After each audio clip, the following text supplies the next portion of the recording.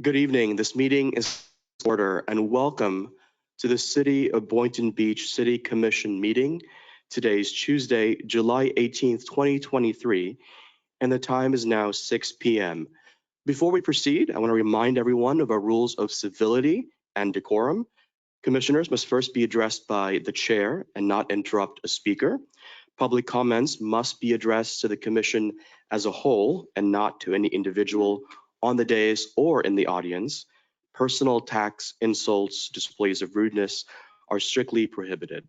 Disruptive behaviors from the audience, including but not limited to yelling, stamping of feet, and similar demonstrations are likewise prohibited. Please govern yourselves accordingly, as offenders may be removed from this meeting.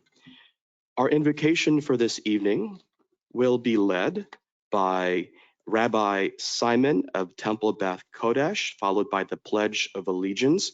But before that, I'm going to ask the city clerk to begin the roll call, and we'll immediately proceed to the invocation and pledge. Mayor Pensurga, Here. Vice Mayor Turkin, Present. Commissioner Cruz, Here. Commissioner Hay, Here. Commissioner Kelly. Here. Mayor, you have a quorum. Thank you. We're now going to move on to the invocation. Let's all stand.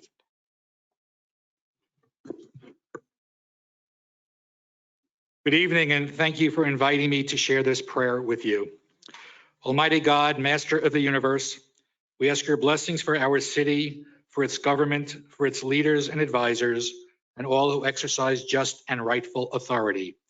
May they administer all affairs of this city fairly, so that peace and security, happiness and prosperity, justice and equality for all may forever abide in our midst.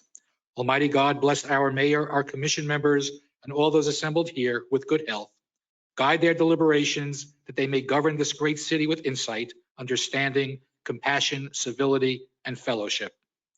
May they constantly realize that in laboring for the enactment of just laws and policies and the betterment of our city, they are bringing honor to your name and blessing to humankind. May they come to their work with a vision of a stronger and better Boynton Beach. May they always have the strength to lead our community toward that vision by their words, decisions, and actions. May they have the courage and the strength to do all that, and let us say, Amen. I pledge allegiance to the flag of the United States of America and to the republic for which it stands, one nation, under God, indivisible, with liberty and justice for all.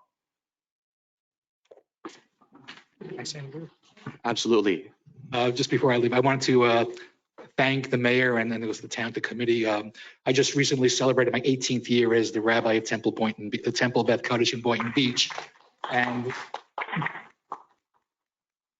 the mayor joined us at a service to present me with a proclamation. And as we said, you're always invited back. We'd love to have you. And we have many residents in our community. So thank you again for the proclamation and for all you do for our synagogue also. Thank you, Rabbi. We're now going to move on to agenda approval, additions, deletions, corrections, or even reorganizations to the agenda. Now would be the time to make it known. Let's begin on my left with Commissioner Kelly. Thank you, Mayor. I wanted to see if what the commission's thought was. We have a lot, it's a big agenda with a lot of important things on it. I'm just wondering if we should maybe potentially talk about putting public comment towards the end, because most of the agenda items will have public comment within them. But that was just a thought, just to make sure people who are here for agenda items that we are working on that business first. But that was just a thought. Okay, to be clear, the proposal is to move public audience towards the end. All right, again, we don't do screaming in here. Thank you. Thank you for your suggestion, Commissioner. We had to take it to the board. What are the thoughts of my colleagues? Yay or nay? I'm okay to leave it as it is, just because I know there's some individuals here with some other issues. And I'll speak of that when it gets to my turn about additions and adoptions. Okay. Commissioner Cruz, any thoughts? Commissioner Hay? I would just leave, I definitely appreciate, I appreciate that because it is a long meeting. However, I think that I would be okay with just leaving it where it is. All right, Commissioner Hay, your thoughts? I would like to leave public comments where it is. All right, thank you so much. Commissioner Kelly, was there any other requests on your part? No, thank you. All right, thank you. Commissioner Hay, any additions, deletions, and so on? No, I have none. All right, thank you, Vice Mayor. Yeah, I just want to add, I wanted to, and Deputy City Manager help me with this if I mess it up. I just wanted to add, I guess, an agenda item for approval of $500 of my community support funds. In addition, $1,000 to Boynton Strong, and then $1,000 of my community support funds to the East Boynton Beach Little League. All right, thank you, Vice Mayor. Any objections to adding that to today's agenda? Seeing none. None. Vice Mayor, I would recommend we put that under administrative, Perfect. which is typically where we put it. And then I know that there's some concerns about the usage of the boat ramp, the public boat ramp at Harvey Oyer. So I'd like to add that on a future agenda item for discussion. All right, we're going to have a discussion later in this agenda about future agenda items. Okay. Perhaps that would be the time you can bring it up and we'll have that Add that on there. discussion. Okay. Yes, but my understanding is it's on that, the discussion of future agenda itself is on the agenda.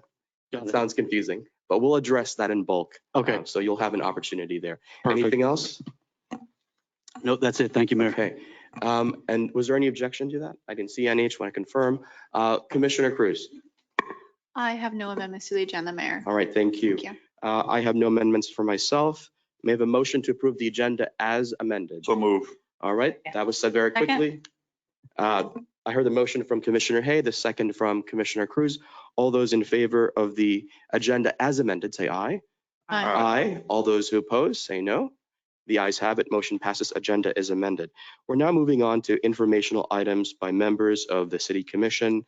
Also, any disclosures, now would be a good time to include that. Let's turn to my right this time. Commissioner Cruz, if you have any informational items.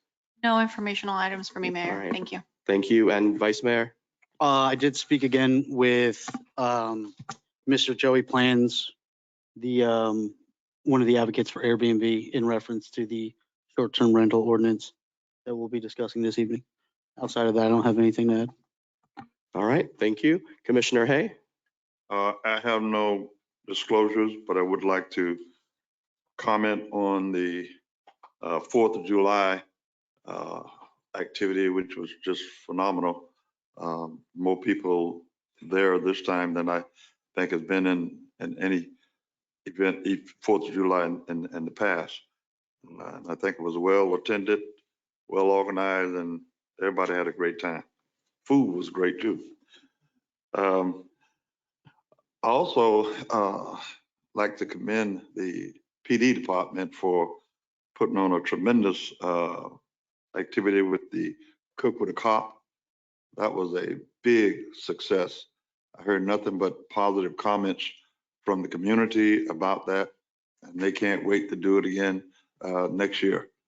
There were people there, even though we had 3 spots of heavy rain, the people stayed. And just for your information, along the little kids basketball competition, Boynton Beach won the championship. Our little kids did. So we have a lot of talent here in Boynton. I also lastly attended a community talk with the citizens at the Carolyn Sims Center, and there was a lot of valuable information. Many organizations were represented there, and it seems like they're well organized, and we're going to be working together to continue to get things done here in Boynton Beach. That's all I have, Mayor. Thank you, Commissioner Hay. I'll do my echoes later, but I agree with you. Yes, go ahead, Commissioner. Thank you, Mayor. My only disclosure is I also had an opportunity to speak to Joey from Airbnb. He's the government affairs person for Airbnb. And then also just to echo Commissioner Hay on the events, I attended both of them as well. And between our events department, that is amazing. Our events team is amazing. PD knows how to put on a great barbecue cookout party for sure, and battled through the rain and all the storms. So thank you. Those are my disclosures. All right, thank you, Commissioner Kelly. As for myself, I want to disclose I had a conversation with Neil Schiller regarding item 7F. And I just want to echo everything that's already been said. We did have a phenomenal 4th of July. Thank you to everybody who was a part of making that happen, from the vendors to our police officers, and of course our events team and marketing for making that happen. It's getting better. It's getting better every year. And I agree with you, more and more people are coming out.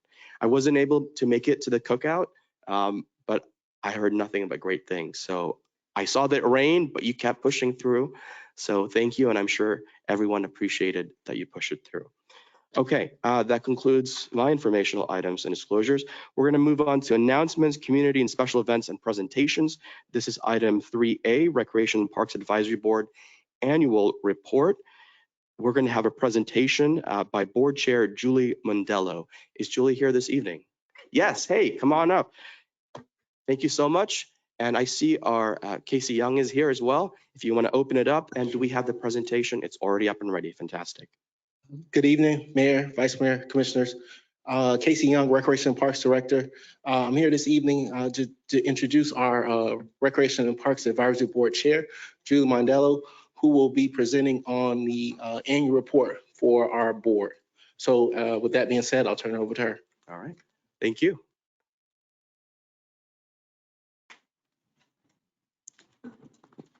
Good evening, Mayor. Good evening, Vice Mayor. Good evening, Commissioners. Thank you guys so much for having me. So I have been on the Parks and Recreation and Parks Advisory Board for about 10 years. You guys probably recognize me from every event we have. So, and we're all happy to be doing it. So what we do, we interact with the users of the parks. You know, we take feedback. I mean, I take feedback from people in my own neighborhood. We look at the progress and the development. I mean, especially now when we think about all the people moving here and the increase in our population, and where we can find space for a park here and space for a park there, and who needs what, and we should put a doggy station here because we know people walk dogs here, and little things like that that make a difference. Next slide, please. Okay, so we're made up of obviously multiple groups. We have some people that have been here a really long time, 10 years, we have 30 years, we have 2 years, we have, just started. And, we bring all kinds of different things to the table. So since we have people that have been here for a while, we've kind of seen the changes and kind of know where maybe we have to increase things. We get newer visions from the newer people that have joined to be able to show us what's out there and what they think we need, right? And our result is kind of just recommending all the improvements we see that we need and what we should be doing going forward. Go ahead. Thank you. So a few of the accomplishments, we added pickleball courts this year. That was a big hit. We had a very, very passionate pickleball community, and they were very, very happy to get that. And, we look forward to adding stuff to it as time goes on. And we also did bring to you guys the recommendation for the name change to the City of Boynton Beach Tennis Center and Pickleball Center. Next. Okay, and then our park master plan. We started before COVID. So this thing has been around. I talked to somebody from the park master plan before COVID ever began and answered all these questions we had started out with. And, now we really did. We had sent out our needs assessment survey to specific population.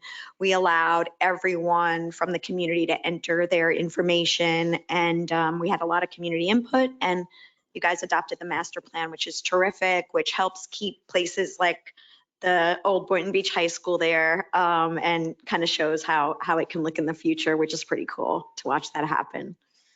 Okay. Okay, so for our fall festival this year, we had Kids Zone, Petting Zoo, Pumpkin Giveaway, which I think they went, I don't know, Casey, in like 5 minutes, 10 minutes, I don't know. But it was like 2 seconds and they were gone. I was like, oh my gosh, how did that happen so fast? We gave away trees, a whole, I think, I don't know, 200, 400, but we didn't, but community greening did. But we helped to give them away to all of our residents. We had a pumpkin decorating contest, and this was the first year we had it at our Centennial Park. So that was kind of exciting. Great place to have a fall festival. Go ahead.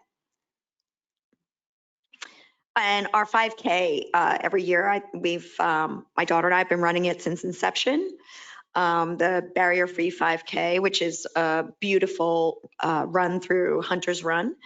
And it's really part of it is the person that leads the barrier-free 5K has received a wheelchair donated by Chariots of Love.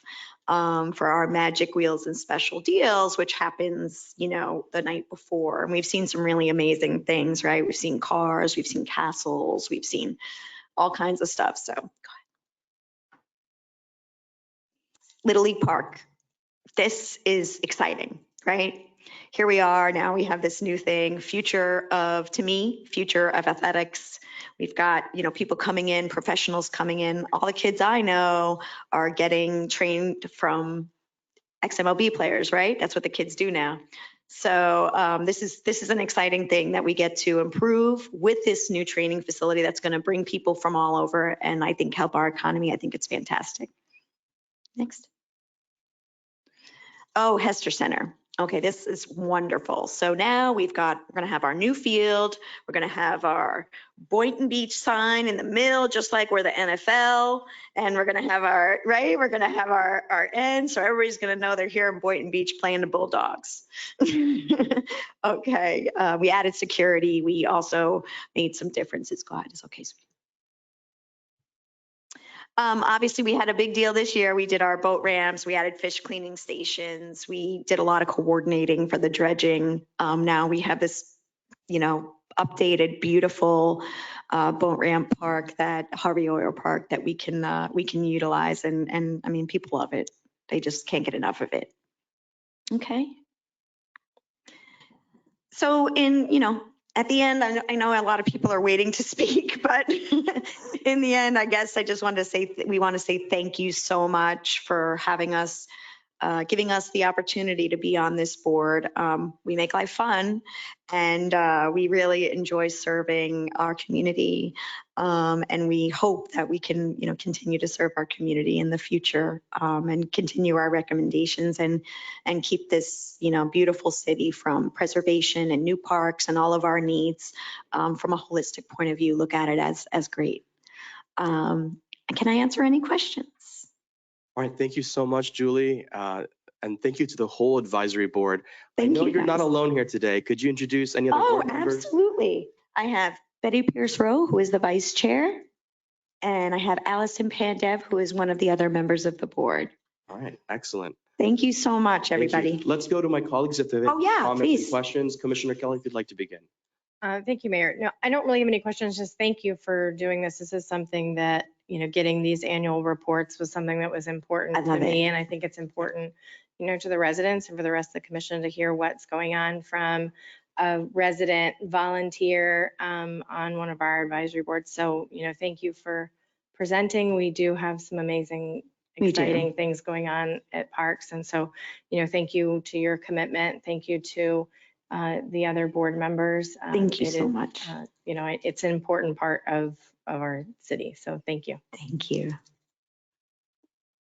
All right, Commissioner Hay. I'd just like to echo the same comments that Commissioner Kelly just commented on, and I like that smile. Just keep that energy. I mean, my daughter came through the park system. What can I say? I mean, I know Mayor Pinserga knows that, my daughter we volunteered for the Christmas parade, 4th of July, park openings. We've been at everything. So, I mean, we just have fun. Very good. Thank you. Vice Mayor, then Commissioner Cruz. Thank you so much for this. I've been to one of y'all's advisory board meetings, learned a lot, and you guys have a lot of fun up there, I noticed too.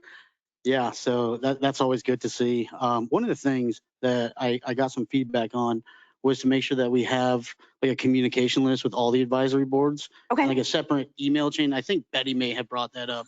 And so I think that's a great idea. I don't know if staff can look into that and I think the idea was to have this email chain for events that come up. Sure. So everybody's Yep. in the know. Just among all the among all advisory the boards. I advisory think it's a boards. really great Yeah. idea because then we can come together, you know what I mean? Because there's so much stuff. I mean, our social media is on point. That's not, but we've got so much coming in at us that to get an email to say, hey, we're having this, then we can all, attend from all the different boards. But yeah, super. This is a great presentation, and Thank you so much. thank y'all for what you do Thank every you. day. I appreciate you. Thank you. Commissioner Cruz. I think that pretty much said it, but thank you so much Thank you. for all you do. You do amazing work. Thank you, And guys. I can tell you that pickleball courts are my favorite, and I'm very appreciative. You're very welcome. Very welcome. Now we just got to get them lights. Okay. So that's our next. Just So- threw that in there. Work in progress. Casey, I see you're standing up. Did you want to provide closing comments? Thank you, Julie. Yes, Casey Young, Recreation Parks Director. Just in conclusion, I just want to thank the commission again for the proclamation recognizing July as Parks and Rec Month in the city of Boynton Beach. We were definitely very appreciative of that. And then thank you to our volunteers on the Rec and Park Advisory Board, just for their service and their hard work and their dedication. I would like to encourage everyone in the commission and chamber this evening to visit a park, participate in a recreation program, attend an event before the month ends. Parks are a place for relaxation, a place where you can learn, a place where you can exercise. So I encourage everyone to do that before the end of the month. And even after, despite the heat, despite everything that's going on, just to participate and be a part of our program. And also, if you are at a park or at a recreation facility or a pool or a beach, tennis center, please thank one of the recreation professionals there for their hard work and dedication during this month. So I just want to recognize that and thank you for Parks and Rec Month proclamation. And let us add one more item from a board perspective. I mean, please, if you guys are in the park and if you see something that, an idea or something, bring it in, we'll talk about it. And then, we can move it forward. But I think any idea is a good idea. So. And just want to highlight one really cool event that we do have coming up. This Thursday, we have an art exhibit opening over at Arts and Culture Center, which will be up through the end of the month and into August. It is kind of a surprise. Anyone that has participated in at a park or participated in a recreation program, you may be on display at Arts and Culture Center on our art exhibit display. So please, if you have time, take a visit to the Arts and Culture Center to see the display. I saw it today and it is really, really cool. So I encourage everyone to do that as well. And that's it. Any questions for me? Thank you. All right, thank you, Casey. We are now going to move on to the public audience portion of the agenda. Mayor. One second, let me finish my comments and I'll get to you, Commissioner. Okay. For those of you that may be here for your first time, know that we do take online comments. After we conclude with those in person, we're going to go to those online. The rules are the same every meeting, which is each speaker is limited to 3 minutes. Comments must be addressed to the commission as a whole, not to an individual in the dais or in the audience. Personal attacks are strictly prohibited, and so on. This is a time to be heard. We are taking notes and listening. This is not a Q&A. And again, after in person, we'll go online. Commissioner, hey, you wanted to quickly say something? Yes, very quickly, Mayor. Yes. I think we all know in one way or another Bishop Bernard Wright, and we know that he died, and his funeral services was on Saturday, July 1st. I attended the service, and I do say it was colorful, and but I want to say that we shared a lot. We may not have always been on the same page, but his heart was in the right place. He was a servant of this community and did everything in his power to try to make this community a better place for all of us to live. So with the permission of this commission, I'd just like to have a moment of silence for this community activist, Bishop Bernard Wright.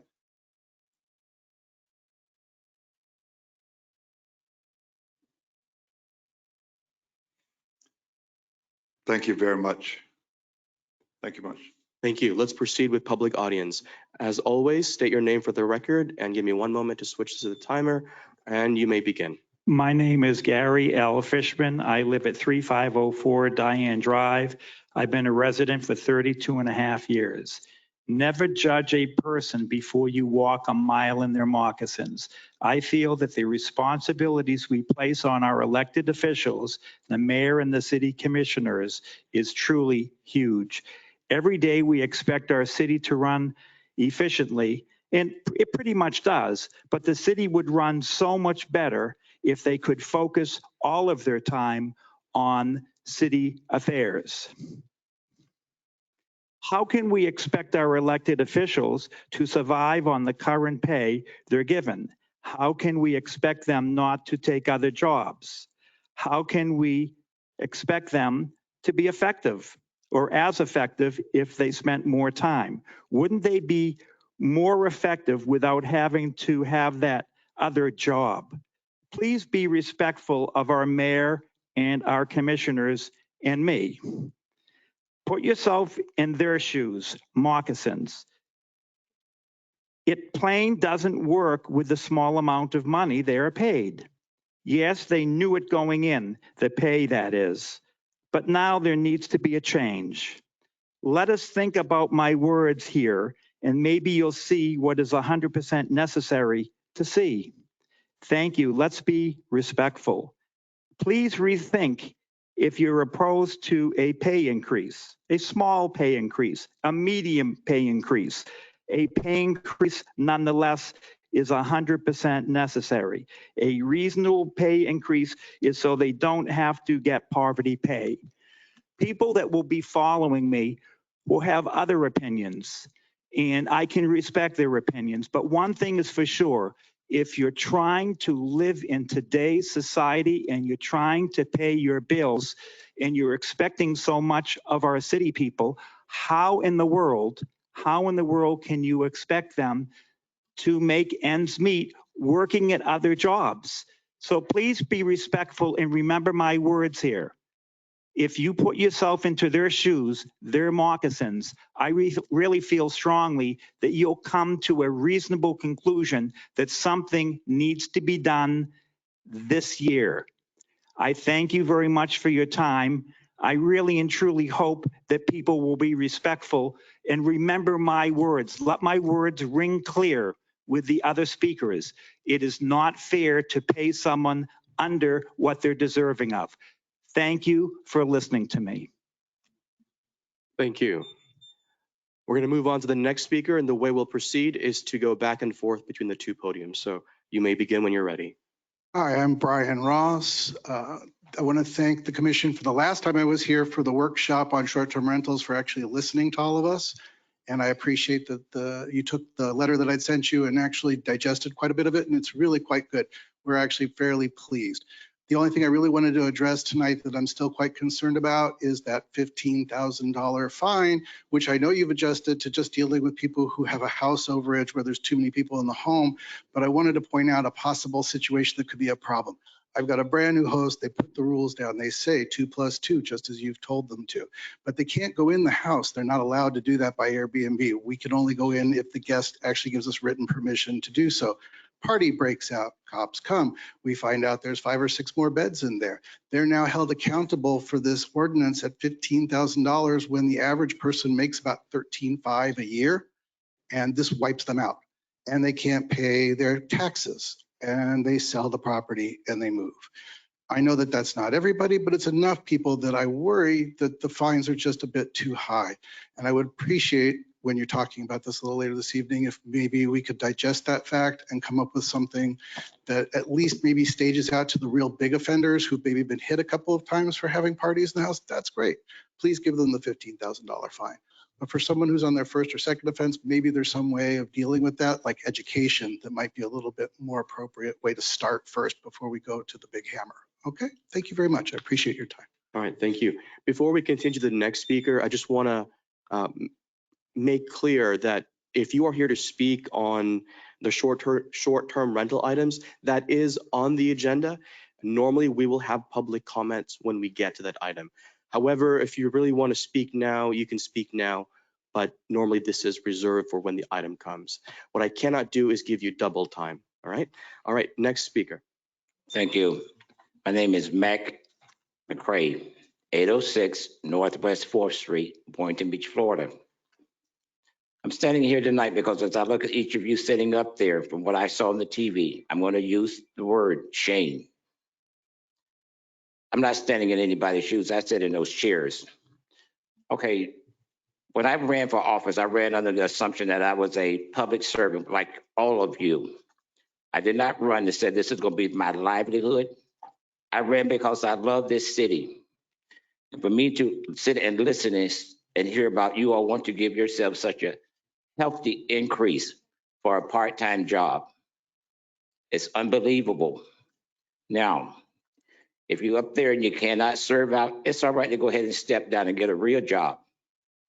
If you got ready to say that this was going to be a real job, then you got into it for the wrong reason. Now, I can understand how you all could tell the employees of this city to look among themselves and cut.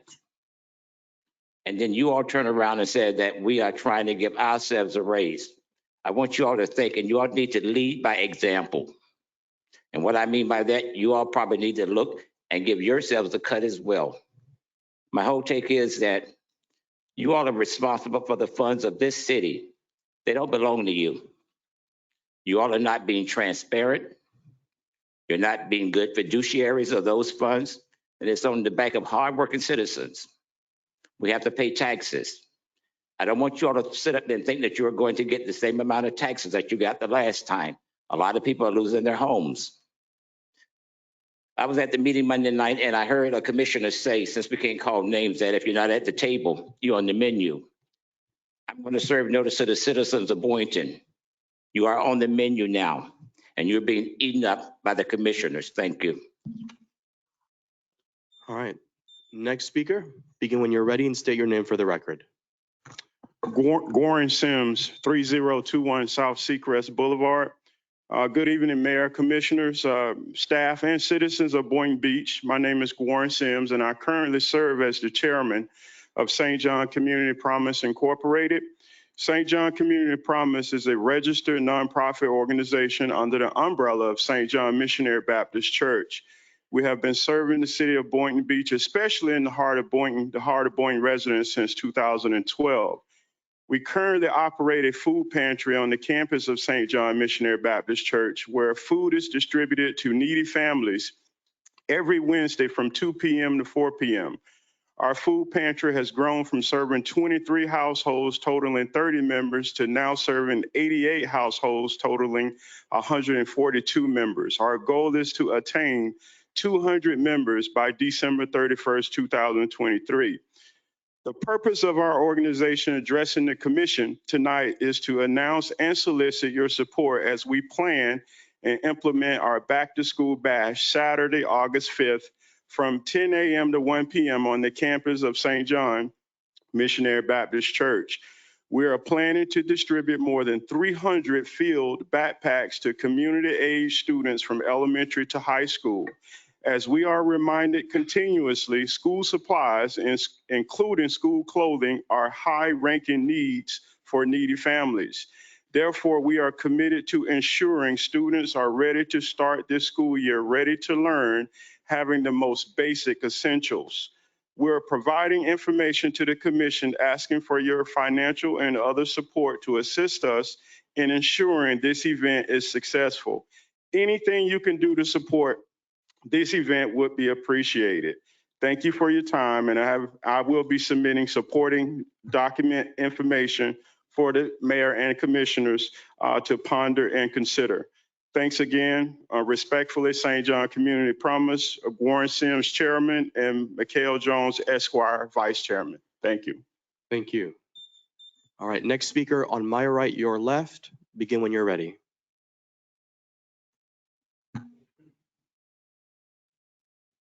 Hello, I'm David Merker. I live at 8 Southport Lane in Boynton Beach City. People participate and want to be a member of groups, organizations, and politics for all different reasons.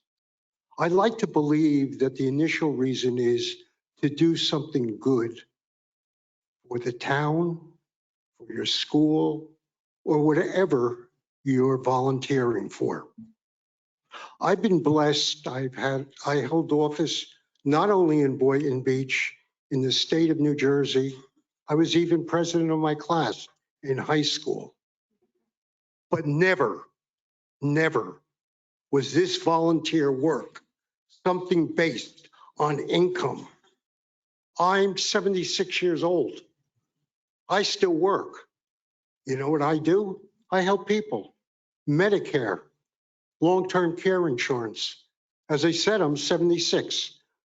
If God willing, I'll work to 100 because I meet people, which I enjoy. I laugh with people. I learn from people. If you're running for office for income, it's pitiful. It's sad. And if you're not making enough money, get in the real world and work for a living. Our US senators, our congressmen make a lot less salary than those who own businesses. So in summation, it's a disgrace when I hear that you want to be part of government that's for the people because of income. You don't deserve to be in government.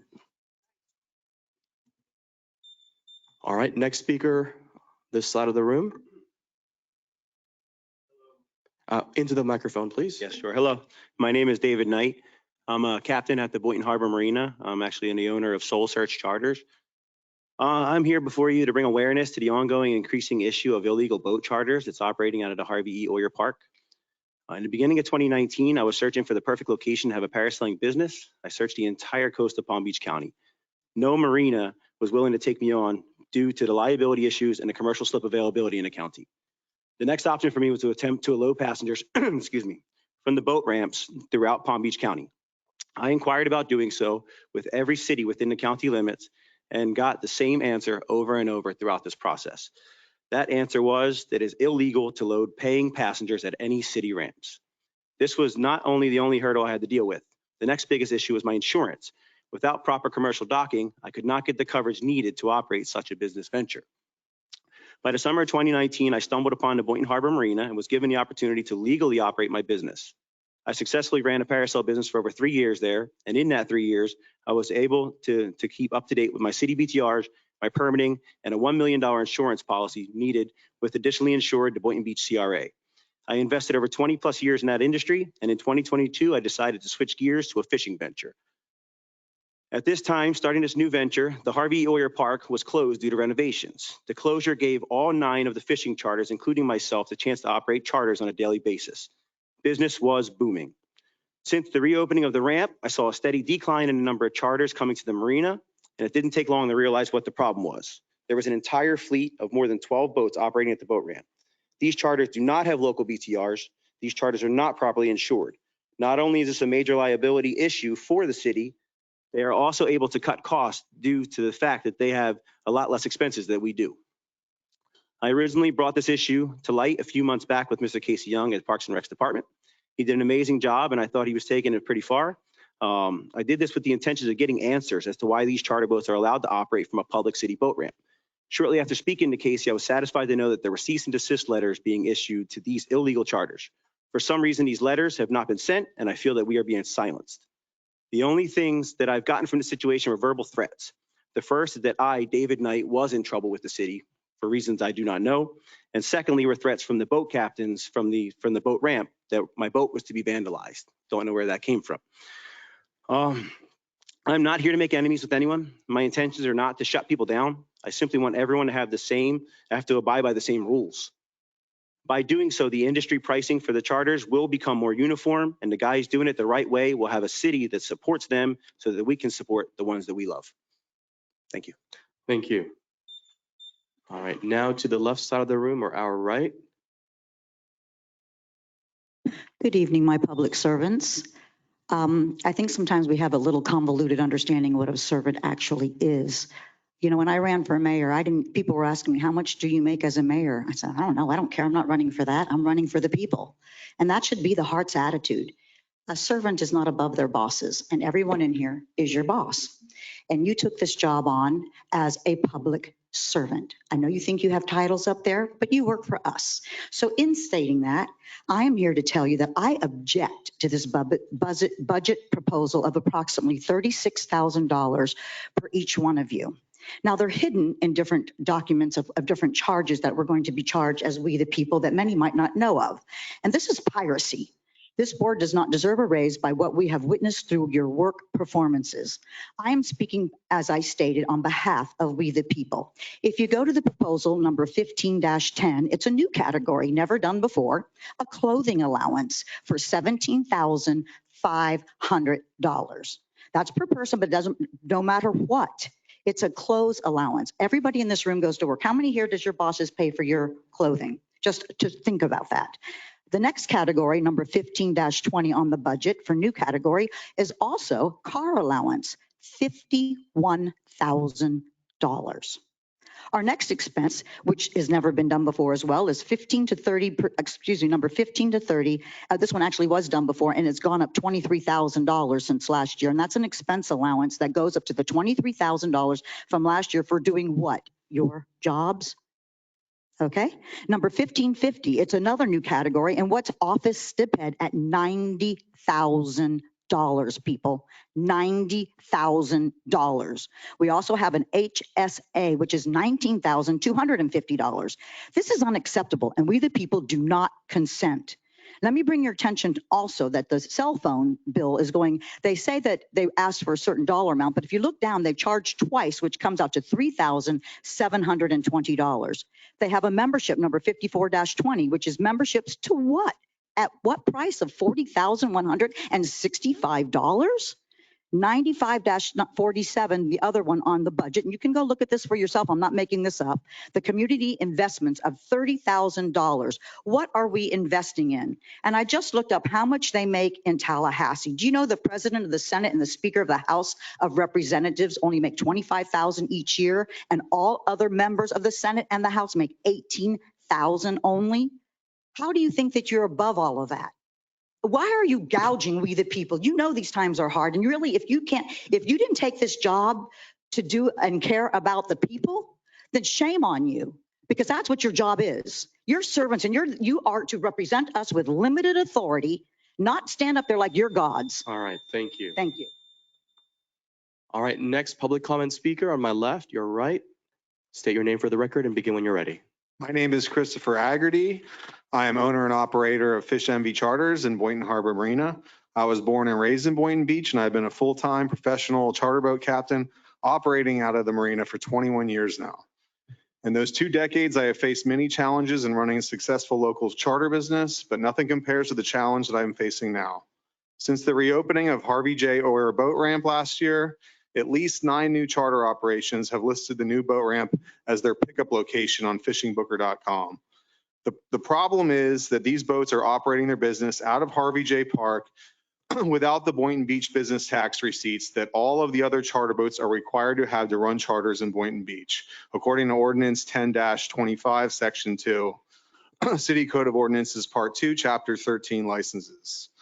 I have myself tried to obtain a BTR for the boat ramp and was referred to Parks and Recreation, where they told me that it was strictly prohibited at that boat ramp. These unlicensed boats have flocked to Boynton Beach ramp because commercial charters have been banned at all other Palm Beach County ramps, according to Code of Ordinances for Palm Beach County, Section 23-98. In addition to the county banning charters at boat ramps, Boca Raton, West Palm Beach, and Jupiter have followed suit at their city ramps. Boynton Beach boat ramp is the only ramp near an inlet in Palm Beach County that has not yet started enforcing penalties upon unlicensed commercial operations. So these charter companies have moved in from other areas to take advantage of the opportunity. Since these 9 boats were listed on fishingbooker.com, my charter business revenue is down 60% from last year. I have been forced to lay off my 2 crew members to stay in business. If these illegal charter boats are not stopped soon, I will be forced to shut down after 21 years of operating in Boynton Beach. 6 out of the 9 charter boats arrived to pick up their customers from water where they came from different marinas, often in different towns where their boat is moored. This means that they are not even paying the parking fees required by boaters to park their trailers there. This means less revenue for the city of Boynton Beach. These commercial charter boats are clogging up space at the boat ramp docks and fish fillet stations to load their customers and fillet their catch. Recreational boaters who are paying the parking fees are forced to wait hours, sometimes for the fillet tables and floating docks to become available on busy days. This is one of the main reasons commercial charters have been banned at all other ramps for Palm Beach County. Without possessing Boynton Beach business tax receipts, these illegal charter boats are not required to pass the same fire and safety inspection that was required by my business and all other legal charter operations in Boynton. The safety of charter customers boarding these boats at the boat ramp is completely unregulated, creating a dangerous situation. This is another reason the charters have been banned at all Palm Beach County ramps. I'm asking officials to help solve this problem by enforcing the requirement for these charter boats to obtain their BTRs in order to operate in Boynton Beach. All right, thank you, sir. All right, next speaker on the opposite side. Good evening. My name is Brenda Lee Williams. My address is 337 Northeast 24th Avenue here in Boynton. I've lived here since 1959, and I've been in my house since 1975. The house next door to me has been abandoned for well over 10 years. The grass has grown up every time. This is my 3rd time coming here with this same complaint, and I have not received any type of response from anyone regarding that property. It's being leaned, hold so much that it's out of the realm of pricing. What kind of follow-up do you all do as far as when a complaint is given and nothing is done? It's been a long time and I'm tired of it. It's right next door to me, to the west of me. And something needs to be done. And this is the 3rd time. I think the 2nd time I've spoken to this commission, but before that I spoke at the commission. Now that's one issue. Now my other issue has been about the cemetery. We have nowhere in Boynton to be buried now. You got to either go to the Palm Beach Memorial or Sarah Sims. I guess those are the only other places you can go. And I was supposed to get some follow-up from that because they said they were looking into securing any more land, but there's no more land to secure because now you're building on every unoccupied piece of land within the city of Boynton. So where are we supposed to get buried within our city limits? Now, the ladies that spoke from the parks, they're looking to get land to expand the parks. But there is no land because you're making all these arbitrary decisions about building all these high rises in the area. So that's another issue that I'm bringing before the commission. And I hope I do get some type of response from somebody that's taking my money. And I also agree with the last speaker and the speaker before her about these increases, because when you came into this race, you knew what the salary was going to be. And nobody on any job get a raise of more than 25, 50% at any one time. You get anywhere from a 3 to a 5% raise. That's what I've always gotten. Okay, so thank you. Thank you. All right, next speaker on the opposite side. Hello, I'm a little nervous at this, but I'll try. One second, sir. Could you please bring the microphone a little bit closer so we can hear you? Sure. And Can you hear me now? Yes, 1 second. All right, my name's Chip Sheehan. I've been a resident here in Boynton Beach for 24 years. I've owned and operated Ship's Ahoy charters out of Boynton Beach. I'm at 2 Georges Marina, which is right there at our village. And I'd like to start by saying I think we have a great city with an amazing fishing community. I mean, our logo is a sailfish. Everybody knows to come to Boynton to go fishing. We're the closest point to the Gulf Stream. And with this, they've pretty much, I don't mean to beat a dead horse because they've covered a lot of the issues, but I'm just going to touch on a couple of things. The reason why I'm speaking, I'm just looking for you guys to protect your local businesses, which I would think you guys would. And I mean, we've had a marina there since probably the early 1900s. And there's boats there now that have been there for 20, 25, 30 years. Seamist is 35 years. And what they're doing and the way this is happening through Fishing Booker is if you Google a charter to go fishing in Boynton Beach, you go to a place called Fishing Booker. And a lot of these people are running illegal charters out of the ramp. And like a couple of them touched on, the huge thing is a lot of them don't even use the ramp, and they're coming from their houses that live in Delray and in Lake Worth and coming into the ramp. And you got a guy that paid $25 to park there, just using it for recreational use, and he can't even use a fillet table because there's 4 charter boats there cutting fish. And if you don't believe it, just go down there on 11:30 in the afternoon and you'll see it. But I'm just looking for you to support us. Most of these guys that are doing this, I know none of them have employees. We have employees, we have mates, and so I have 2 mates that work for me, and I'm the one that has to put food on their table. And when you have these people doing this, that's a side job. I have a friend of mine that's a Palm Beach County firefighter. He keeps his boat at Briny Breezes. He doesn't put the boat in the water at the ramp. He comes there, he picks himself up. Well, in Fishing Booker, the more money you pay, the higher you get ranked. Well, at our marina, we have to pay some of us up to $9,000 in our leases. We have to have $1 million policy. I have to choose Georgia's. They have to do it to the CRA. And we have a lot. We advertise, and and our customers go to our restaurants when they're done fishing with us. And they do this as a part-time job. None of them have employees. And I'm finished with my friend Henry. He's a Palm Beach County firefighter. And he gets to pay $200 to Fishing Booker, so he's on the top of the list, and he can take a less income and steal charters that we would be getting. And it's just one example. But the main thing is I would like to see you guys major look at is don't let anybody use the ramp that isn't legit, that doesn't have insurance, and that is not launching from the ramp. Nobody should be going there picking up charters unless they're putting their boat in the water. Thank you for your time and thank you for your service, guys. Thank you. All right, next speaker on the opposite podium. Hello, my name's Jackie, and I've been in Boynton Beach for 23 years. October will be 24 years, and I am shocked at the 666 benches that are right down the street here, the Black Lives Matter fist that you have out there, at the Rainbow at $31,000 to pay for that. These are my tax dollars too, and I am against these raises that you want to give yourselves. I can't understand this. This is beyond understanding that you would give yourselves these kind of raises. Nobody deserves that. Regular working people don't get this kind of raises. If you're lucky, you get 1%, 2% at a job. Nobody gets thousands and thousands of dollars, and you can't do this. You're on notice. Everybody's on notice, and you will lose your jobs. You will in the future lose your jobs coming up very soon if you move forward with this, because I'm not the only one watching.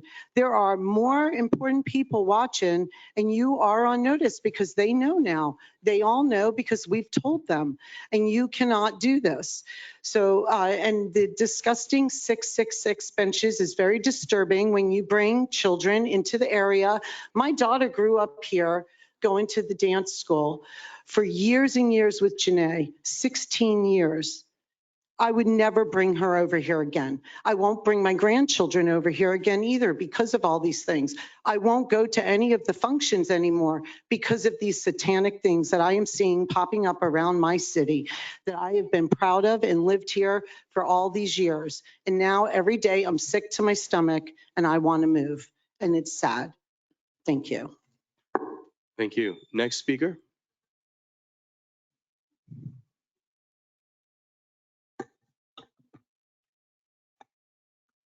Hello, everyone. My name is William Cunningham, 3425 South Lake Drive. I do understand that a lot of the people of the city don't want to see an allowance increase for you guys. But I believe that to get competent staff to run a city, to make a change, you have to pay them. Because, you know, we rely on you to make the decisions, and you have to take time out of your day to, you know, make sure things get done. I'm in support of an allowance for the city commission. They are the best city commission we have had in many years, and they actually listen. For example, we have had a culvert issue since 1970, and they are the first to listen to the issue. I could rumble on and on about the reasoning, but these leaders who have no days off and are in charge of the city get paid less than McDonald's workers. That's ridiculous. We need to support this allowance increase. Thank you. All right, again, no outburst, all right? No one was speaking out of turn when you were speaking. Next speaker, please. Good evening. My name is Barbara Reedy. I would like to speak to you tonight about the increase in your allowance as public officials. It's my understanding that you sent your staff back several times to find cuts, more cuts in the budget, cut after cut after cut, which is not a bad idea. I'm sure there's things that could be cut. But then to kind of sneak into the budget $182,000, which represents basically a 100% raise for you guys. And the raise amount is double digit more than what I make on Social Security. It's just a little bit shocking. I think that that's something in the budget that you might want to reconsider. Thanks. Next speaker. Dr. Piotr Blas, Piotr, the Polish spelling, 113 West Tara Lakes Drive, Boynton Beach, Florida, 33436. Let me begin with a very positive way. I've been in Boynton since 1989, and I consider it, next to Warsaw, Poland, the next city, the best city in the world. Now, you're not quite as good as Warsaw, but you're getting up there. Now, I want to say a couple of other very positive things. The parks and recreation are unbelievable. When I become mayor, you're going to double your work. And a couple of things which are maybe a little more private. Do you guys realize that our library has been voted #1 city library in Florida? I repeat it, our library, and you should all attend it, has been chosen as #1 library in the state. Now, some of you may want to know that I've been coordinating the University of Boynton, and now this library is our official university library. So we have some very good things. But there is something maybe hidden that you know, but you never talk about. I met a gentleman who is blind and who is on our disability commission. He takes care of disabled people and has a wonderful dog. I forgot his name, but you must know who he is, right? Do you know who he is? Anyway, so I met him and I talked to him. I have never, ever met a public servant as sensitive, conscious, and courageous about helping the disabled people. You must know who I mean. If not, I'll send you a letter. He has a dog who sleeps all over the floor. Anyway, so I'm almost out of time. And I have to address the salary issue. Of course, as you can all tell, I am very rich. But also, I am running for mayor of Boynton. I am the only registered candidate right now. Because I'm so rich, I decided not to take any salary. My salary will be donated to the city. And I'm asking all of you who want to join my commission to also be rich and to give the money to the city. This is quite an exceptional city. It's kind of an honor to be serving this place. So I repeat, I, Dr. Blas, am running for mayor.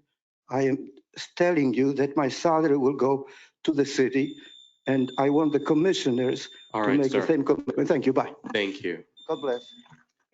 All right.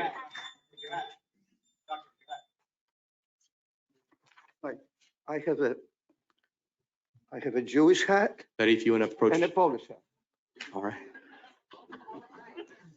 All right, next speaker, begin when you're ready. Oh, hello, my name's Elizabeth Pierce Rowe, and I am the vice chair and a volunteer for the Parks and Rec Advisory Board.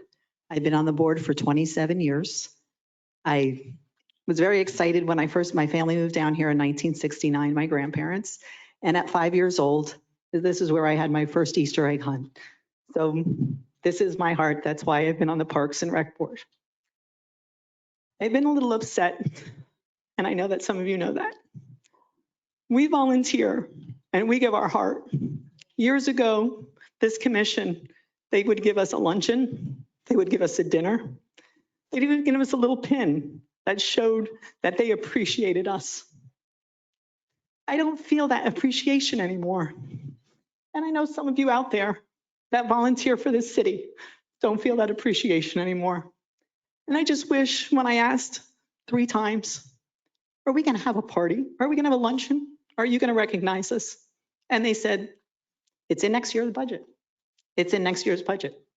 I think we're putting it in next year's budget. And I just wish that you'd appreciate us. We do appreciate you. And thank you very much. Thank you.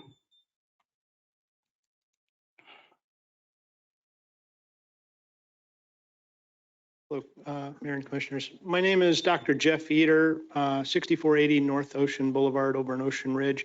I'd like to ask you to please take very seriously the sewage spill that has happened here. My house is, as the crow flies, is a couple 100 yards east of where that pipe broke. It's very disgusting. I would like to ask you to please, when you make the adjustments to correct this problem, that you do it right the first time, now that it has apparently been botched this last time. So we don't have this again. We're sort of killing ourselves over there to preserve the mangroves and do things to keep the natural habitat healthy over there. And this is a real mess.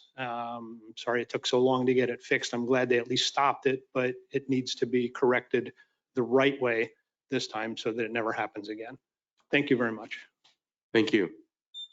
All right. Seeing no one else in the audience, I'm going to go to those online. Mani or IT, whoever is available, how many digital hands do we have raised today? Mr. Mayor, we currently have 3 hands raised. All right. Who are those 3? And just you can randomly select one. And for those of you online, I will let you know when you have 30 seconds remaining. I recognize you can't see the timer, so I'll give you a heads up. Our first speaker is Susan Oyer. Susan, you're self-muted. Please click the microphone next to your name. Thank you. Can you hear me okay? Yes, we can. Good evening. Good evening. First of all, my condolences, Mayor, on your family's loss. I've suffered a couple losses recently, so I certainly commiserate with you and your family. You're in my thoughts and prayers. And I know you think I don't like you, but I do value you as a human being. Second of all, and the least fun part of this for you is I'm here to talk about the raise issue. I'm just baffled that this is continuing to go on. You knew the job requirements and pay salary when you ran for these public servant elected positions. You are not staffers who need a raise. You are put yourselves out to be public servants. These are part-time public servant positions, just like in every other city and town. You already get paid a clothing allowance and expense account. You get this in your pay already. How do you deserve approximately 125% increase when the city employees are not getting what? They're lucky if they're getting 2%. I get 2% a year. I'm sure they're getting about the same.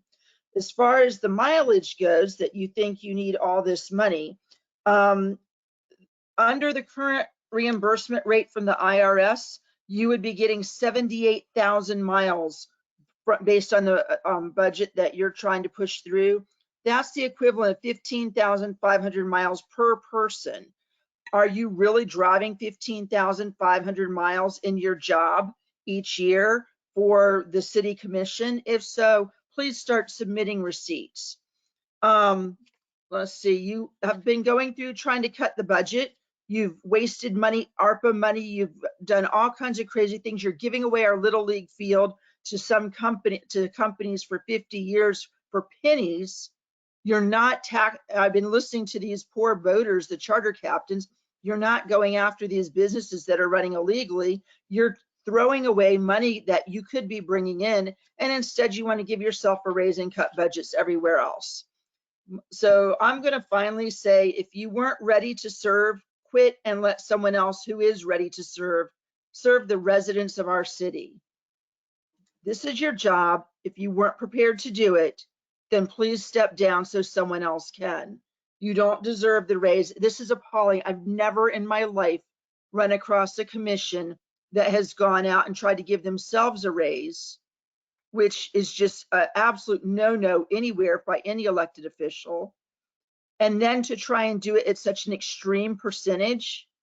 And then that's not even talking about what you're getting from CRA, that you voted yourselves each an approximately $5,000 trip to Texas. This is just an obscene waste of my tax dollars and the tax dollars of the other people in this city and businesses in this city. Expired. You can wrap up your thoughts, Ms. Oyer. Who are sitting here going, you serve us. That doesn't mean you deserve to make more than the rest of us. Thank you. Thank you. All right, next online speaker, Manny, if you could go ahead and unmute the next person. Our next speaker is David Rosenthal. David, you're self-muted. Thank you. Hi, good evening. Can you hear me? Yes, we can. Please begin. Thank you. Good evening, Commission, Vice Mayor, Mayor.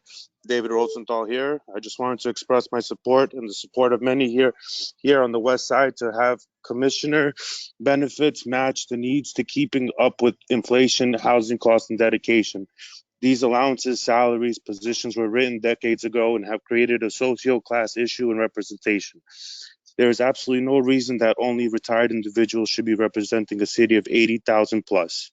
Families, young professionals, and working class individuals should be able to have fair and honest representation, not just the rich and the retired. Let's work together and create representation for all people, not just specific classes.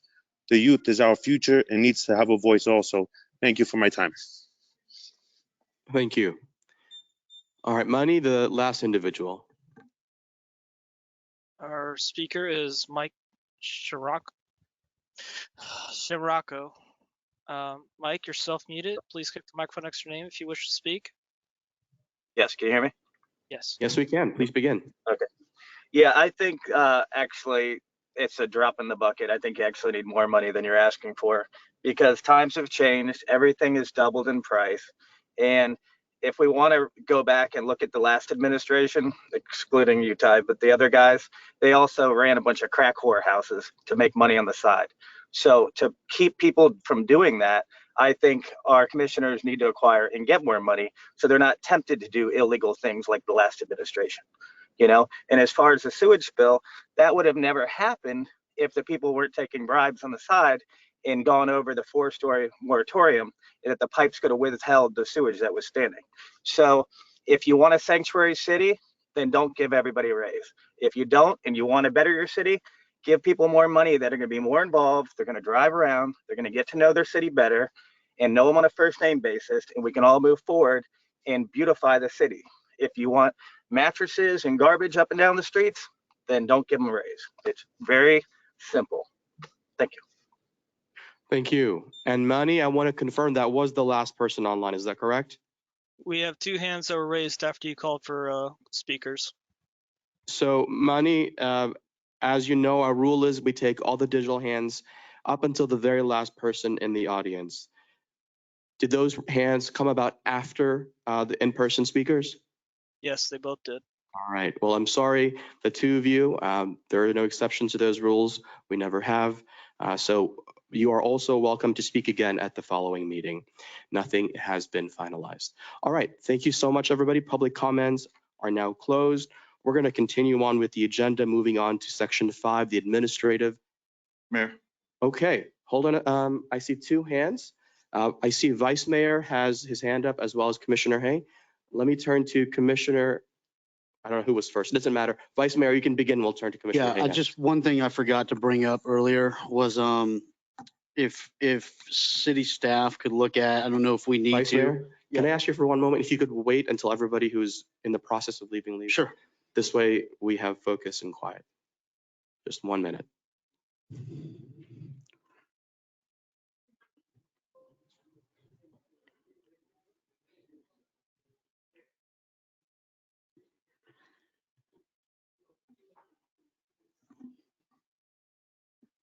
All right, Vice Mayor, it looks like just about everyone has left.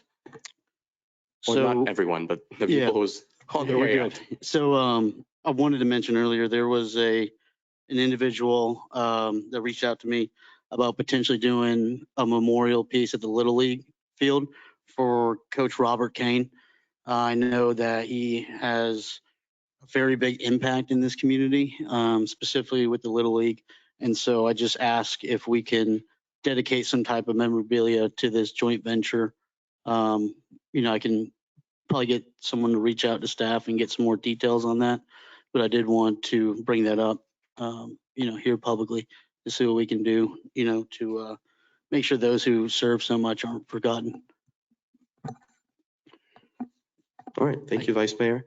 Commissioner Hay, I believe you had your hand up. Yes, I do want to make a statement here, and I want to make it in the most loving manner that I can, but I can only speak for myself. I'm beginning to notice the pattern here that I don't like and I don't approve of. And that is, I see things for the first time when it's printed on the agenda or I hear somebody talking about it and I had no input on this. I feel that on this raise, it's a bit much, but it's not like we have never voted ourselves an increase in the past. We have. Since 2007, I've been around, and we have voted for an increase for this commission, but nothing like this. It was a reasonable increase, and I want everyone to know where I stand. I had nothing to do with this particular proposal of an increase. I do not approve of it. I feel that many of the items that are listed, when I found the sheet here, they don't need to be there. And I just feel that it's an absorbent amount of an increase to give ourselves. I feel that none of us are experts up here, and we depend on staff. We depend on staff to do the study, the research, and bring back in a summary form so that we can digest it and make proper decision based on the input that we get from our great staff. I'm just, for the first time, I'm really in 100% agreement with the public here on this particular item. I wrestle with it night after night since I found out about it, and I just have to let my position be known.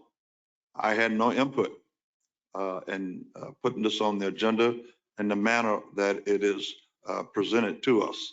And I would love to get an increase. Who doesn't want money? Okay, everybody wants money, but I think there's a way to do it.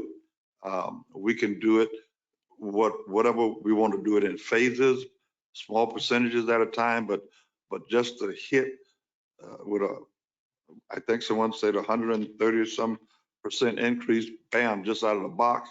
I don't think that's right.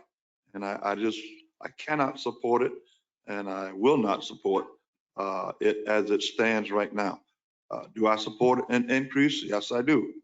But I think it should be reasonable. It should be reconsidered, and we should go back to the drawing board and see what would be acceptable in terms of what's a fair amount of increase that we should be getting. Certainly not 130-some% or whatever the percentage it turned out to be. I went over this list here and it just, I was shocked. I'll just be quite honest with you. And I think we can do better. We must do better because I'm not doing this because I'm running for election. I'm in my second term. I'm out after this term. Okay? So it doesn't matter. But what matters to me is to be fair. Is to be fair with the employees, be fair with the citizens, and be fair to this board. And for us to go here and double our salary, I am not for it. And I will not be voting for the budget with this in it. Thank you. Thank you, Commissioner. I'm going to turn now to anyone else who wants to make a comment. Otherwise, we'll proceed. Seeing nothing else, Commissioner Hay, I just want to respond to you very quickly because I know that this is not the end of the conversation. I just want to alert the public that this is part of a process. This is nothing final. Year after year, the staff presents a proposed budget. We discuss it, we go through it, and we will be having this conversation again in our public hearings for the budget. So please bring it up and we'll continue the conversation. I will present it. I will bring it up and discuss it. But I believe the final date is September 19th. Is that correct? That's actually the next item. We're going to discuss the date of the September 19th meeting because of the conflicts that we have not having a majority. We will have opportunities between now and September 19th to do just what the mayor is saying, to discuss this and come up with something that's reasonable. Yes, sir. Our first hearing for the public budget will be September 5th, and then we're looking to adjust the schedule to allow for it because of the conflict on the 19th. So that's something actually we're going to discuss right now. Okay. Thank you very much. All right. Sir. Thank you, Commissioner. Yes, absolutely. And I always appreciate you being open and heartfelt. Let's move on now to administrative. As our Deputy City Manager said, this is 5A, discuss changing September 19th, 2023 City Commission meeting date.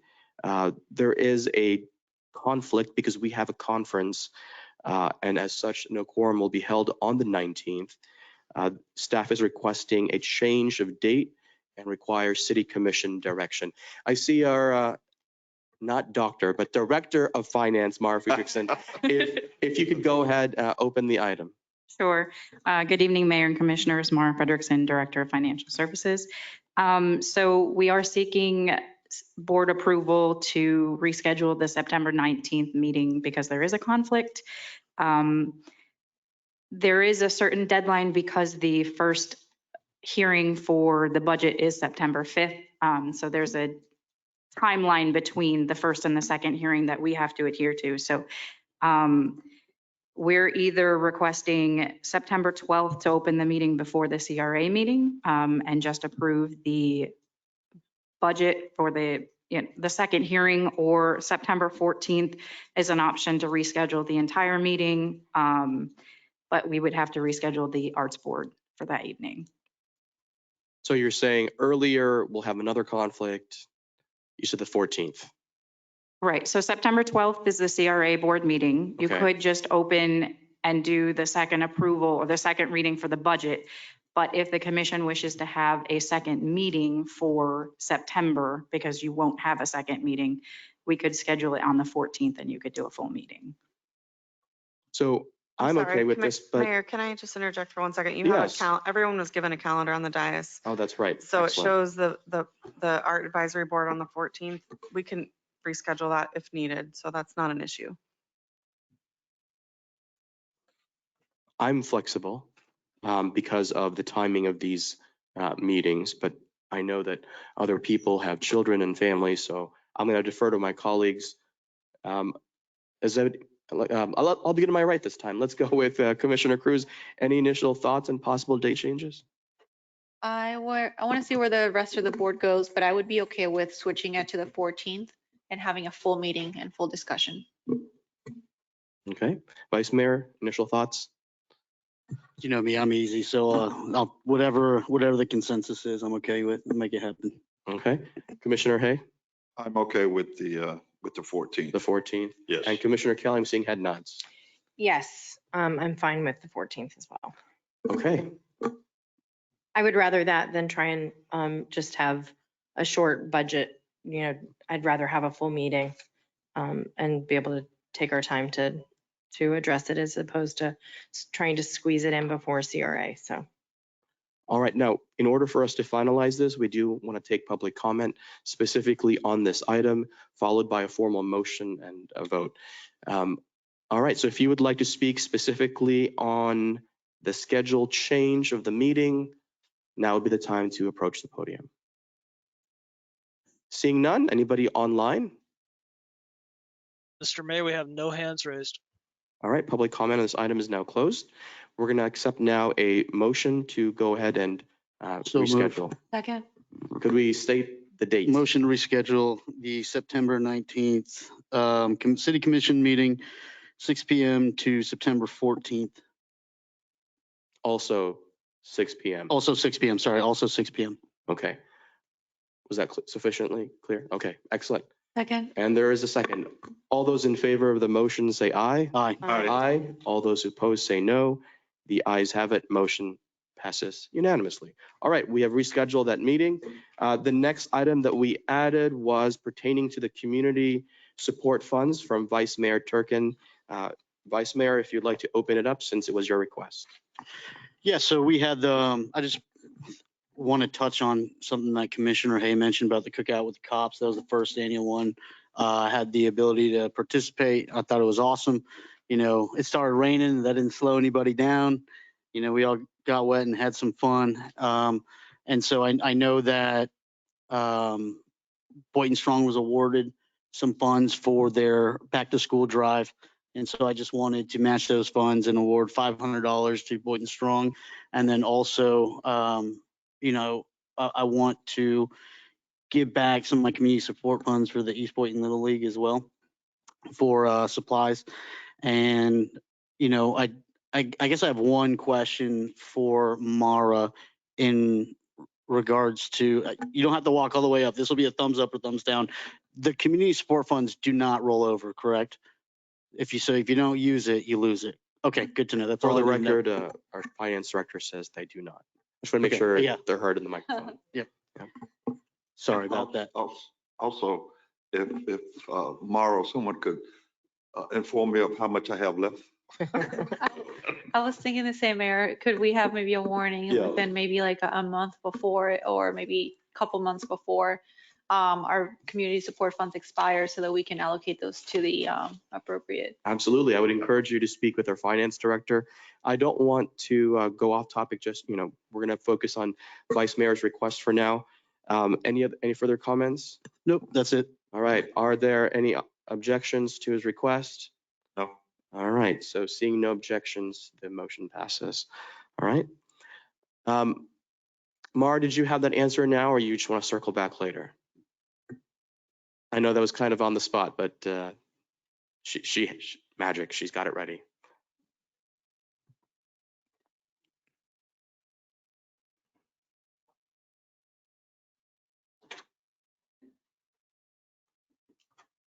Good evening again, Mara Fredrickson, Director of Financial Services. So Mayor Pensurga, you have 5,000 left to spend. Commissioner Kelly, you have 2,400 left to spend. Commissioner Hay, you have 3,000 left to spend. Vice Mayor Turkin, you have 44,000 left to spend. And Commissioner Cruz, you have 4,500 left to spend. All right, thank you. That was quick. All right, we're going to move on to consent agenda. Are there any items that my colleagues would like to pull under consent agenda? Commissioner Cruz? Mayor, I'd like to pull 6G. 6G. All right. Any others? No, Mayor. All right, let's go to Vice Mayor. Nope, good to go. Commissioner Hay. I'm good. And Commissioner Kelly. Nope. All right. Angela beat me to it. All right, so we have two requests for 6G. May I have a motion to approve the remainder of the consent agenda? So move. I heard a motion from Vice Mayor Turkin, second You guys say so quickly. Commissioner Kelly, all those in favor of passing the remainder of consent agenda say aye. Aye. All those opposed say no. The ayes have it. Motion passes unanimously. Let's address now item 6G. Proposed resolution number R23-089, amendment to the city's State Housing Initiatives Partnership SHIP program, local housing assistance LHAP for the period 2021 through 2024. All right, welcome back. Thanks. All right, so we have a brief presentation for you tonight on the amendment to the SHIP program. Next slide, please.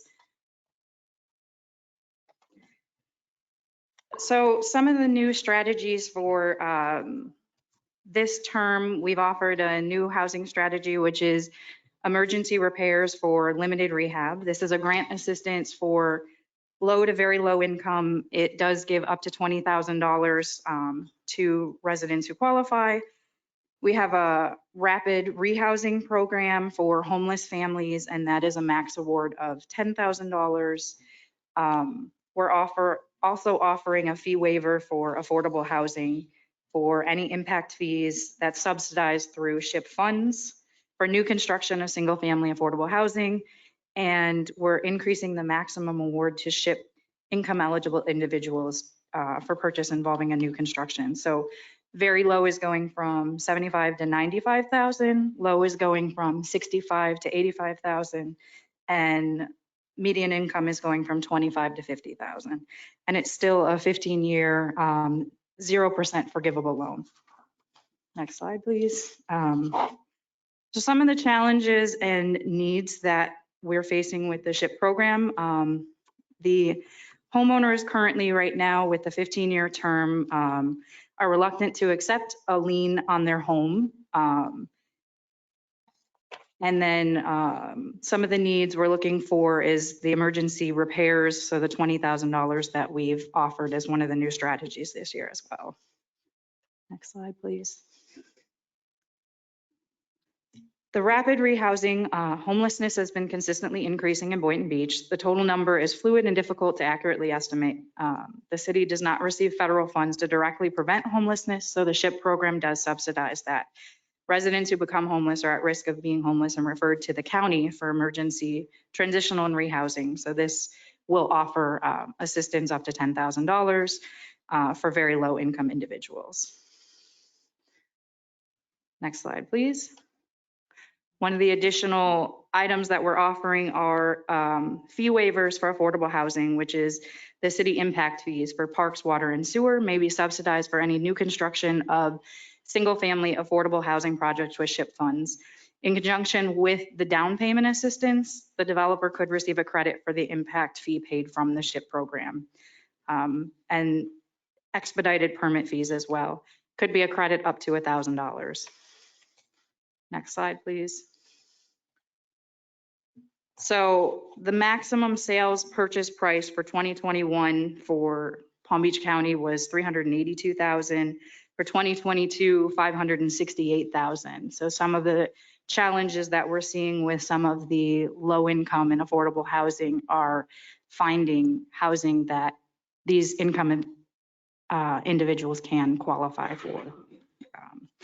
And again, these are the changes in the limits. The very low are going from 75 to 95, the low 65 to 85, and moderate from 25 to 50,000.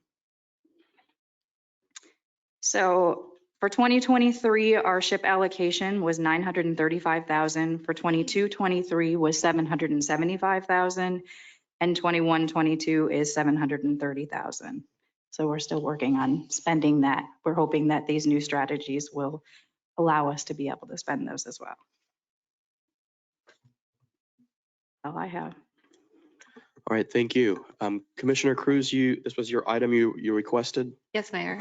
Can we please go back to the fee waiver for affordable housing? So thank you for bringing this up and being proactive. I think this is something that's very important right now. We have a housing crisis. We have an affordability crisis, and spending SHIP funds to support that purpose and to support low income individuals and, medium income individuals that would qualify for this affordable housing is something that is imperative and we definitely need to support. My question here would be, in the last paragraph, it says, the building department will offer nonprofit developers constructing affordable housing dwellings up to 2 expedited permit reviews at no cost. I understand that the SHIP purchase program would cover that. However, an affordable housing unit, in my opinion, is beneficial no matter who builds it. So my question would be, is it possible for us to allow nonprofit and for-profit developers to get that expedited permit as long as they are building affordable housing? So the SHIP program allows for that. I'm not sure what the fiscal impact would be to the building department on that. Understood. Okay. I can jump in here, Commissioner Cruz, Adam Temple, Assistant City Manager. So for-profit developers, we could, if they are participating in the SHIP program. I think why it was left out was because the city does have an expedited review program in our land development regulations for affordable housing projects. And those are mainly for the for-profit. So we could easily include the for-profit within this SHIP program also. Wouldn't be a problem. Oh, thank you. I mean, it's up to the board. Thank you, Adam. And then in addition to that, my second question would be when we're looking at this, it says new constructions of single family affordable housing projects. Have we considered including maybe townhomes as well that are affordable? I mean, if we look at what's being built right now, we don't see a whole lot of single family homes, unfortunately, although we would love to see that a lot more. But I think that if we can provide housing to somebody in need, whether it's a townhome or a single family home or anything that's really affordable, so that we can prevent homelessness and provide more opportunity for people to have, workforce or affordable housing, I think that would be a benefit. Is that something that we can include in there? We can include that, yeah. So I guess I'll let the rest of my colleagues comment on that and then we'll go. Thank you so much. All right, thank you, Commissioner. Commissioner Kelly, you said you also wanted to discuss this item. Thank you, Mayor. Yeah, Mara, I know there was a couple of changes that from the proposed plan from the housing, our housing, affordable housing advisory board. What were some of those changes? What didn't comply because of Florida law? How did we modify it to still be able to benefit, the public?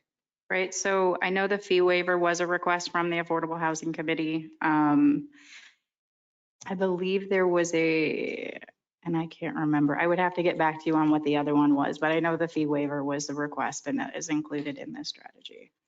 Okay, great.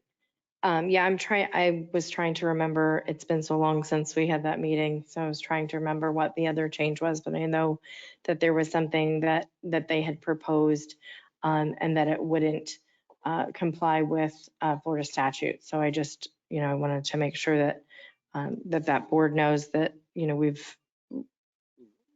that the city worked to make sure that we were working with and for the developers and people who were willing to bring in affordable housing as much as we were able to under the law. So that was my only question. Thank you. Thank you. Any other questions or comments from my colleagues on this item? All right, let's return now to the comments made by Commissioner Cruz.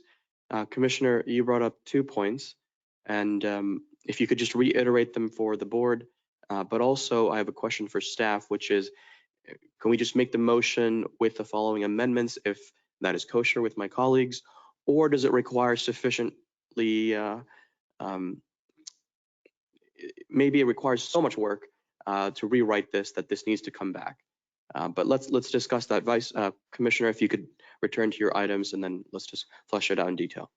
Thank you, Mayor. One of the requests was to allow nonprofit as well as for-profit developers to construct affordable housing units and get the expedited permitting at no cost, which would be covered, I believe, by the SHIP dollars, right? Correct. So we wouldn't use those dollars in our revenue. We'll still get that revenue, which is come from SHIP. Correct. Okay. And then the second one was to allow potentially not only single family affordable housing projects, but other types of affordable housing projects, because I believe that there's definitely value to somebody preventing homelessness and being able to secure home, whether it's single family, townhome, or a different type of housing, affordable housing unit. All right, thank you, Commissioner. Let's hear from our colleagues specifically on those two items. Based on what I've heard, those are two things I can support. It's not just about single family homes, but it's also about townhomes. And also, I agree with you. It doesn't really matter to me who builds the affordable housing, as long as it's getting done. I do understand the point made by our Assistant City Manager, Adam Temple. I see no significant conflict, so I will be supporting it. But I'd like to hear from my colleagues what your initial thoughts are, and also from Council or Deputy City Manager, if a motion with an amendment is fine or this requires. Just a for it motion to come back. is fine. A Yeah. motion is fine, okay. Any other thoughts? Was there agreement on the 2 points that Commissioner I made? can support it. All right, all right. So would you like to make the motion? Sure. I'll go ahead and make a wait. What was the item number? Let me go back. 6G. I would like to move 6G to approve it with the contingency that we include nonprofit as well as for-profit developers to construct affordable housing dwellings. And then that for any new constructions, which include single family as well as townhomes and other types of affordable housing projects with SHIP funds. I'll second Second. Okay, all those in favor of the motion, say aye. Aye. that. Aye. Aye.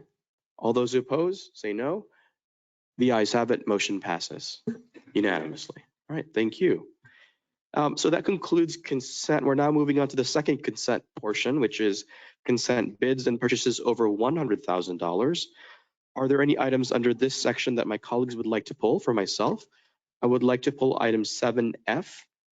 This is the medical, dental, and vision RFP by the Gellin Group. Is there anything else from my colleagues? Any other requests? Vice Mayor. 7E. 7E. Last call. Seeing nothing else, may I have a motion to approve the remainder of consent bids and So purchases over moved. $100,000. I had a motion from Commissioner Kelly. Is there a second? Second. Second from Commissioner Hay. All those in favor of the motion say aye. Aye. Aye. All those opposed say no. The ayes have it, motion passes. So now we're going to address, let's just do them in order. Let's do 7E first. This is amendment to task order UT-3E-05, purchase order 230791 for West Architecture and Design LLC for the master site and phasing plan of Little League Park. All right, Mr. Young, take it away. Good evening, Casey Young, Recreation and Parks Director. Thank you for this opportunity. I do have a brief presentation to go over a summary of this project. This item is for a changeover for the design, the master plan design and phasing plan of Little League Park with our vendor, West Construction Design. Completed the initial task order, which prepared a conceptual design. The project is ready to move forward into the next steps of completing the master plan and construction phasing. So what we're asking for tonight is that for approval of this project to continue to move forward from the conceptual plan into the actual construction plans for the project. Just a quick brief summary of the project, which includes improvements to Little League Park. The construction of the indoor training facility is part of this planning phase.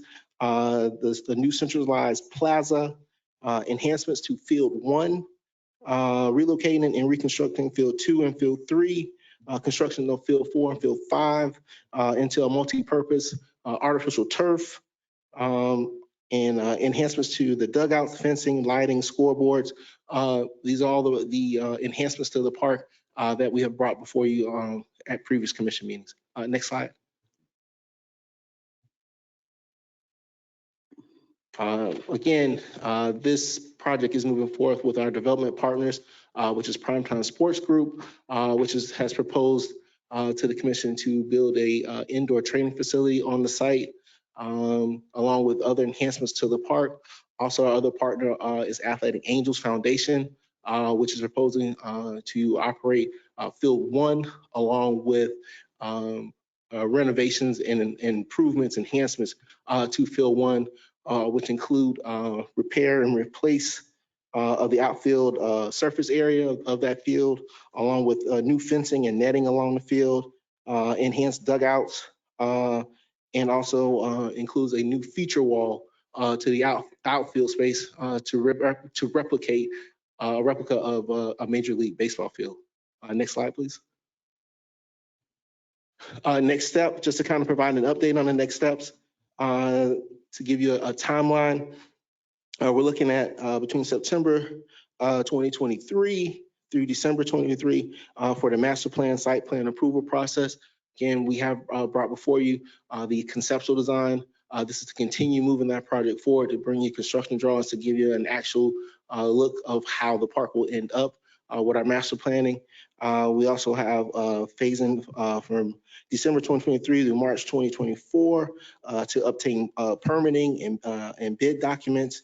March of 2024 through August of 2024 will be the procurement process, and hopefully would tentatively scheduled for the project to be completed in September of 2025 of the phase 1, which includes the the indoor training facility.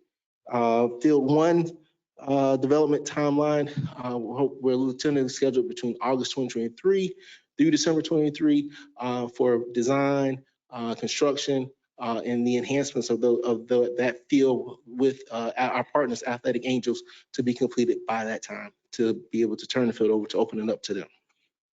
Next slide, please. This slide here gives you the look of the park currently with the fields in place, without any of the master planning, just so this is what the current field space looks like. Next slide, please. This is the conceptual design showing the indoor training facility on site, the new field, which we're calling Field 5, which will be artificial turf. Field 1 stays in place, along with moving slight relocation of Field 2 and 3, along with the additional parking.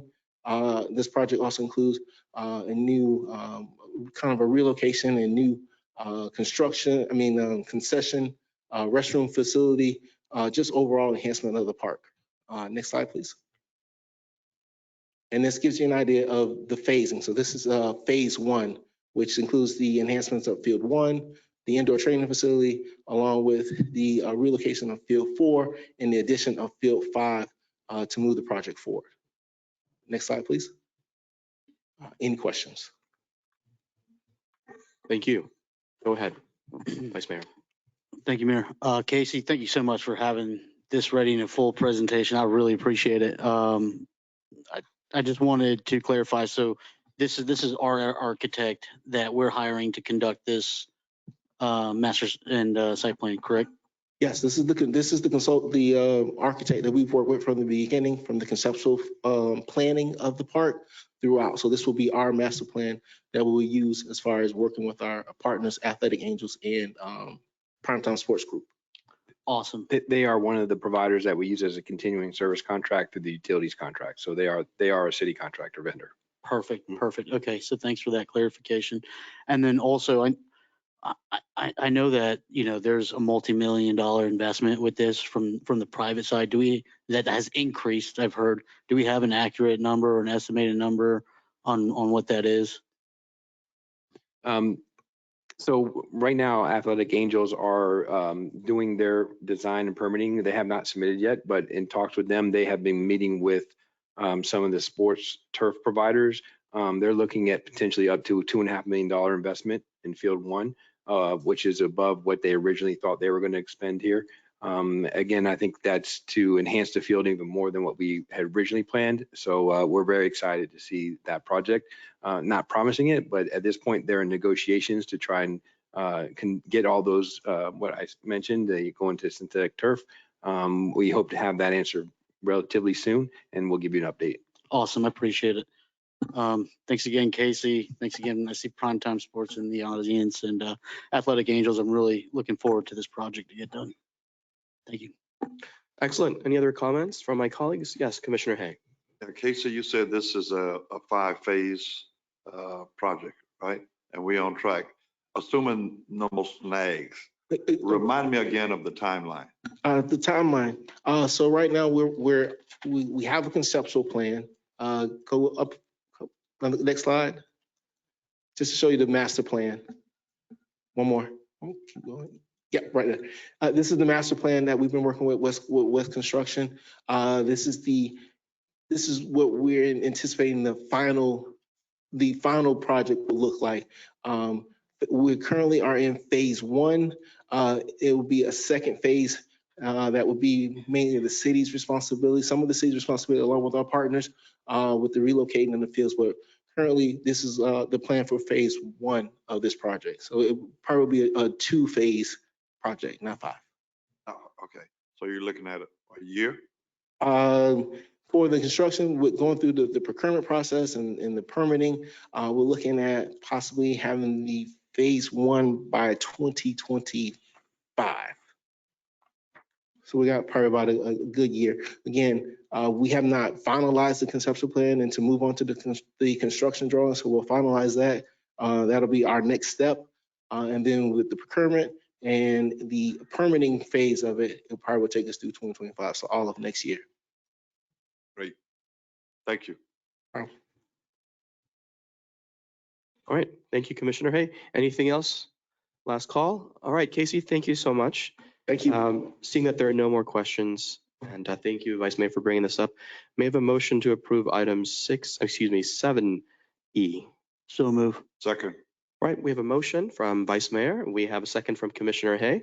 All those in favor of approving item 7E, say aye. Aye. Aye. All those who oppose, say no. The ayes have it. Motion passes unanimously. Thank you. We're now moving on to item 7F. Again, this is the Medical, Dental, and Vision RFP by the Gellin Group. I see our HR Director is here with us tonight. If you could please open the item, Ms. DeCosti. Good evening, Mayor, Vice Mayor, and Commission. Tennille DeCosti, Director of Human Resources and Risk Management. And as you're aware, I came to you on March 9th to request that we change to a new benefits consultant based on what I reviewed looking at our benefit structure. I think it was time for a change, and being proactive is important, especially for our employees. So you approved that we have a 5-year contract with the Gellin Group, and I advise you there's going to be 3 phases. The first phase is changing our consulting group. The second phase is reviewing our current benefits and going out for RFP. And then our third phase is the plan design. And of course, employees were included, and so were the unions, leadership, and a city manager's office. So we conducted a survey to see what our employees are looking for. They're looking for affordable costs and coverage and what type of plan we're offering. We also asked the question, please select your insurance coverage preference. 46% of our employees wanted a lower deduction, a pay less in paycheck with a higher deductible, and 53% of our employees advised they want more in their check and have a less deductible, which advised HR and our consultant that, okay, they want more plans. And as you're aware, we have one plan, and that's a high deductible plan and no other option. So the staff advised our consultant to conduct an RFP, and I'm going to switch it over to Mike so he can advise you of the steps. Thank you. Good evening, Mayor and Commission. Mike Gellin, the Gellin Benefits Group. So on March 15, 2023, we conducted an RFP where we sent your data on your employee benefits and the census on all your employees to all of the medical carriers. So Florida Blue, AvMed, Aetna, Cigna, and your current incumbent, United Healthcare. We also sent it to other carriers for the dental and the vision insurance. We asked for responses on May 23rd. The responses came in. It was shared with a committee that included police, fire, and other employees, SEIU. We then took that summary and gave it back to the top 3 carriers and said, give me your best and final offer. The best and final offer was brought back to the selection committee, and they made the ultimate decision. So let's just go through. So initially, we needed to decide whether or not we want to remain fully insured, meaning you pay a fixed amount every month, or to go self-funded, and we wanted to do an analysis. So if you look at the line with the numbers in green, that shows how much we paid last year to United Healthcare. And when you look at the line in red, that shows how much United Healthcare paid out in claims. If we were self-insured, we would have paid the claim amount that you see in red and then a small administrative fee. So that's the last plan year, October 1, 2021. No, October 1, 2020 to September of 2021. Then, so this is looking at it from a graphical perspective. You see highlighted in yellow, we paid out $7.4 million in premiums. The insurance company paid out $5.5 million in claims and kept a variance of almost $2 million. Mr. Gillen, Yes, that's a really big point. Can we just slow down for one moment? sure. What that graph is saying is that with the exceptions of a couple of bad years, we could have been saving money. More than what you see here, because when you're self-insured, you receive pharmacy rebates. When you're fully insured, the insurance carrier keeps 100% of the rebates. The insurance companies project that you'll get approximately $700,000 in rebates. I think that's a little bit of a high estimation. It'll be closer to $400,000. So you'd have seen this much savings plus an additional $400,000 per year in pharmacy rebates. And a group of your size with about 800 employees should be self-insured. I served on the commission in the city of Tamarack. They have about 350 employees. They're self-insured and have been self-insured for years. So for many years, the city has lost money by not applying the right strategy in terms of being self-insured. This surprises me that we don't, this should be best practice among companies of a certain size, and surprises me that we haven't been. Yes. And other companies who have the numbers are right, don't do the same thing, be self-insured. Yes. So in summary, you see the bullets there, $2 million in profit, self-insured claims are expected at about $6 million. So even in a worst case scenario, we would spend only about $7.2 million, and I'll break down the detail. The next slide shows that this current year, we're doing better than last year. But again, since we're still self-insured, that green line is going to the insurance company. The red line is what they're paying out in claims. So they get to keep the variance instead of the city keeping that variance. So these are the initial proposals that came in. United Healthcare, Aetna, and Cigna. And just let's look at the third blue bullet down where it says expected claims. If you were to remain with United Healthcare, they expect to pay claims of $7.1 million. Aetna is saying $6 million, and Cigna is saying $6.5 million. Now, all of them could be wrong, and so they also have. Mr. Gillen, one moment. Could you repeat again, where are we looking at? There's a lot of numbers on Yes, okay. So if you look at the bullet points on the left-hand side, you see total fee comparison, individual stop loss, aggregate stop loss, and then expected claims. Let me just go through each line. So the first line item where it says administrative service fee is the administrative fee. So that's already built into your system when you're fully insured, but when you're self-insured, it's broken out. So $25 per employee per month for United, $35.80 for Aetna, Cigna $35. So the administrative fee will be $230K for United, $330 for Aetna, and $322 under Cigna. Then you have stop loss insurance. So we buy insurance just in case any one individual has a claim that's greater than $200,000. So anything that's $200,000 or less, the city will pay for. Anything $200,000 or more, the insurance company will pick up. So let's say, for example, someone is a young lady is pregnant, her baby's premature, the claim is $1 million. The insurance company's on the hook for $800,000. We only pay $200,000. Now, at the same time, if a claim is $201,000, we pay $200,000, and then the insurance company pays the extra $1,000. So then we also have aggregate stop loss, which covers a bigger loss. And that's a very low PEPM cost. But overall, the insurance companies are saying, based on their underwriting analysis, and they all have the same information, the same claims information on the city's demographics, United Healthcare expects claims to be $7.1 million, Aetna $6.0 million, and then Cigna $6.5 million. And then they say, but we could be wrong. And so if we're wrong, we will agree to a maximum cost. And this is the most important line item. So it says the maximum plan cost, and the next bullet item, worst case scenario, things don't go as expected. United Healthcare is saying you will pay no more than $8.6 million. Aetna is saying no more than $7.2 million. And Cigna is saying no more than $7.9 million. Now, this sheet was shared with all three of the carriers. So now everyone knows where they stand, giving your best and final offer. But before we go to the next page, you'll see the next line item says administrative fee credit. So United Healthcare says, we're going to give you a fee credit. So that top line where I read earlier, $25 administrative fee, $35, they're saying we'll give you $48,000 a year. Aetna's saying $300,000 for the first year. And Cigna's saying $161 the first year, $80,000 the second year.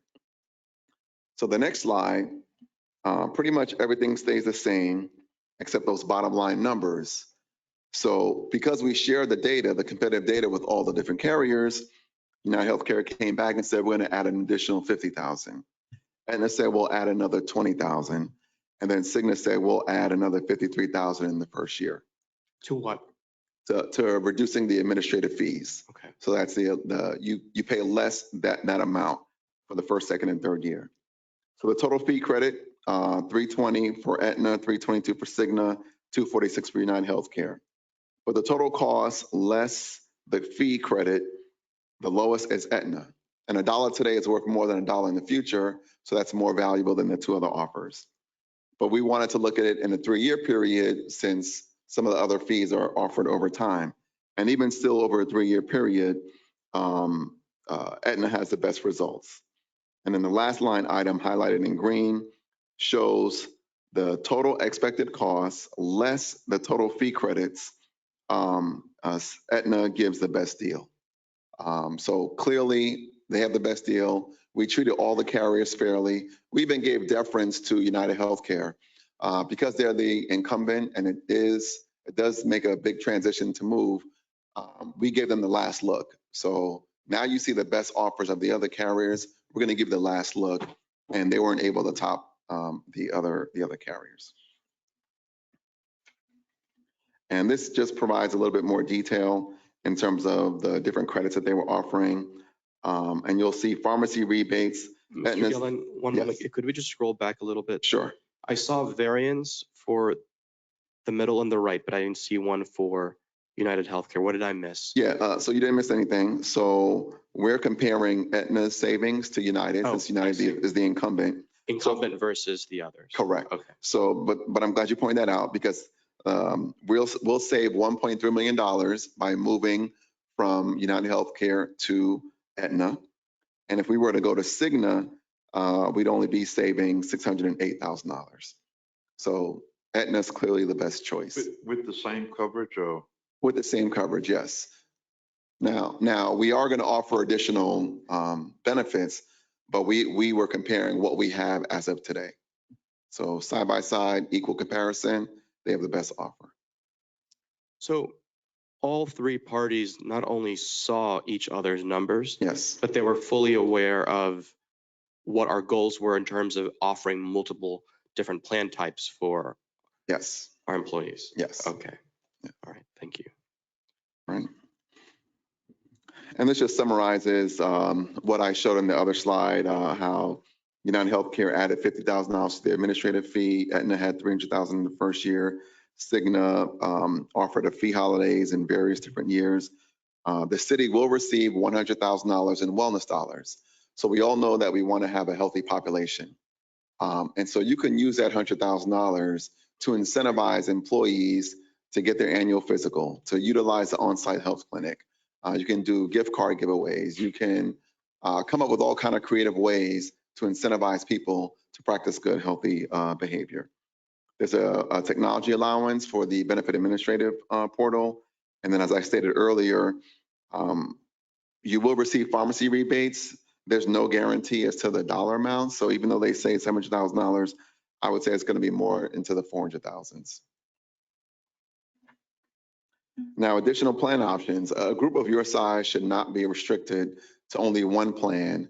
And one plan that's really, a lot of people consider it to be a catastrophic plan because you have to pay first dollar coverage first. You're responsible for the first $2,500 before any coverage is in place. And so the city is generous and gives every employee $750 to go into a health savings account, an additional $250 if they get preventive screenings. But we're also going to offer, going into the new year, a traditional HMO plan, and a traditional POS plan that has in and out of network benefits. And there will be a co-payment for multiple services. So now employees know exactly what their dollar amount will be for certain services. And again, we got together with the selection committee that included police, fire, assistant city managers, HR staff, and we went line item by line item to determine what should be deductible, what should be the co-payment. And I was really proud of the committee because when it came to mental health services and substance abuse services, there was a co-payment amount of $20.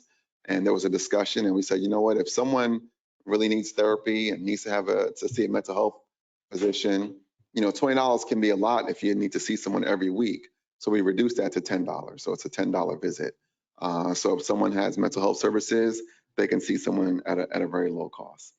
So we're going to offer 2 additional plans. We're still going to keep the high deductible health plan, but anyone that moves to the HMO plan or the POS plan, they will no longer receive funds from the city into the high deductible health plan because the health savings account only applies to those who are subscribed to the high deductible health plan, and receiving funds is allowable only through the IRS rules. So that's the medical insurance. We also evaluated the dental insurance.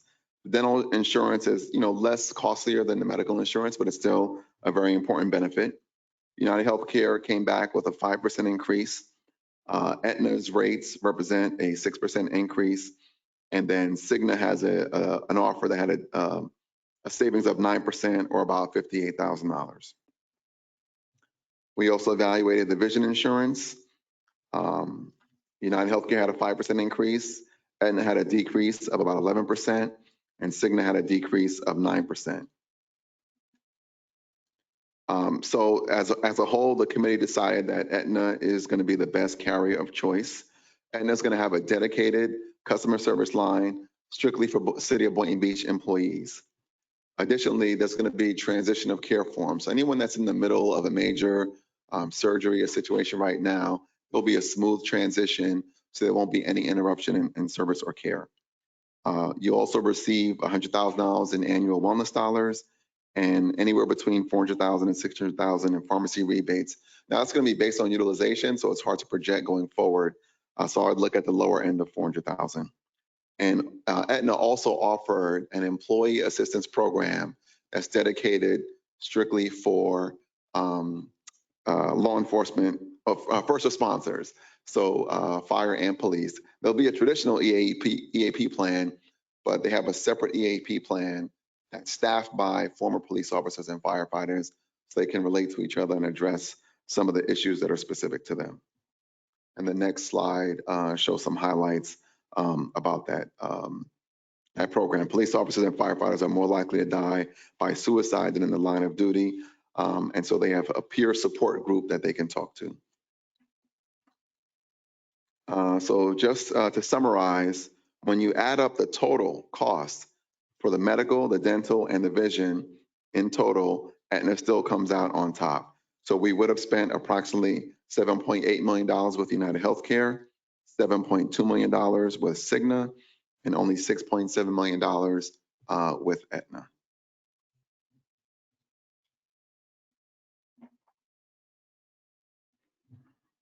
And I think that covers the total. Thank you. Thank you, Mike. I appreciate that. So we have savings here. We're offering our employees better, richer benefits. And some of the items that are not covered today, which is a huge problem, because we have employees that have diabetes or their children, and they can't even afford to pay for it, which is absolutely ridiculous. So we got it covered. We also covered EpiPens. We covered weight loss. If you need help having children, we covered that as well. So we enriched our benefits for our employees, gave more options, and at the same time, we have a savings for the city. So the question, directives from our mayor and commission is allow the city manager to negotiate a contract with Aetna for medical, dental, and vision, and approve the city to change from fully insured to self-insured so we can get these savings into our city. Thank you. Thank you, Tennille, and thank you, Mike. I have a lot to say about this, but I think you've done a phenomenal job. That's number one. Absolutely. Number two, I know we're not going to get any news coverage, all right? There's no cameras in here, but we are saving the city millions of dollars. Okay, I wish more people knew that, but that's the reality. We're not going to get any attention on that. We have a PIO. Oh, yes, we do. We have a PIO. Twitter. Tennille, we spoke earlier about getting those diabetes medication covered. I didn't tell you my response, and I'll share it with you now and for the public because it may not matter to everyone. But when I first became mayor, and I'm not going to say their name because for privacy reasons, one of the employees approached me and said to me, Mayor, I can't believe that I can't get this taken care of, right? And my heart ached for him, and I'm like, really? This is what we're doing to our employees. So thank you for doing that. I appreciate you doing that, and I'm sure the person that I spoke to appreciates you for doing that.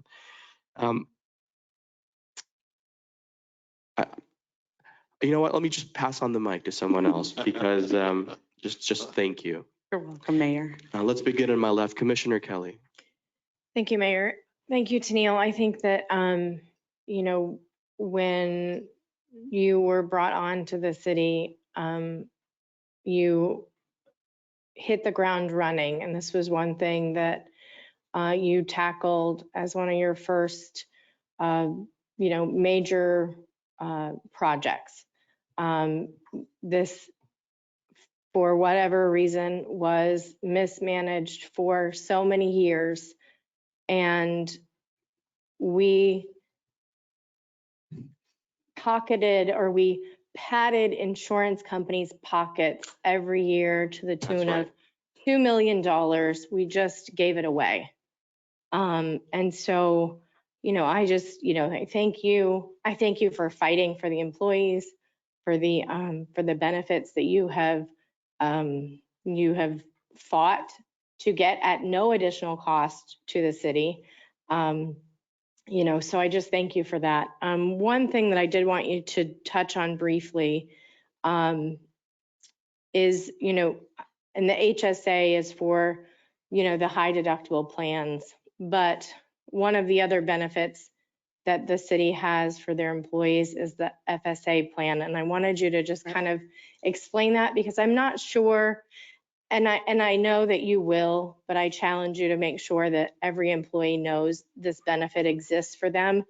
This is a benefit that I had utilized back when I was paying for childcare. Right. And, this FSA is pre-tax money that can be used for medical and childcare and adult care. Yes. And I just don't think that enough of the city employees know that this exists and that it's truly available no matter your health plan. Right. And so I just wanted you to just briefly talk about that because that's something that is truly just an invaluable, resource and tool for the employees. Thank you, Commissioner Kelly. Yes, we do have option flexible spending account, which is amazing benefit. I use it. It's the best. You only can have the flexible spending account if you're on the traditional plan based on the IRS rules. HSA is for high deductible. Traditional, you can have the flexible spending account. It's pre-tax. You can't go wrong with that. You provide the money, whatever you want to $25 or up to $100, whatever the case may be. And you can use that for dependent care, adult daycare, your child's daycare. You can use it for braces, medical, vision, dental, anything. It's an amazing benefit. We are, of course, continuing that benefit. And also, Commissioner Kelly, you also stated that a lot of employees don't know, and you're absolutely right. We are going to be educating all the employees on all the changes. And this is us working nights, weekends, doesn't matter the shift. We want to make sure all employees are educated.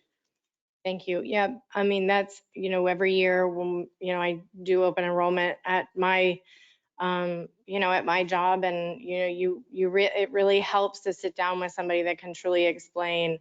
You need somebody who can say, are you on annual medications? Are you on monthly medications? What plan really makes sense for that employee, instead of them finding out that they can't afford a medication, but they maybe could have, or it would have been covered if they had done the other plan, or if they'd done something a little bit different. So, I know you will, but I challenge you to just, Absolutely. thank you. Thank you, Commissioner Kelly. Thank you. Commissioner Hay, any further thoughts?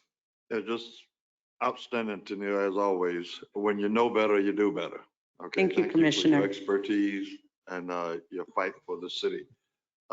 Just one quick question. You may not know the answer to this, but if you are recommended by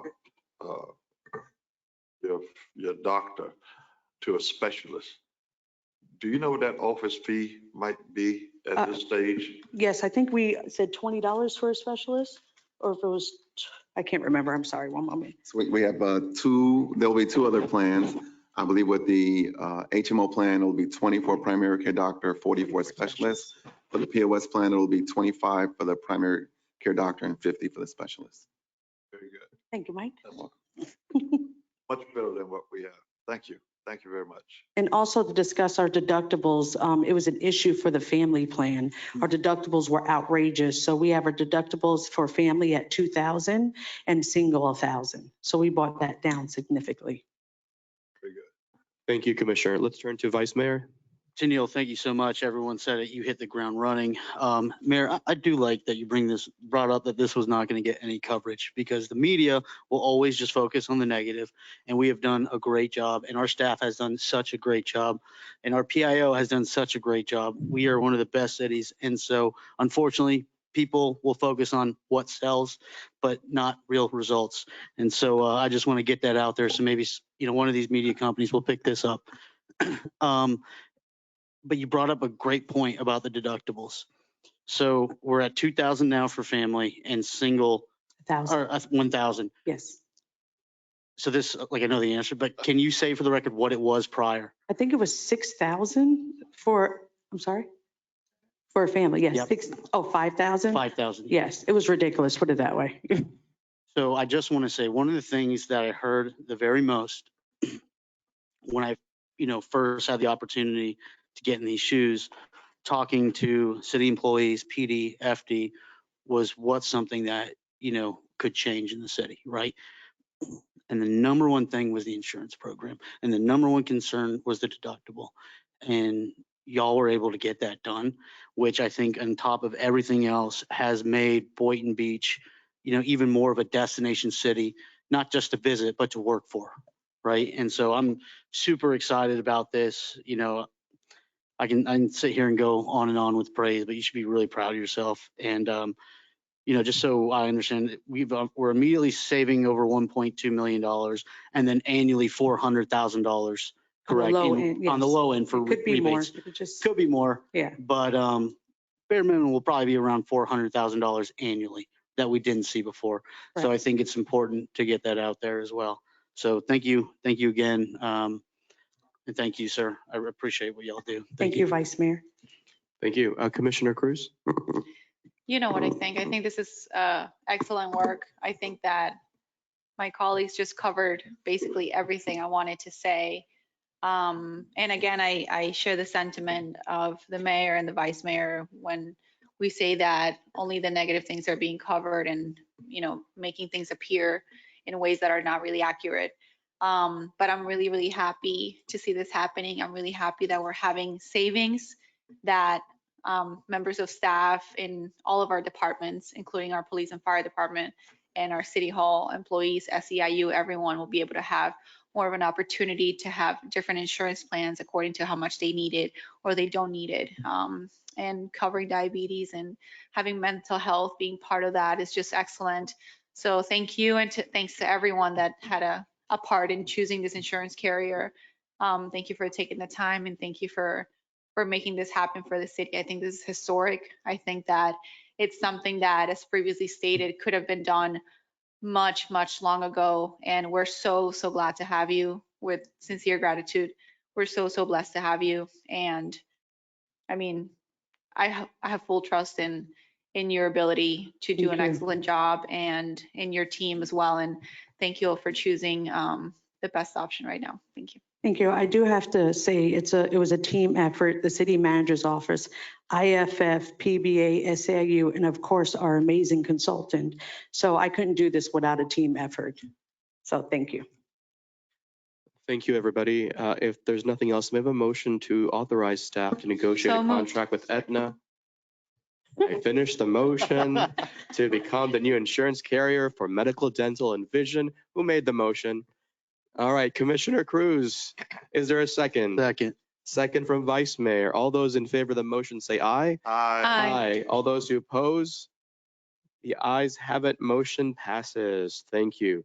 We are now moving on to the public hearing portion of the agenda. 8A says proposed ordinance number 23-007. It is second reading, which means there will be public comment. General Employees Pension Board Secretary duties and long-term disability determination. I'm going to turn now to council.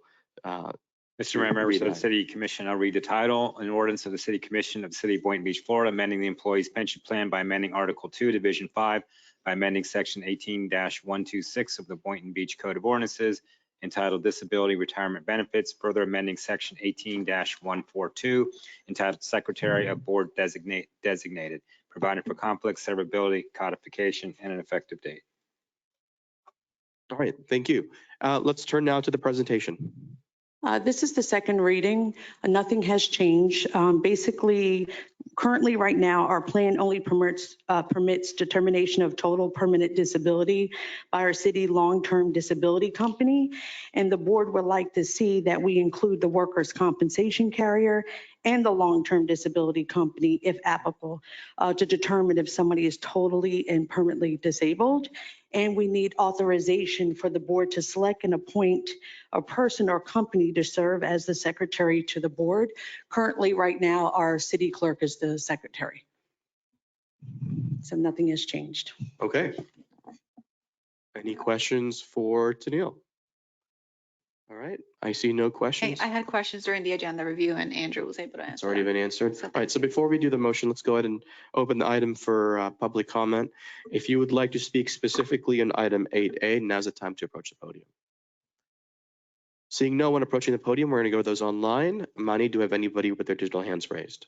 Mr. Mayor, we have no hands raised. All right, no public comment on this item. All right, that is now closed. We're going to move on to the motion and the second. Who would like to make the motion to approve? Go ahead. I'm waiting for a motion. I think, were we all waiting on each First other? day. Commissioner Hay, he did the motion. Motion to approve. All right, was there a second? 23-007.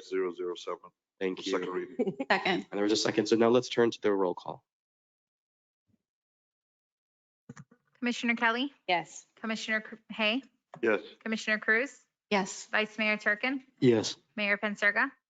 Yes. In a roll call vote, the motion passed unanimously. Thank you. We're going to move on. Item 8B, proposed ordinance number 23-012. Again, another second reading. Proposed regulations for short-term rentals. Council.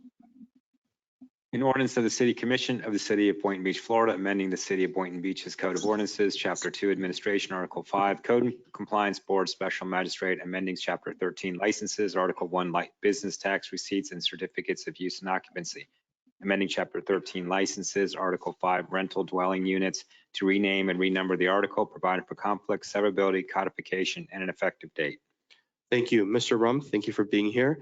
I'm going to ask if you could do a quick summary with emphasis on anything that may have changed from first to second. Sure, will do. Mike Rumpf, planner with the Planning and Zoning Division. Manny, if you could flip forward to slide 17. We have a couple slides specifically tailored to show where this ordinance is at right now. Okay. Particularly what staff has incorporated following the workshop, our meetings, as well as some interim communications that we'd received and even a couple corrections and updates in the ordinance itself to continue cleaning it up.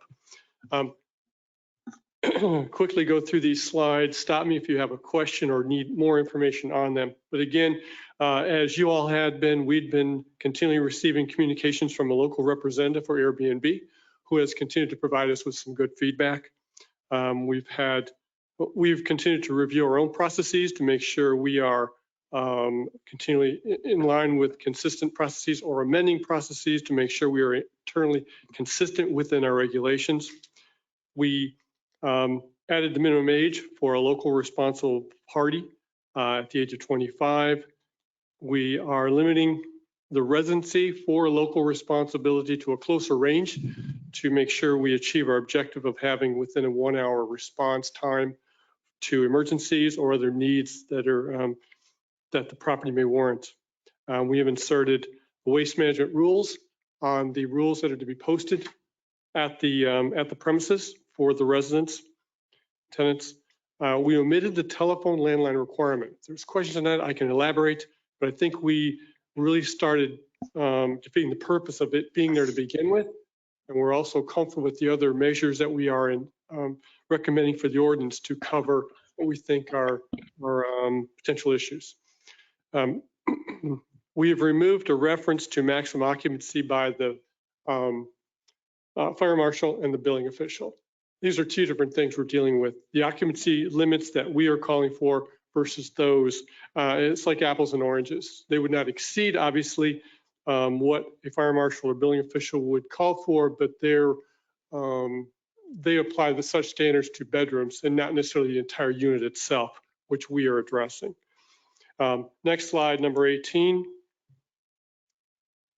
There was considerable discussion and staff further looked into the topic of allowing a whole unit rental consideration, particularly where the property owner is residing on the premises, and that does make sense. And I also realized or learned that where such circumstances exist, the property owner is not required to go to the state for state licensing of such unit. So it does warrant special consideration. We added a requirement for the posting of the city's BTR on the premises. We have inserted resubmittal provisions for revocation because it was kind of silent to that to begin with. And after 1 year, someone could reapply for a short-term rental approval. We again also changed the effective date of the ordinance to specifically October 1st. That was discussed and warranted to provide additional time for staff not only to get the word out, get the rules posted, as well as to allow property owners and applicants to prepare for these new requirements. I went fairly quickly through there, so if there's additional questions on these or other aspects of the ordinance, I and other staff members are here to respond to any questions. Thank you. Thank you. Let's begin on my right this time, Commissioner Cruz.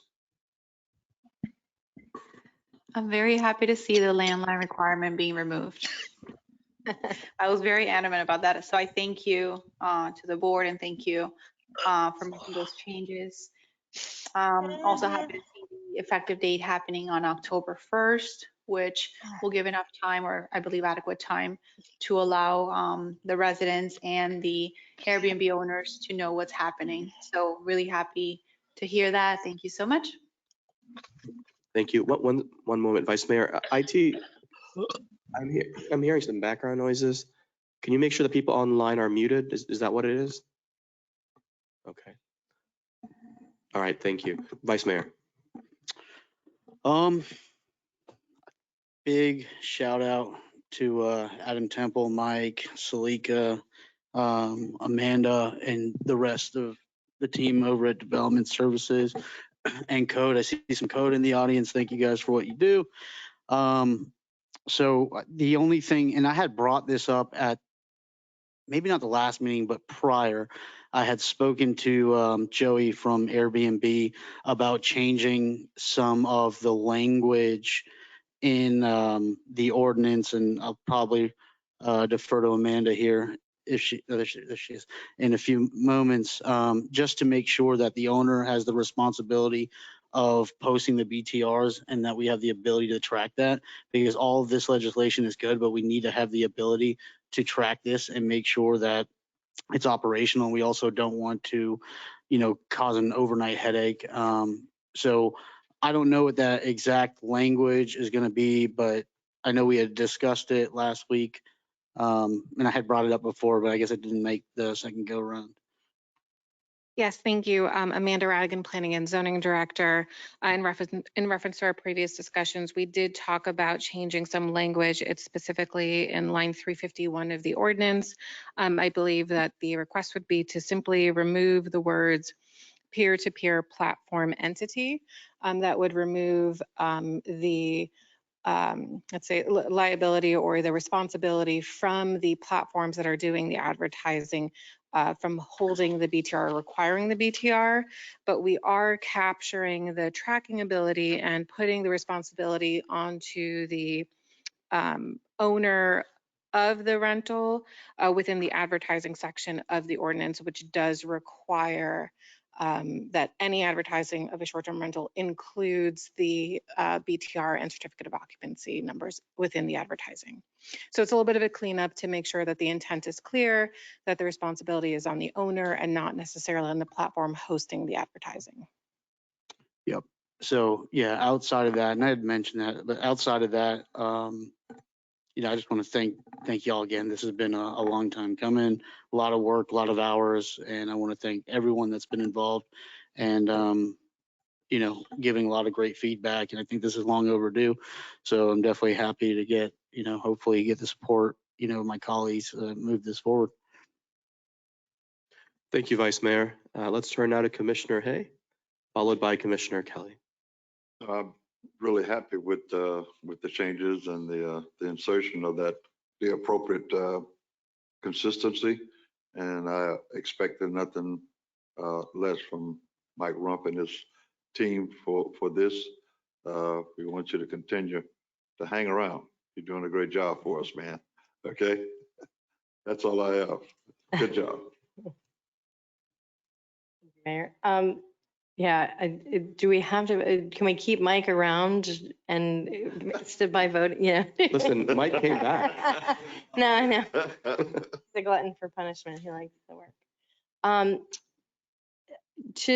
I wanted to just briefly have you, Mike, explain really quick how, and I know there was some conversation, we've talked about it ad nauseum, so I don't want to, the $15,000 fee, that's something that is in statute, is my understanding, and that obviously it would have to be really egregious for somebody to get to that point. And my position is if the offense is bad enough or consistent enough to warrant such a fine, then we wouldn't want them to continue being a short-term rental in our city, because clearly they're causing a nuisance to our city and to our residents. So do you have is there any other change as far as that goes, or is that accurate what my statement is? No, there is no proposed changes to that. We understand the concerns. Please understand that it is statutory as this maximum in these worst case scenarios. It's also been in our code itself, consistent with state statutes. If it were to be removed here, it would still exist in our general code section applicable to code compliance, community standards. So nothing would really change. We're just really calling attention to two specific areas of most concern and areas which could lead to the most impact upon our neighbors and our community. Thank you, Mike. Commissioner Kelly, the only thing that I would add, just to educate those that are present, the state statute that you and Mike are referencing is statute 162, and in the code of ordinances they read verbatim. And when the special magistrate determines a fine in that amount, they're supposed to utilize three different standards: the gravity of the violation, any actions taken by the violator to correct the violation, and any previous violations committed by the violator. So those are three statutory factors that the magistrate would consider when imposing such fine. Okay, great, thank you. And, I think, out of this, one of the things that we learned is education as far as our residents go.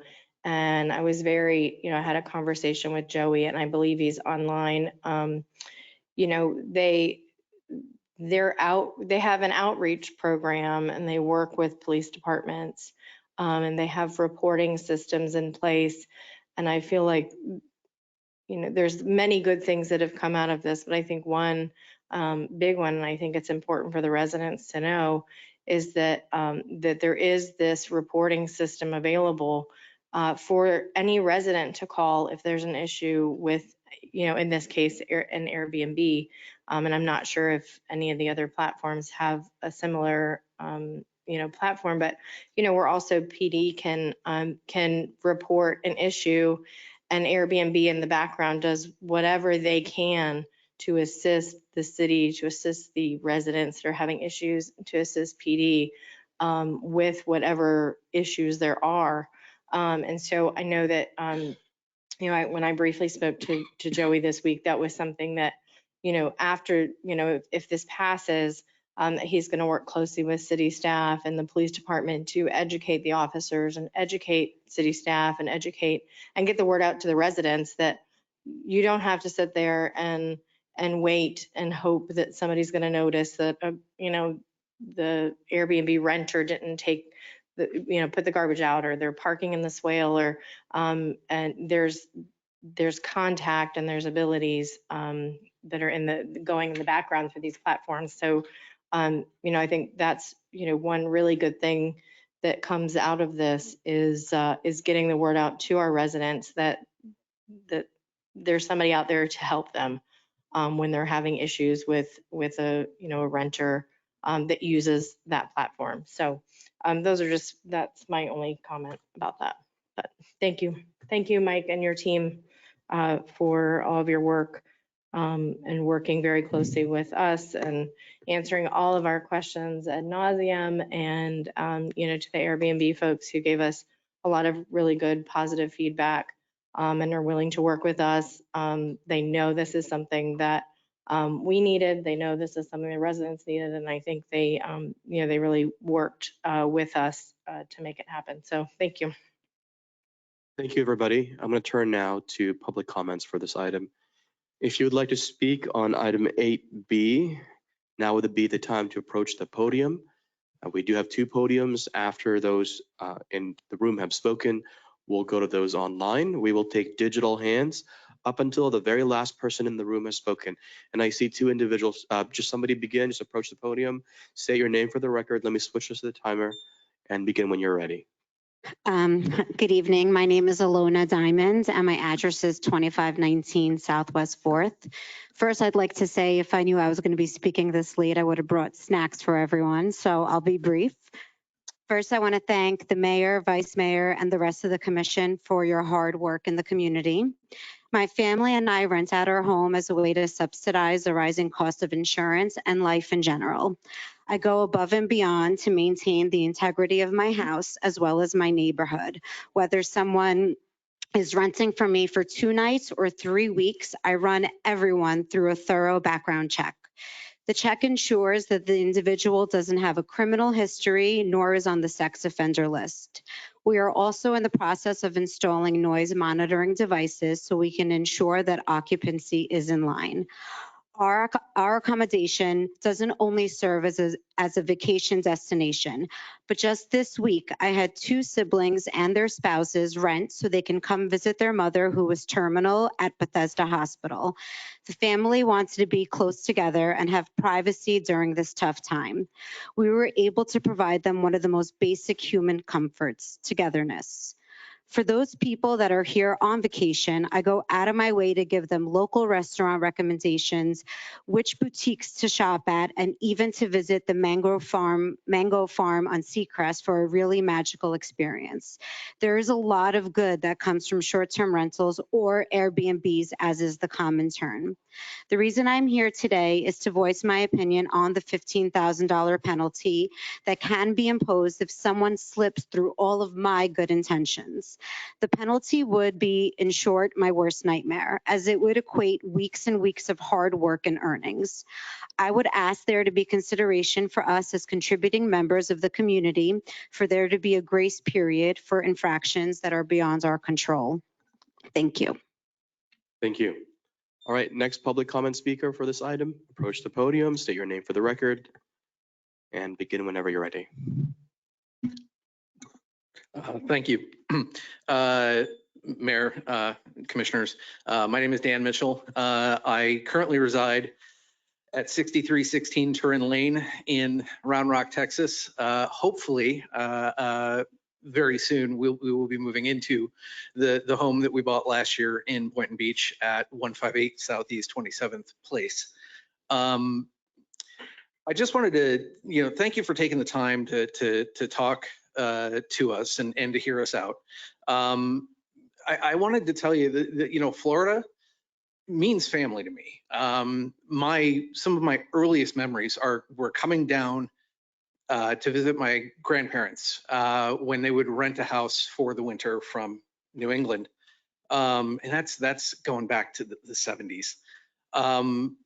My mom lives here. I have two aunts that live here. Like I love it here. Unfortunately, work has me in Texas. I'm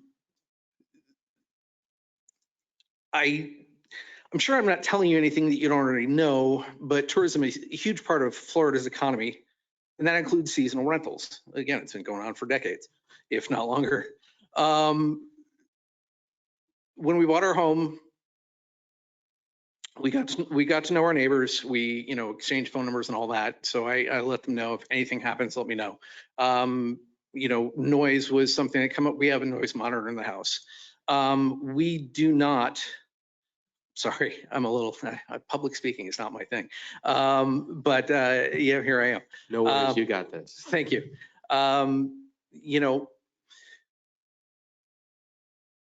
We try to go above and beyond what is required. We don't allow arbitrage. We're personally involved. We don't use a property management company that's trying to put bunk beds in hallways or anything like that. We have an 1,800 square foot house. We say it sleeps 6. Like that's it. Because again, when we bought the house because it was something that we saw ourselves moving into. We saw ourselves moving into this neighborhood. It was the right opportunity. But the other thing is, again, all the things that I love about Florida, the reason that I keep coming back here is something that we just absolutely love to share with other people that we host. I saw that on the monitor, the minimum age is 25. We already don't rent to anybody under 25. We limit our occupancy to 6, that kind of thing. So we do try to be really good neighbors because again, we do see ourselves living here one day.